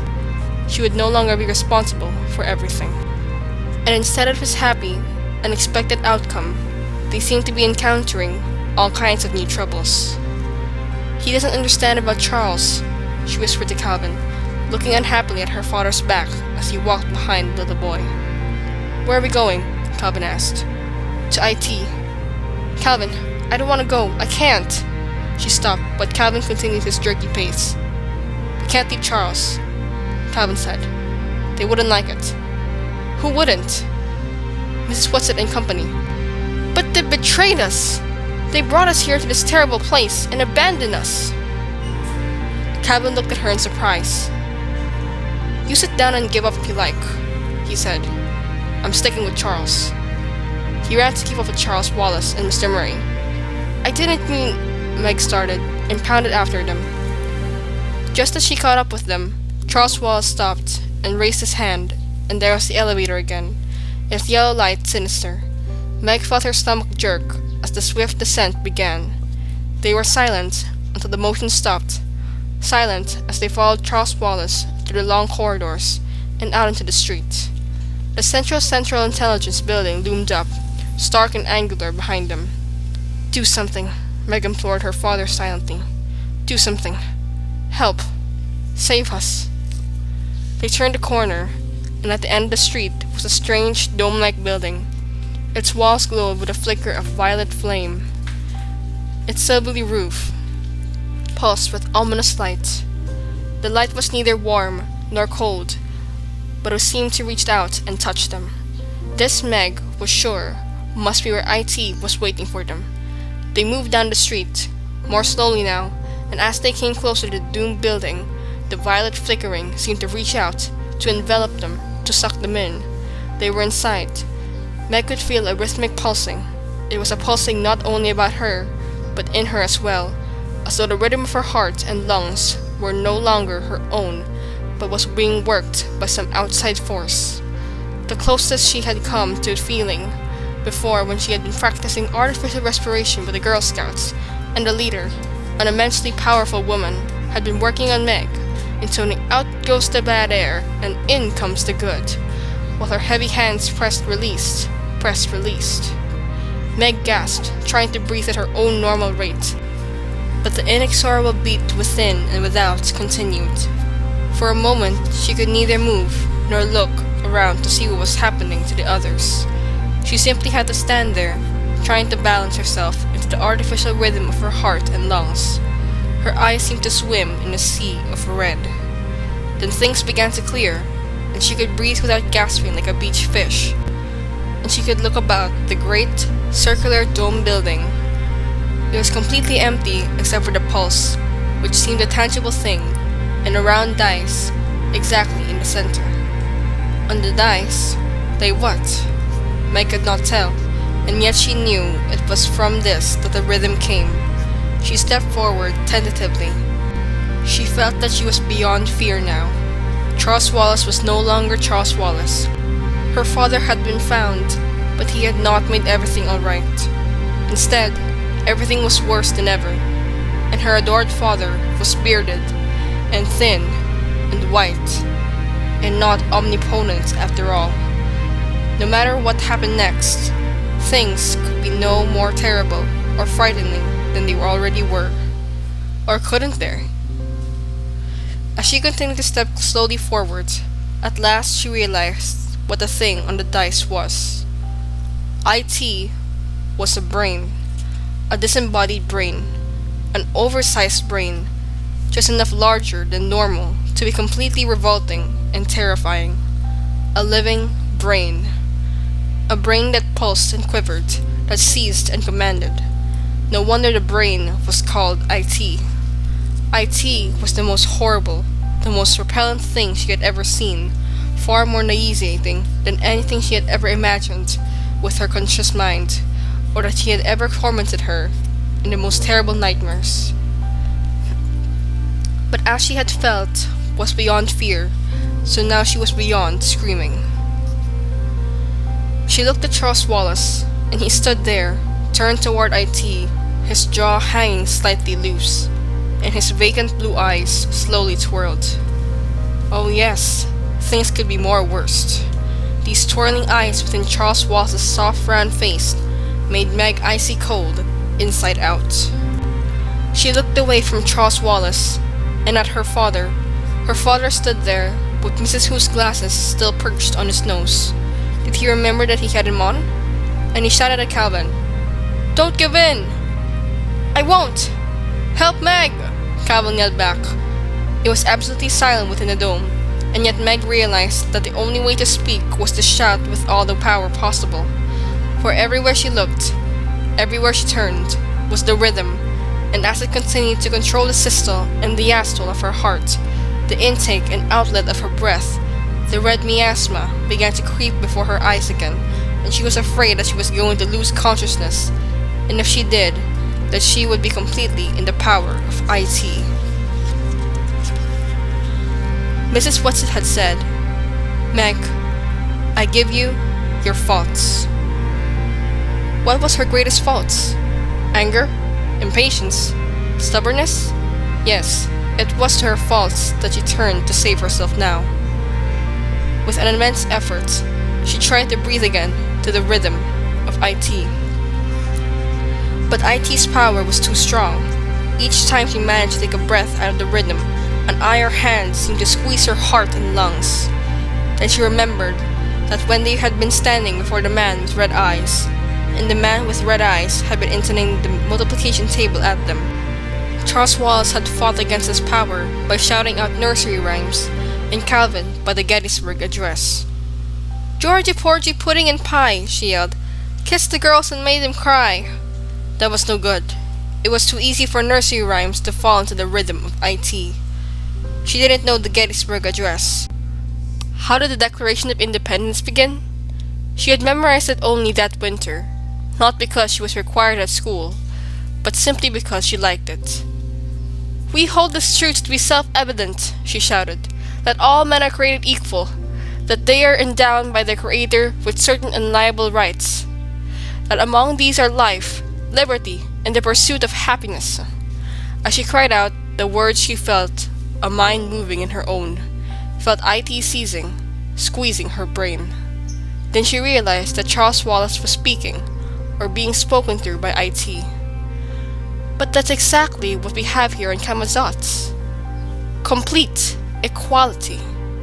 Everybody exactly alike. For a moment, her brain reeled with confusion. Then came a moment of blazing truth. "No," she cried triumphantly. "Like and equal are not the same thing at all." "Good girl, Meg," her father shouted at her. But Charles Wallace continued as though they had not heard. "In Camazotz, all are equal. In Camazotz, everybody is the same as everybody else." But he gave her no argument, provided no answer, and she held on her moment of revelation. Like and equal are two entirely different things. For the moment, she had escaped from the power of IT. But how? She knew that her own puny little brain was no match for the great, bodiless pulsing, writhing mass on the round days.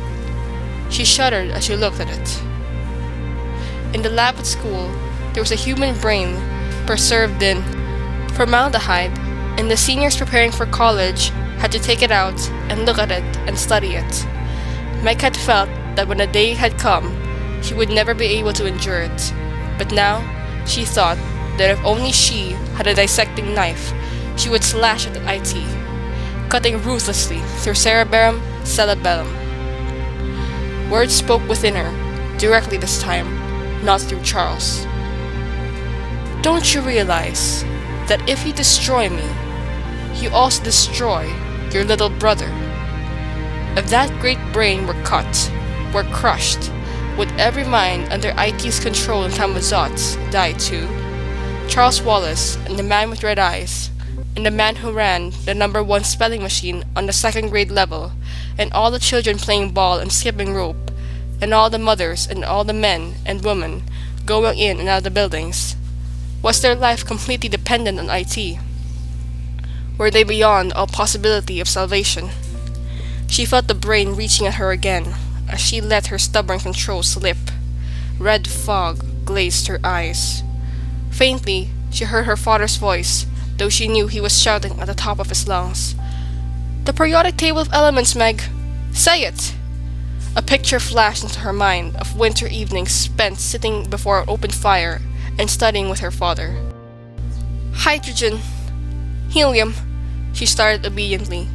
"Keep them in the proper atomic order. What next?" She knew it. Yes. "Lithium, beryllium, boron, carbon, nitrogen, oxygen, fluorine." She shouted the words at her father, turned away from IT. "Neon, sodium, magnesium, aluminum, silicon, phosphorus." "Too rhythmical," her father shouted. "What's the square root of 5? For a moment, she was able to concentrate. "Rack your brains yourself, Meg. Don't let IT rack them." "The square root of 5 is 2.236, she cried triumphantly, "because 2.236 times 2.236 equals 5. What's the square root of 7? The square root of 7 is..." She broke off. She wasn't holding out.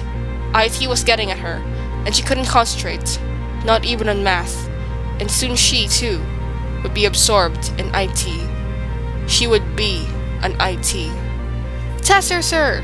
She heard Calvin's voice through the red darkness. Tesser! She felt her father grab her by the wrist. There was a terrible jerk that seemed to break every bone in her body. Then the dark nothing of tessering. If tessering with Mrs. Whatsit, Mrs. Who, and Mrs. Witch had been a strange and fearful experience, it was nothing like tessering with her father. After all, Mrs. Witch was experienced at it, and Mr. Murray, how did he know anything about it at all? Meg felt that she was being torn apart by a whirlwind. She was lost in an agony of pain that finally dissolved into darkness of complete unconsciousness. Chapter 10. Absolute Zero. The first sign of returning to consciousness was cold, then sound. She was aware of voices that seemed to be traveling through or across an Arctic waste. Slowly, the icy sounds cleared, and she realized that the voices belonged to her father and Calvin. She did not hear Charles Wallace. She tried to open her eyes, but the lids would not move. She tried to sit up, but she could not stir. She struggled to turn over, to move her hands, her feet, but nothing happened. She knew that she had a body, but it was as lifeless as a marble. She heard Calvin's frozen voice. Her heart is beating so slowly, her father's voice. But it's beating. She's alive. Barely. We couldn't find a heartbeat at all at first. We thought she was dead. Yes. And then we could feel her heart, very faintly. The beats, very far apart. Then it got stronger. So all we do now is to wait. Her father's voice sounded brittle in her ears, as though they were being chipped out of ice. Calvin. Yes, you're right, sir. She wanted to call out to them. I'm alive! I'm very much alive! Only, I've been turned to stone! But she could not call out any more than she could move. Calvin's voice again. Anyhow, you got her away from IT. You got us both away, and we wouldn't have hold it out. IT's so much powerful and stronger then. How did we stay out, sir? How did we manage as long as we did? Her father. Because IT is completely unused of being refused. That's the only reason I could keep from absorbing it too. No mind has tried to hold out against IT for so many thousands of centuries that certain centers have become soft and atrophied through lack of use. If you hadn't come to me when you did, I'm not sure how much longer I would have lasted. I was on the point of giving in. Calvin. Oh no, sir. Her father. Yes. Nothing seemed important anymore but rest. And of course, IT offered me complete rest. I had almost come to the conclusion that I was wrong to fight. That IT was right after all. And everything I believed in most passionately was nothing but a madman's dream. But then you and Meg came to me, broke through my prison, and hope and faith returned. Calvin. Sir, why were you in Camelot at all? Was there a particular reason for going there? Her father with a frigid laugh. Going to Camelot was a complete accident. I never intended to leave our solar system. I was heading for Mars. Tessering is even more complicated than we expected. Calvin. Sir, how was IT able to get through Charles Wallace before it got me and Meg? Her father. From what you've told me, it's because Charles Wallace thought he could deliberately get into IT and return. He trusted too much of his own strength. Listen. I think the heartbeat is getting stronger. His words no longer sounded to her as quite frozen. Was it his words that were ice, or her ears? Why did she hear only her father and Calvin? Why didn't Charles Wallace speak? Silence. A long silence. Then Calvin's voice again. Can't we do anything? Can't we look for help? Do we just have to keep on waiting? Her father. We can't leave her. And you must stay together. You must not be afraid to take time. Calvin. You mean we were? We rushed into things in Camelot too fast. And Charles Wallace rushed in too fast. And that's why he got caught. Maybe. I'm not sure. I don't know enough yet. Time is different in Camazotz anyhow. Our time inadequate though it is, at least it's straightforward. It may not be fully one-dimensional, because it can't move back and forth on its line, only ahead, but at least it's consistent in its direction. Time in Camazotz seemed to be inverted, turned in oneself. So I have no idea whether I was imprisoned in that column for centuries, or only for minutes. Silence for a moment. Then her father's voice again. I think I feel a pulse in her wrist now. Meg could not feel his fingers against her wrist. She could not feel her wrist at all. Her body was still stone, but her mind was beginning to be capable of movement. She tried desperately to make some kind of sound, a signal to them, but nothing happened. Their voice started again. Calvin. About your project, sir. Were you on it alone? Her father. Oh no. There were half a dozen of us working on it. And I dare say, a number of others we don't know. Certainly we weren't the only nation to investigate along that line. It's not really a new idea, but we did try very hard not to let it be known abroad that we were trying to make it practicable. Did you come to Camazotz alone? Or were there others with you? I came alone. You see, Calvin, there was no way to try it out ahead with rats or monkeys or dogs, and we had no idea whether it would really work, or whether it would be completely bodily disintegration. Playing with time and space is a dangerous game. But why you, sir? I wasn't the first. We drew straws, and I was second. What happened to the first man? We don't— Look! Did her eyelids move? Silence. Then, no, it's only a shadow. But I did blink, Meg tried to tell them. I'm sure I did, and I can hear you. Do something. But there was only another long silence, during which perhaps they were looking at her, watching for another shadow, another flicker. Then she heard her father's voice again, quiet, a little warmer, more like his own voice. We drew straws, and I was second. We know Hank went. We saw him go. We saw him vanish right in front of us. He was there, and then he wasn't. We were to wait for a year for his return, or for some message. We waited, and nothing. Calvin, his voice cracking. Jeepers, sir. You must have been sort of a flap. Her father. Yes. It's a frightening as well as an exciting thing to discover that matter and energy are the same thing. That size is an illusion, in that time is a material substance. We can know this, but it's far more than we can understand with our puny little brains. I think you'll be able to comprehend far more than I, and Charles Wallace even more than you. Yes, but what happened? Please, sir. After the first man, Meg could hear her father sigh. Then, it was my turn. I went. And here I am. A wiser and a humbler man. I'm sure I haven't gone 2 years. Now that you've come, I have some hope that I will be returned in time. One thing I have to tell the others is that we know nothing. Calvin. What do you mean, sir? Her father. Just what I say. We're children playing with dynamite. In our mad rush, we plunged into this before. With a desperate effort, Meg made a sound. It wasn't a very loud one, but it was a sound. Mr. Murray stopped. Hush. Listen. Meg made a strange, croaking noise. She found that she could pull open her eyelids.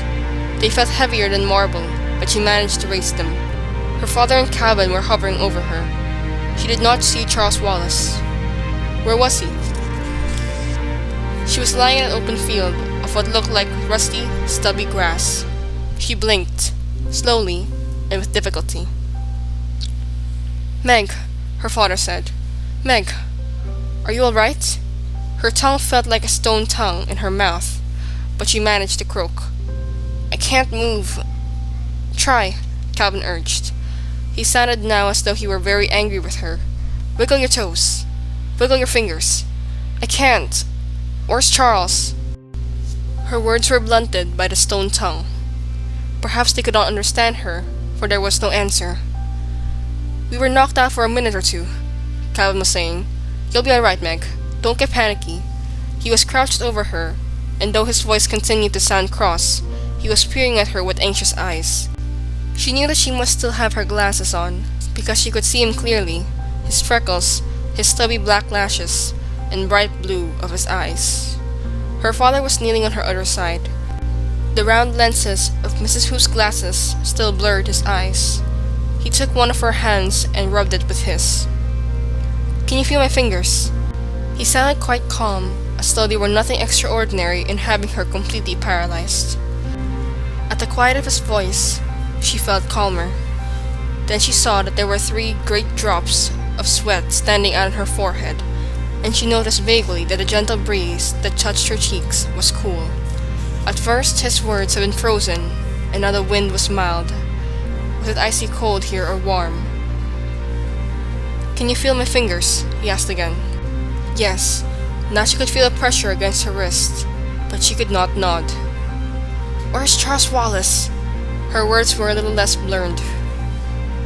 Her tongue, her lips, were beginning to feel cold and numb, as though she had been giving a massive dose of Novocaine at the dentist. She realized with a start that her body and limbs were cold, that not only was she not warm, she was frozen from head to toe. And it was this that made her father's words seem like ice that had paralyzed her. "I'm frozen," she said faintly. Calvin's hadn't been this cold, a cold that cut deeper than the wind of the bitterness of winter days at home. She was away from IT, but this unexplained iciness was almost as bad. Her father had not saved her. Now, she was able to look around a little, and everything she could see was rusty and gray. There were trees edging the field in which she lay, and their leaves were the same brown as the grass. There were plants that might have been flowers, except that they're dull and gray.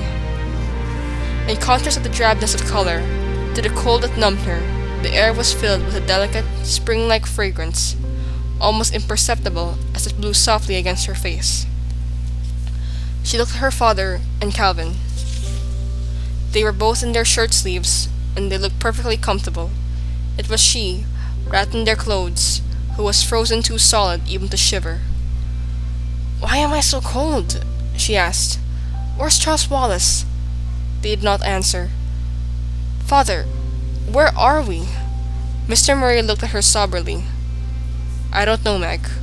I don't test her very well. I must have overshot somehow. We're not in Camazotz. I don't know where we are. I think you're so cold because we went through the black thing, and I thought for a moment it was going to tear you away from me. Is this a dark planet?" Slowly, her tongue was beginning to thaw. Her words were less blurred. "I don't think so," Mr. Murray said, "but I know so little about anything that I can be sure." "You shouldn't have tested her then." She had never spoken to her father in this way before. The words seemed hardly to be hers. Calvin looked at her, shaking his head. "It was the only way to do. At least, it got us out of Camazotz." "Why did we go without Charles Wallace? Did we just leave him there?" The words that were not really hers came out cold and accusing. "We didn't just leave him," her father said. "Remember that the human brain is a very delicate organism, and it can be easily damaged. See, Meg." Calvin crouched over her, tense and worried. "If your father had tried to yank Charles away when he tested us, and if IT had kept grabbing hold of Charles, it might have been too much for him, and we'd have lost him forever. And we had to do something right then. Why? IT was taking us. You and I were slipping, and if your father had gone on trying to help us, he wouldn't have been able to hold out much longer either." "You told him to test her," Meg charged Calvin. "There isn't any question of blame," Mr. Murray cut in severely. "Can you move yet?" All Meg's faults were upmost in her now, and they were no longer helping her. "No, and you'd better take me back to Camazotz and Charles Wallace quickly. You're supposed to be able to help." Disappointment was dark and corrosive in her as the black thing. The ugly words tumbled from her cold lips. Even as herself, she could not believe that it was her father. Her beloved longed for a father that she was talking to in this way. If her tears had been not frozen, it would have gushed out of her eyes. She had found her father, and he had not made everything right at all. Everything kept getting worse and worse. If the long search for her father was ended, and he wasn't able to overcome all their difficulties, there was nothing to guarantee that it would all come out right in the end. There was nothing left for hope for. She was frozen, and Charles Wallace was being devoured by IT, and her omnipotent father was doing nothing. She teetered on the seesaw of love and hate, and the black thing pushed her down into hate. "You don't even know where we are!" she cried out at her father. "We'll never see Mother or the twins again. We don't know where Earth is, or where even Camazotz is. We're lost out in space. What are you going to do?" She did not realize that she was as much as power of the black thing as Charles Wallace. Mr. Murray bent over her, massaging her cold fingers. She could not see his face. "My daughter, I am not a Mrs. Whatsit, a Mrs. Who, or a Mrs. Which. Yes, Calvin has told me everything he could. I am a human being, and a very fallible one. But I agree with Calvin. We were sent here for something, and we know that all things work out in the good, for them who love God, to them who are called according to his purpose." "The black thing!" Meg cried out to them. "Why did you let it almost get me?" "You've never tested as well as the rest of us," Calvin reminded her. "It never bothered Charles and me as much as you did." "You shouldn't have taken me then," Meg said, "until he learns to do it better." Neither her father nor Calvin spoke. Her father continued his gentle massage. Her fingers came back to life with tingling pain. "You're hurting me!" "Then you're feeling again," her father said quietly. "I'm afraid it's going to hurt, Meg." The piercing pain moved slowly up her arms, began her toes and legs. She started to cry out against her father when Calvin explained. "Look!" Coming toward them, moving in silence across the brown grass, were 3 figures. What were they? On Uriel, they had been magnificent creatures. On Camazotz, the inhabitants had at least resembled people. What were these strange things approaching? They were the same dull gray color as the flowers. If they hadn't walked upright, they would have seemed like animals. They moved directly toward the 3 human beings. They had 4 arms, and far more than 5 fingers of each hand, and fingers were not fingers, but waving long tentacles. They had heads, and they had faces, but where the faces of the creature on Uriel had seemed far more than human faces, these seemed far less. Where the features would normally be, there were several indentations, and in places of ear and hair, there were more tentacles. They were tall, Meg realized, as they came closer, far taller than any man. They had no eyes, just soft indentations. Meg's rigid, frozen body tried to shudder with terror, but instead of the shudder, all that came was pain. She moaned. The things stood over them. They appeared to be looking down at them, except they had no eyes with which to see. Mr. Murray continued to kneel by Meg, massaging her. "He's killed us. Bring us here," Meg thought. "I'll never see Charles Wallace again. Or Mother. Or the twins." Calvin rose to his feet. He bowed to the beast, as though they could see him. He said, "How do you do, sir, ma'am?" "Who are you?" the tallest of the beasts said. His voice was neither hostile nor welcoming, and it came not from the mouth-like indentation in the furry face, but from the waving tentacles. "They'll eat us," Meg thought wildly. "They're making me hurt. My toes. My fingers. I hurt." Calvin answered the beast's question. We're from Earth. I'm not sure how we got here. We had an accident. Meg, this girl is paralyzed. She can't move. She's terribly cold. We think that's why she can't move." One of them came up to Meg and squatted down on his huge haunches beside her, and she felt utter loathing and revulsion as it reached out a tentacle to touch her face. But with the tentacle came the same delicate fragrance that moved across her with the breeze, and she felt a soft, tingling warmth go all through her that momentarily assuaged her pain. She felt suddenly sleepy. "I must look strange to it as it looked at me," she thought drowsily, and then realized with a shock that of course the beast couldn't see her at all. Nevertheless, a reassuring sense of safety flowed through her, with the warmth which continued to seep down into her, and the beast touched her. Then it picked her up, cradling her in two arms. Mr. Murray stood up quickly. "What are you doing?" "Taking the child." Chapter 11. Unbeast. "No!" Mr. Murray said sharply. "Please, put her down." A sense of amusement seemed to emanate from the beast. The tallest, who seemed to be the spokesman, said, "We frighten you." "What are you going to do with us?" Mr. Murray asked. The beast said, "I'm sorry. We communicate better with the other one." He turned toward Calvin. "Who are you?" "I'm Calvin O'Keefe." "What's that?" "I'm a boy. A young man. You too are afraid." "I'm not sure." "Tell me," the beast said, "what do you suppose you'd do if three of us suddenly arrived at your home planet?" "Shoot you, I guess," Calvin admitted. "Then isn't that what we should do with you?" Calvin's freckles seemed to deepen, but he answered quietly, "I'd really rather you didn't. I mean, the Earth's my home, and I'd rather be there than anywhere in the world. I mean, the universe. And I can't wait to get back, but we make some awful bloopers there." The smallest beast, the one holding Meg, said, "And perhaps they aren't used to visitors from other planets." "Used to it?" Calvin exclaimed. "We've never had any, as far as I know." "Why?" "I don't know." The middle beast, a tremor of trepidation in the words, said, "You aren't from a dark planet, are you?" "No." Calvin shook his head firmly, though the beast couldn't see him. We're shadowed, but we're fighting the shadow," the beast holding Meg questioned. "You three are fighting?" "Yes," Calvin answered. "Now that we know about it." The tall one backed to Mr. Murray, speaking sternly. "You, the oldest man, from where have you come? Now." Mr. Murray answered steadily. "From a planet called Kamuzot." There was a mutter from the three beasts. "We do not belong there," Mr. Murray said, slowly and distinctively.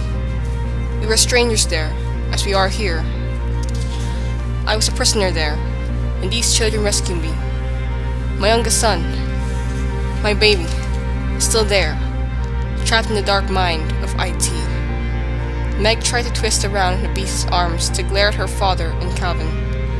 Why were they being so frank? Weren't they aware of the danger? But again, her anger dissolved as the gentle warmth from the tentacles flowed through her. She realized that she could move her fingers and toes with comparative freedom, and the pain was no longer so acute. "We must take this child back with us," the beast holding her said. Meg shouted at her father, "Don't leave me the way you left Charles!" With this burst of terror, a spasm of pain racked her body, and she gasped. "Stop fighting," the beast told her. "You make it worse." "Relax." "That's what IT said," Meg cried. "Father! Calvin! Help!" The beast turned toward Calvin and Mr. Murray. "This child is in danger. You must trust us." "We have no alternative," Mr. Murray said. "Can you save her?" "I think so." "May I stay with her?" "No, but you will not be far away. We feel that you are hungry, tired, that you would like to bathe and rest. And this little... what is the word?" The beast cocked its tentacles to Calvin. "Girl?" Calvin said. "This little girl needs prompt and special care. The coldness of the... what is it you call it? The black thing?" "The black thing. Yes, the black thing burns, unless it is counteracted properly." The three beasts stood around Meg, and they seemed they were feeling into her with their soft, waving tentacles. The movement of the tentacles was as rhythmic and flowing as the dance of an undersea plant, and lying there, cradled in four strange arms, Meg, despite herself, felt a sense of security that was deeper than anything she had known since the days that when she was in her father's arms in the old rocking chair and was sung to sleep. With her father's help, she had been able to resist IT.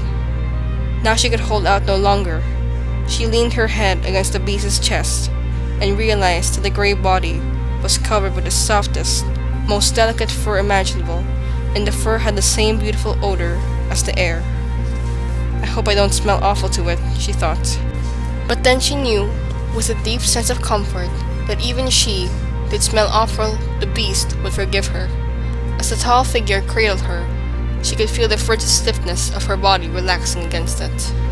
This bliss could not come to her from a thing like IT. IT could only give pain, never relieve it. The beast must be good. They had to be good.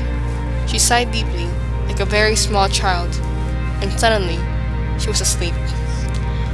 When she came to herself again, there was in the back of her mind a memory of pain, of agonizing pain. But the pain was now over, and her body was lapped in comfort. She was lying on something wonderfully soft, in an enclosed chamber. It was dark. All she could see were occasionally tall, moving shadows, which she realized were the beasts walking about. She had been stripped off her clothes, and something warm and pungent was gently being rubbed into her body. She sighed and stretched, and discovered that she could stretch. She could move again. She was no longer paralyzed, and her body was bathed in waves of warmth. Her father had not saved her. The beast had. "So you are awake, little one?" The words came gently to her ears.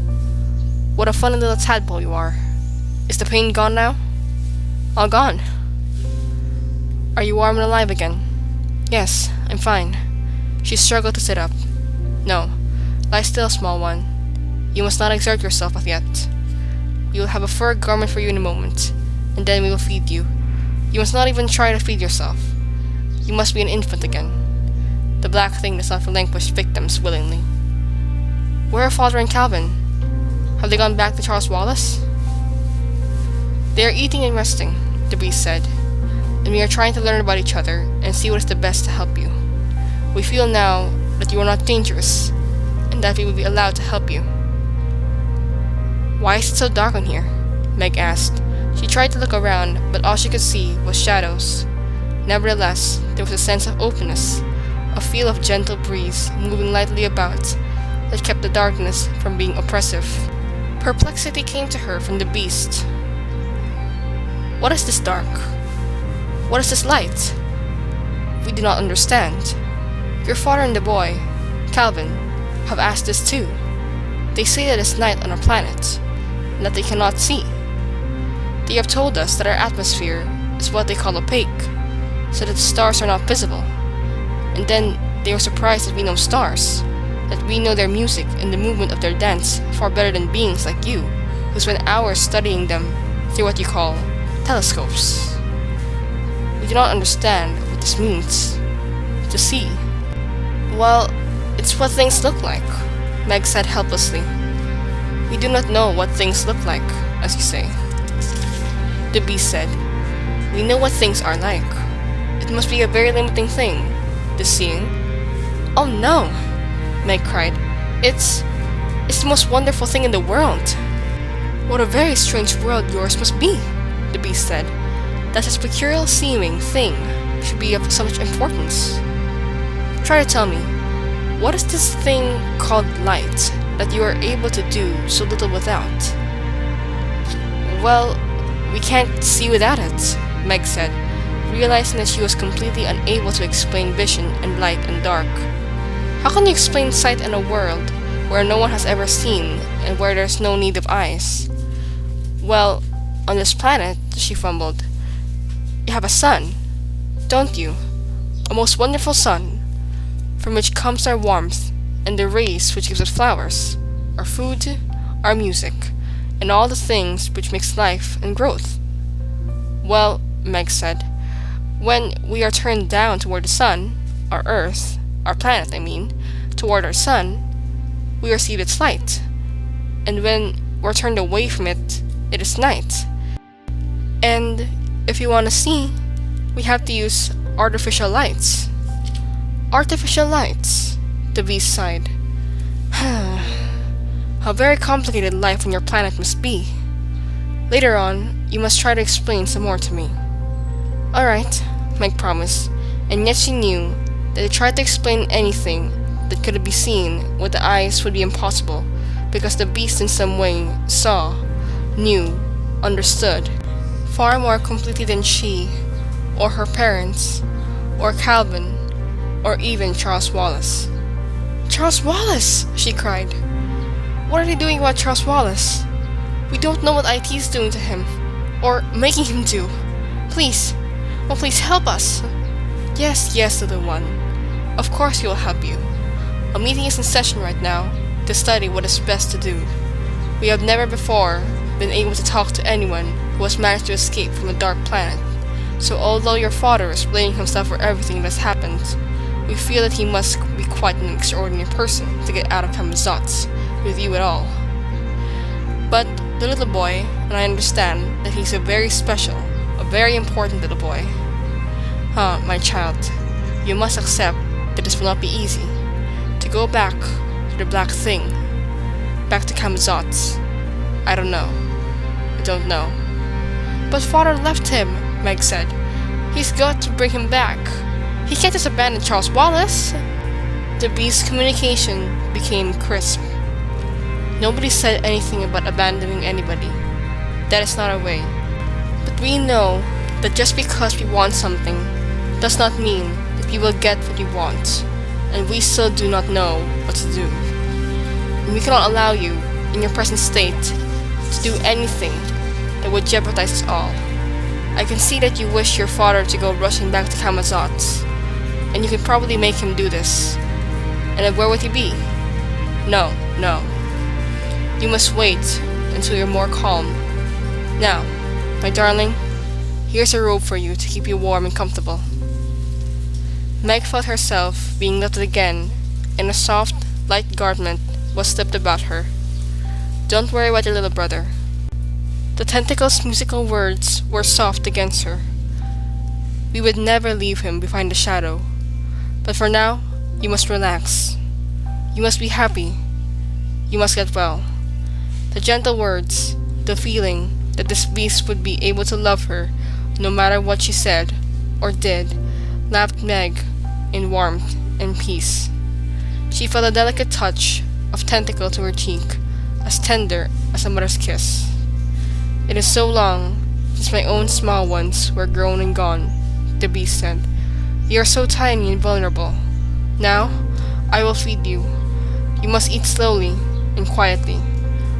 I know that you are half-starved, that you have been rushed without no food, far too long, but you must not rush things, or you will not get well.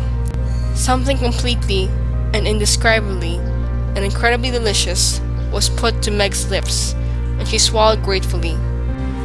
With each swallow, she felt strength returning to her body, and she realized that she had nothing to eat since the horrible fake turkey dinner on Kamazotz, which she had barely tasted. How long ago was her mother's stew? Time no longer had any meaning. How long does night last here? She murmured sleepily. It will be day again, won't it? Hush, the beast said. Eat, small one.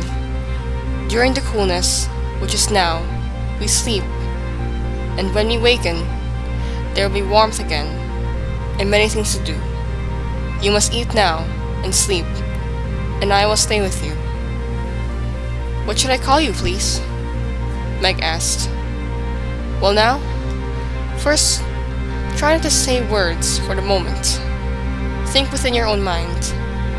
Think of all the things people called me.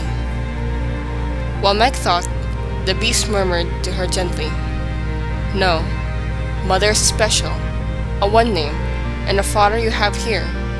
Not just a friend, nor a teacher, nor brother, nor sister.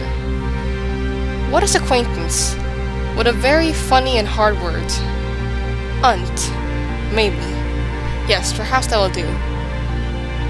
And you think of such odd words about me. Thing, and monster. Monster. What a horrid sort of word. I really do not think I am a monster. Beast. That'll do. Aunt Beast. Aunt Beast, Meg murmured sleepily and laughed.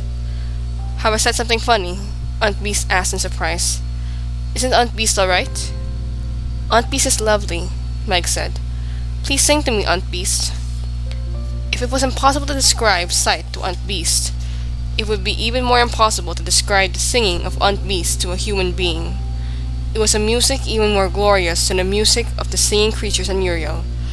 It was a music more tangible than form or sight. It had essence and structure. It supported Meg more firmly than the arms of Aunt Beast. It seemed to travel with her, to sweep her aloft in the power of song, so that she was moving in glory among the stars, and for a moment, she too felt that the words of darkness and light had no meaning, and only this melody was real. Meg did not know when she fell asleep within the body of the music. When she wakened, Aunt Beast was asleep too, the softness of her furry, faceless head dropping. Night had gone, and a dull gray light filled the room, but she realized that now here, on this planet, there was no need for color, that the grays and the browns, merging into each other, were not what the beast knew, and that what she, herself, saw was only the smallest fraction of what the planet was really like. It was she who was limited by her senses, not the blind beast, for they must have senses of which she could not even dream. She stirred slightly, and Aunt Beast bent over her immediately. What a lovely sleep, my darling. Do you feel alright? I feel wonderful, Meg said. Aunt Beast, what is this planet called? Oh dear, Aunt Beast sighed. I find it not easy at all to put things the way your mind shapes. You call where you came from Camazotz. Well, it's where we came from, but it's not our planet. You call us Ixchel, I guess, Aunt Beast told her. We share the same sun as Lost Camazotz, but that, give thanks, is all we share. Are you fighting the black thing? Meg asked. Oh yes, Aunt Beast replied. In doing this, we can never relax. We are to call according to his purpose. In whom he calls, them he justifies. Of course, we have help, and without help, it would be much more difficult. Who helps you? Meg asked. Oh dear, it is so difficult to explain things to you, small one. And I know now that it's not just because you're a child. The other two are as hard to reach into as you are. What can I tell you that will mean anything to you? Good helps us, and stars help us. Perhaps what you call light helps us, and love helps us. Oh, my child, I cannot explain. This is something you just have to know, or not know. But we look not at the things which are what you call seen, but at the things which are not seen. For the things which are seen are temporal, but the things which are not seen are eternal. Aunt Beast, do you know Mrs. Whatsit? Meg asked, with a sudden flooding of hope. Mrs. Whatsit? Aunt Beast was puzzled. Oh, child, your language is so utterly simple and limited that it has the effect of extreme complication. Her forearms, tentacles waving, were outflung in a gesture of helplessness. Would you like me to take to your father and Calvin?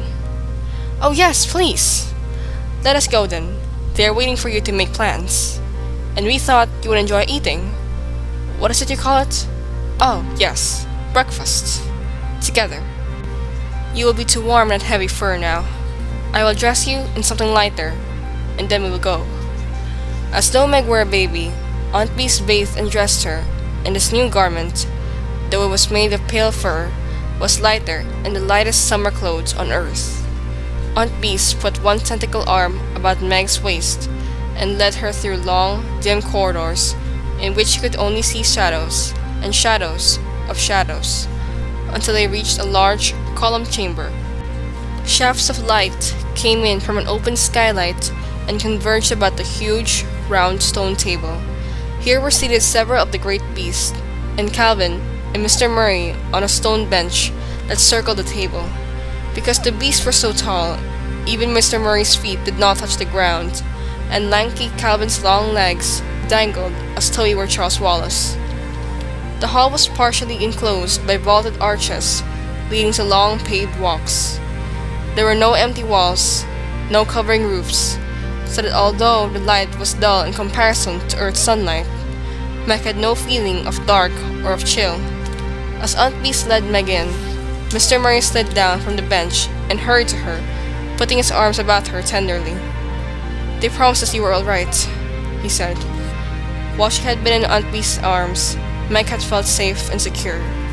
Now her worries about Charles Wallace and her disappointment in her father's human fallibility rose like a gorge in her throat.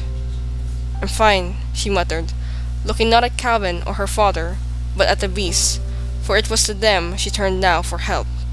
It seemed to her that neither her father nor Calvin were properly concerned about Charles Wallace. "Meg!" Calvin said gaily, "You've never tasted such food in your life. Come and eat." Aunt Beast lifted Meg onto the chair and sat down beside her, then heaped a plate with food, strange fruits, and breads that tasted unlike anything Meg had ever eaten. Everything was dull and colorless and unappetizing to look at, and at first, even remembering the meal Aunt Beast had fed her the night before, Meg hesitated to taste, but once she had managed the first bite, she ate eagerly. It seemed that she would never have filled again. The others waited until she slowed down. Then Mr. Murray said gravely, "We were trying to work out a plan to rescue Charles Wallace. Since I made such a mistake in tethering away from IT, we feel that it would not be wise for me to try to get back to Camazotz, even alone. If I missed the mark again, I could easily get lost and wander forever from galaxy to galaxy, and that would be small help to anyone, least of all to Charles Wallace."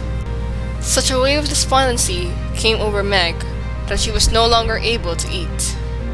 "Our friends here," he continued, "feel that it was only the fact that I still wore the glasses your Mrs. Who gave you that kept me within the solar system. Here are the glasses, Meg, but I am afraid that the virtue has gone from them now, and they are only glass. Perhaps they were meant to help only once, and only on Camazotz. Perhaps it was going through the black thing that did it." He pushed the glasses across the table at her.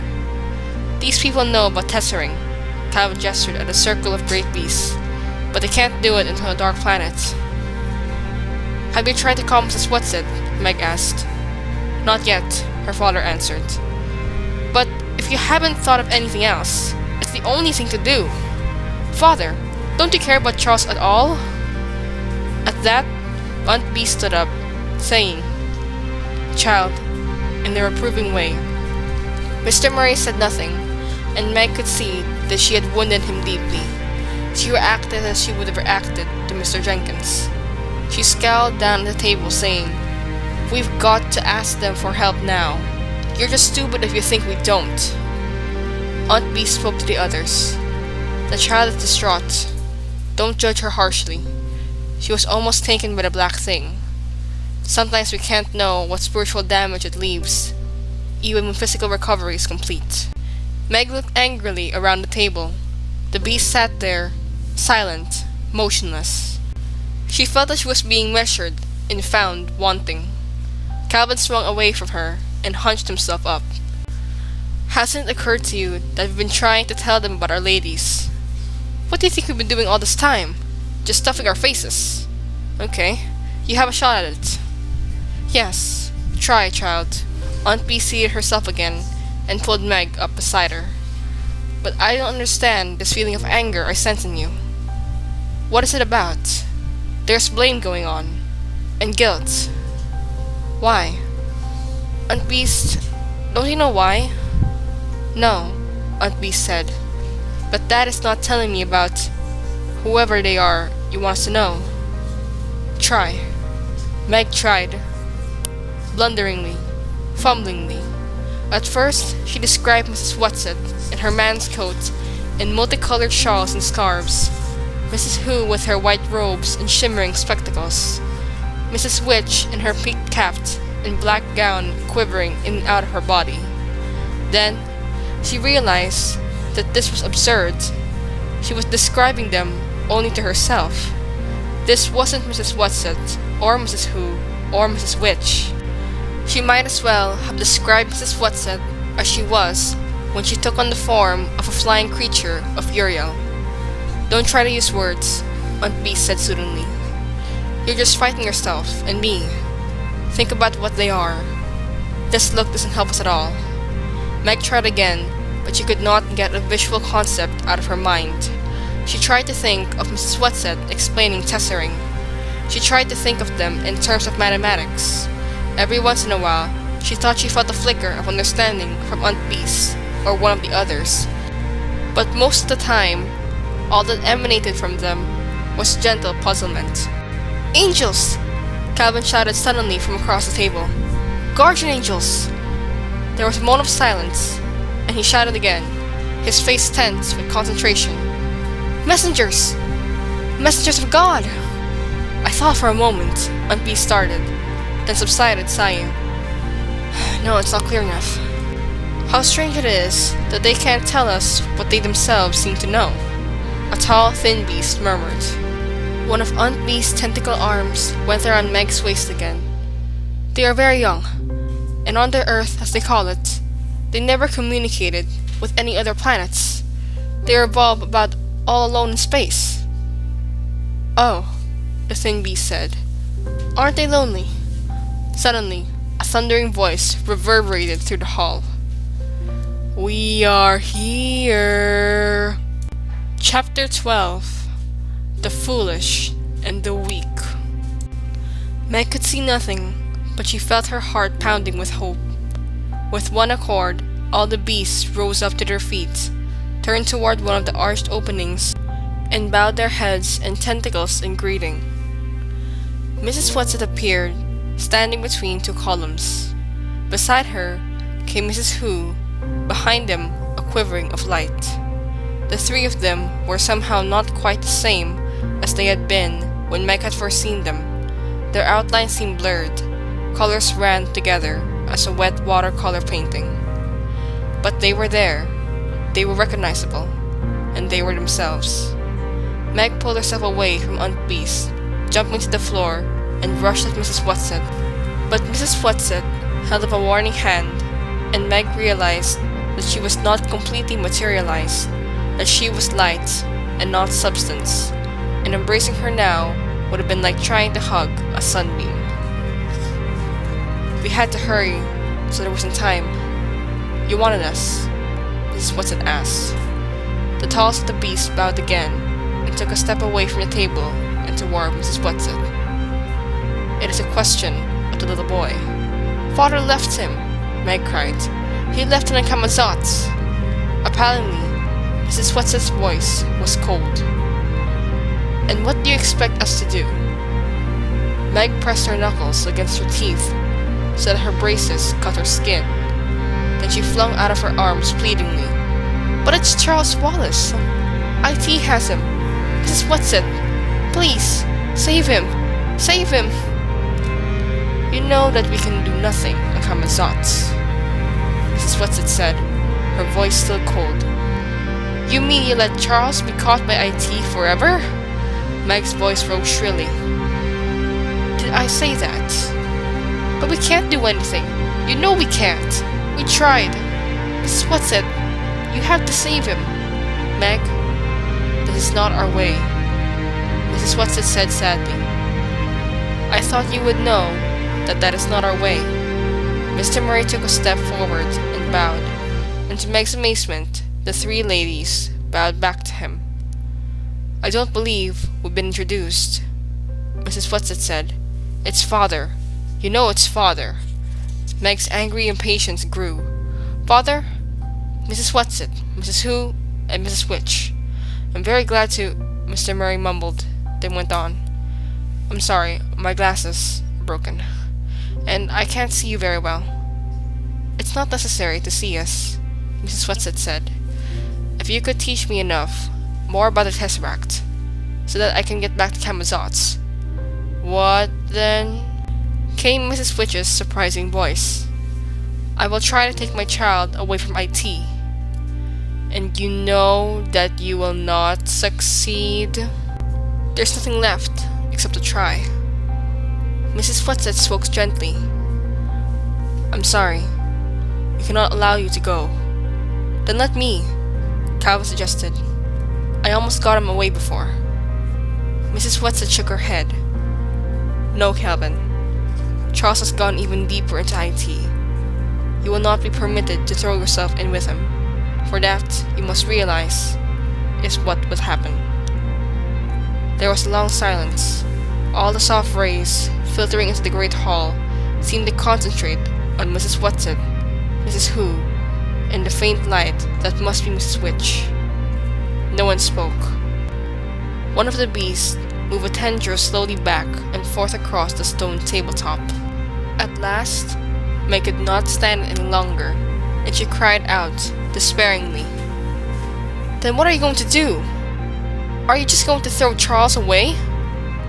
Mrs. Witch's voice rolled formidably across the hall. Silence, child. But Meg could not be silent. She pressed closely against Aunt Beast, but Aunt Beast did not put the protecting tentacles around her. I can't go, Meg cried. I can't. You know I can't. Did anybody ask you to go? The grim voice made Meg's skin prickle into goose flesh. She burst into tears. She started beating at Aunt Beast like a small child having a tantrum. Her tears rained down her face and splattered on Beast's fur. Aunt Beast stood quietly against the assault. Alright, I'll go, Meg sobbed. I know you want me to go. We want nothing from you that you do without grace, Mrs. Whatsit said, or that you do without understanding. Meg's tears stopped as abruptly as they had started. But I do understand. She felt tired and unexpectedly peaceful. Now the coldness that under Aunt Beast's ministrations had left her body had also left her mind. She looked toward her father, and her confused anger was gone, and she felt only love and pride.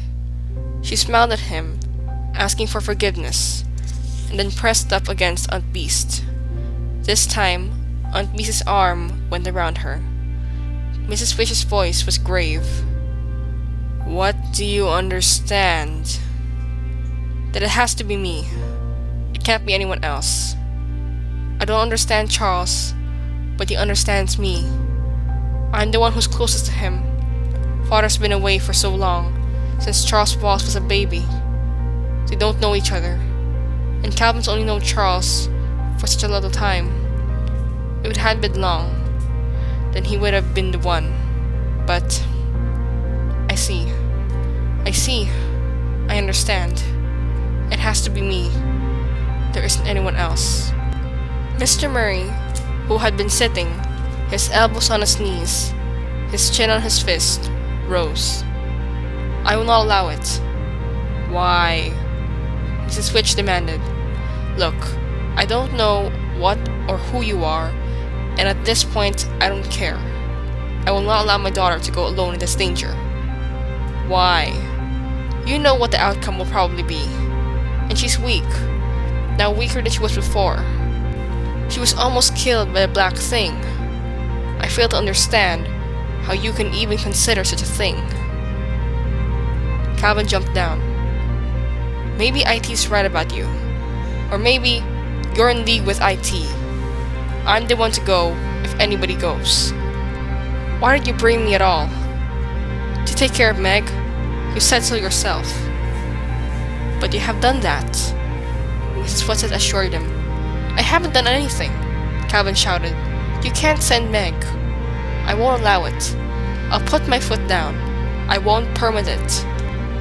Don't you see that you're making something that is already hard for Meg even harder? Mrs. Whatsit asked him. Aunt Beast turned tentacles toward Mrs. Whatsit. Is she strong enough to test her again? You know what she's been through. If Witch takes her, she can manage, Mrs. Whatsit said. If it will help, I can go too and hold her. Aunt Beast's arm around Meg tightened. Aunt Beast, Meg started, but Mrs. Whatsit cut her off. "No." "I was afraid not," Aunt Bee said humbly. "I just wanted you to know that I would." "Mrs. Whatsit?" Mr. Murray frowned and pushed his hair back before his face. Then he showed with his middle finger at his nose as though he were trying to get spectacles closer to his eyes. "Are you remembering that she is only a child? And she's backward," Calvin bellowed. "I resent that," Meg said hotly, hoping that indignation would control her trembling. "I'm better than you at math, and you know it." "Do you have the courage to go alone?" Mrs. Whatsit asked her. Meg's voice was flat. "No, but it doesn't matter." She turned to her father and Calvin. "You know it's the only thing to do. You know they'd never send me alone if—" "How do we know they're not in league with IT?" Mr. Murray demanded. "Father!"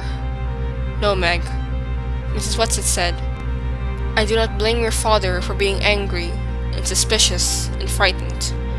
And I cannot pretend that we are doing anything but sending you into the greatest kind of danger. I have to acknowledge quite openly that it may be a fatal danger. I know this, but I do not believe in it. And the happy medium doesn't believe it either." "Can't you see what's going to happen?" Calvin asked. "Not in this kind of thing." Mrs. Whatsit sounded surprised at his question. "If we knew ahead of time what was going to happen, we'd be like the people in Camazotz, with no lives of our own, with everything all planned and done for us. How can I explain it to you? Oh, I know. In your language, you have a form of poetry called a sonnet." Yes, Calvin said impatiently. "What's it got to do with a happy medium? Kindly pay me the courtesy of listening to me." Mrs. Whatsit's voice was stern, and for a moment, Calvin stopped pawing the ground like a nervous colt. "It is a very strict form of poetry, is it not?" "Yes. There are 14 lines, I believe, all in iambic pentameter. That's a very strict rhythm or meter, yes?" "Yes," Calvin nodded. "And each line has to end with a rigid rhyme pattern. And the poet does not do exactly this way. It is not a sonnet, is it?" "No. But within this strict form, the poet has complete freedom to say whatever he wants, doesn't he?" "Yes," Calvin nodded again. "So," Mrs. Whatsit said. "So what?" "Oh, do not be stupid, boy," Mrs. Whatsit scolded. "You know perfectly well what I'm driving at. You mean you're comparing our lives to a sonnet, a strict form, but freedom within it." "Yes," Mrs. Whatsit said. "You're given the form, but you have to write the sonnet yourself. What you say is completely up to you." "Please," Mike said. "Please. If you got to go, I want to go and get it over with. Each minute you put it off makes it harder." "She is right," boomed Mrs. Witch's voice. "It is time. You must say goodbye." Mrs. Whatsit was giving her not permission, but a command. Meg curtsied clumsily to the beasts. "Thank you all, very much. I know you saved my life." She did not add what she could not help thinking. Saved it for what? So that IT could get me. She put her arms around Aunt Bee's, pressed up against the soft, fragrant fur. "Thank you," she whispered. "I love you." "And I, you little one." Aunt Bee's pressed gentle tendrils against Meg's face. "Cal," Meg said, holding out her hand. Calvin came to her and took her hand, then drew her roughly to him and kissed her. He didn't say anything, and he turned away before he had a chance to see the surprised happiness that brightened Meg's eyes. At last she turned to her father. I'm sorry, Father." He took both her hands in his, bent down to her with his short-sighted eyes. "Sorry for what, Megatron?" Tears almost came to her eyes at the gentle use of the old nickname. I want you to do it all for me. I wanted everything to be easy and be simple. So I tried to pretend that it was all your fault because I was scared and I didn't want to have to do anything myself. But I wanted to do it for you, Mr. Murray said. That's what every parent wants. He looked into her dark, frightened eyes. I won't let you go, Meg. I am going. No. Mrs. What's-its voice was sterner than Meg had ever heard it. You are going to allow Meg the privilege of accepting this danger. You are a wise man, Mr. Murray. You are going to let her go. Mr. Murray sighed. He drew Meg close to him. Little Megaparsec, don't be afraid to be afraid. We will try to have courage for you. That is all we can do. Your mother was always shoving me out in the world, Meg said. She'd want me to do this. You know she would. Tell her, she started, choked, then held up her head and said, No, never mind. I'll tell her myself. Good girl. Of course you will. Now Meg walked slowly around the great table to where Mrs. Whatsit was still poised between the columns. Are you going with me? No, only Mrs. Witch. The black thing. Fear made her voice tremble. When father tested me through it, it almost got me. Your father is singularly unexperienced, Mrs. Whatsit said, though a fine man and worth teaching. At the moment, he still treats tessering as though he were working on a machine. He will not let the black thing get you. I don't think. This was not exactly comforting. The momentary vision and fate that had come to Meg dwindled. But suppose I can't get Charles Wallace from IT. Stop. Mrs. Whatsit led her hand. We gave you gifts the last time we took you to Camazot's. We will not let you go empty-handed this time. But what we can give you now is nothing you can touch with your hands. I give you my love, Meg. Never forget that. My love, always. Mrs. Who, eyes shining behind spectacles, beamed at Meg. Meg felt in her blazer pocket and handed back the spectacles she had used on Camazot's. Your father is right. Mrs. Who took the spectacles and hid them somewhere in the folds of her robes.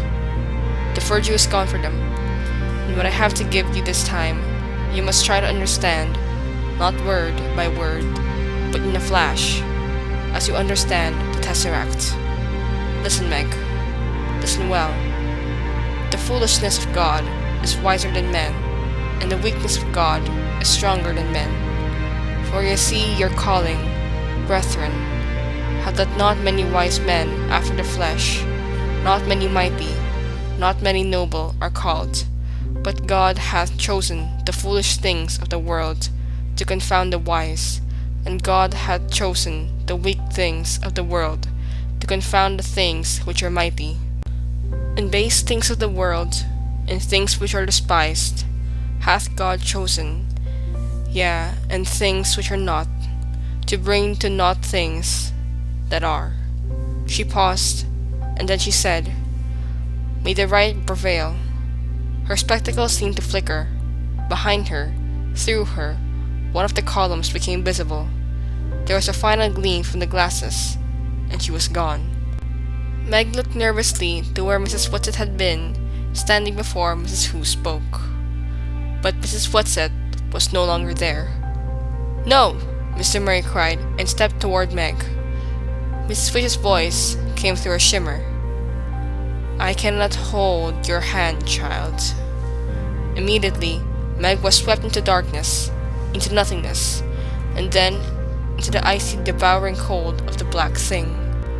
Mrs. Witch won't let it get me, she thought, over and over, while the cold of the black thing seemed to crunch at her bones. Then they were through it, and she was standing breathlessly on her feet, on the same hill on which they had first landed on Camazot's. She was cold and a little numb, but no worse than she had often been in the winter in the country where she had spent an afternoon skating on the pond. She looked around. She was completely alone. Her heart began to pound. Then, seeming to echo from all around her, came Mrs. Witch's unforgettable voice. "I have not given you my gift. You have something that IT has not. This something is your only weapon, but you must find it for yourself." Then the voice ceased, and Meg knew that she was alone. She walked slowly down the hill, her heart thumping painfully against her ribs. There below her was the same row of identical houses they had seen before, and beyond these, the linear buildings of the city. She walked along the quiet street. It was dark, and the street was deserted. No children playing ball or skipping rope. No mother figures at the door. No father figures returning from work. In the same window of each house was a light, and as Meg walked down the street, all the lights were extinguished simultaneously. Was it because of her presence, or was it simply that it was time for lights out? She felt numb, beyond rage or disappointment or even fear. She put one foot ahead of the other with precise regularity, not allowing her pace to lag. She was not thinking, she was not planning, she was simply walking slowly but steadily toward the city and the dome building where IT lay.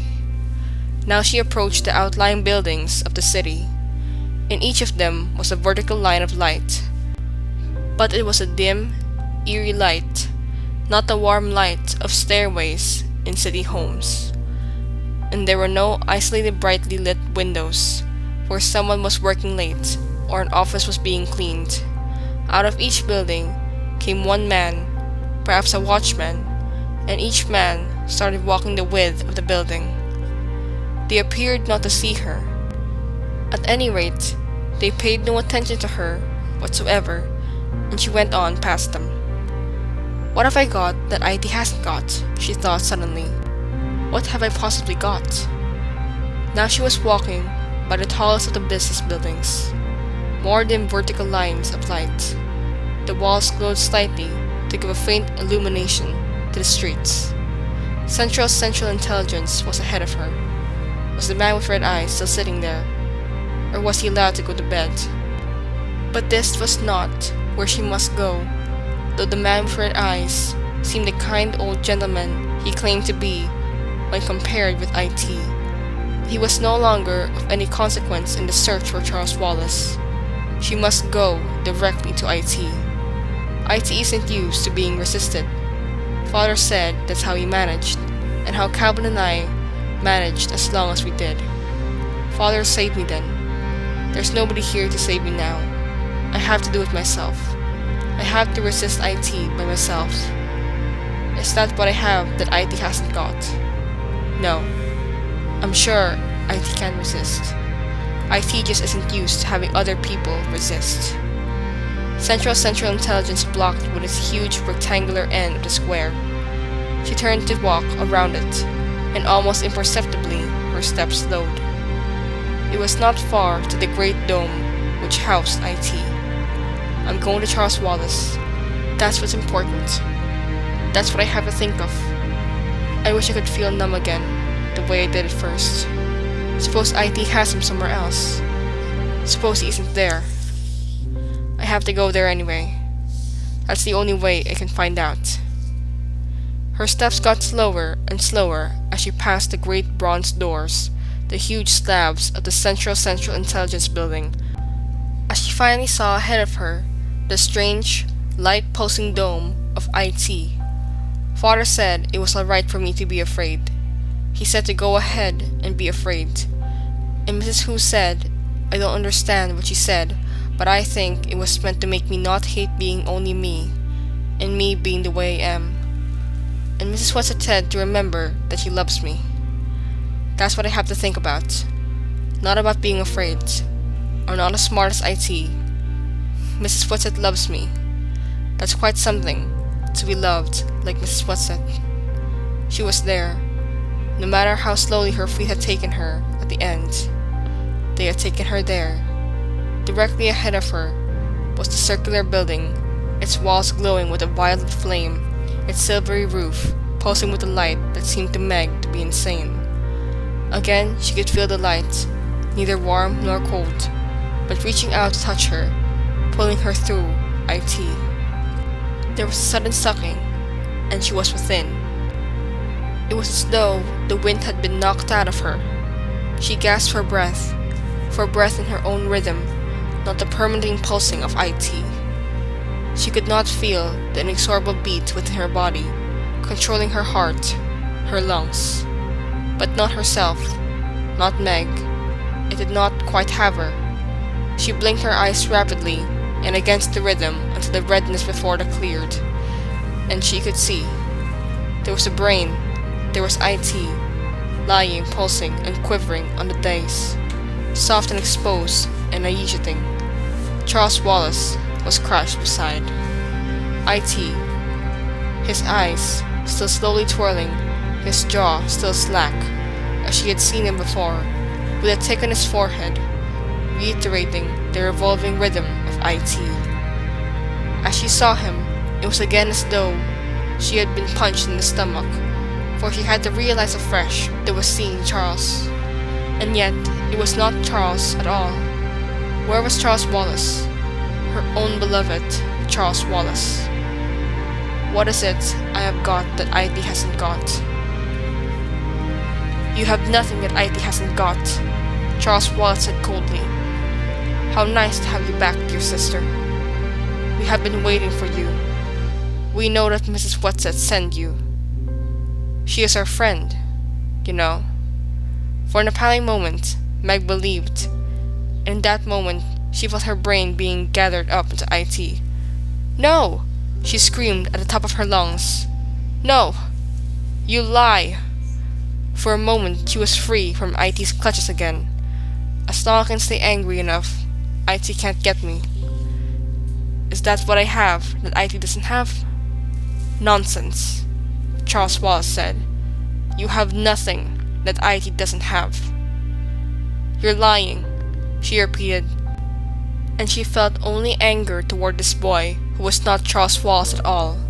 No, it was not anger, it was loathing. It was hatred, sheer and adulterated, and as she became lost in hatred, she also began to be lost in IT. The red miasma swam before her eyes, her stomach churned in IT's rhythm, her body trembled with the strength of her hatred and the strength of IT. With the last vestige of consciousness, she jerked her mind and body. Hate was nothing that IT didn't have. IT knew all about hate. You were lying about that, and you were lying about Mrs. Whatsett, she screamed. Mrs. Whatsett hates you, Charles Wallace said. And that was where IT made his fatal mistake. For as Meg said automatically, Mrs. Whatsett loves me. That's what she told me, that she loves me. Suddenly, she knew. She knew. Love. That was what she had that IT did not have. She had Mrs. Whatsett's love, and her father's, and her mother's, and the real Charles Wallace's love, and the twins, and Aunt Beese's. And she had her love for them. But how could she use it? What was she meant to do? If she could give love to IT, perhaps it would shrivel up and die, for she was sure that IT could not withstand love. But she, in all her weakness and foolishness, and baseness and nothingness, was incapable of loving IT. Perhaps it was not too much to ask of her, but she could not do it. But she could love Charles Wallace. She could stand there and she could love Charles Wallace. Her own Charles Wallace. The real Charles Wallace. The child for whom she had come back to Camazotz. To IT. The baby who was so much more than she was, and who was yet so utterly vulnerable. She could love Charles Wallace. Charles, I love you. My baby brother, who always takes care of me. Come back to me, Charles Wallace. Come back, and come away from IT. Come home. I love you, Charles. Charles Wallace, I love you. Tears were streaming down her cheeks, but she was unaware of them. Now she was even able to look at them, at this animated thing that was not her own Charles Wallace at all. She was able to look and love. I love you.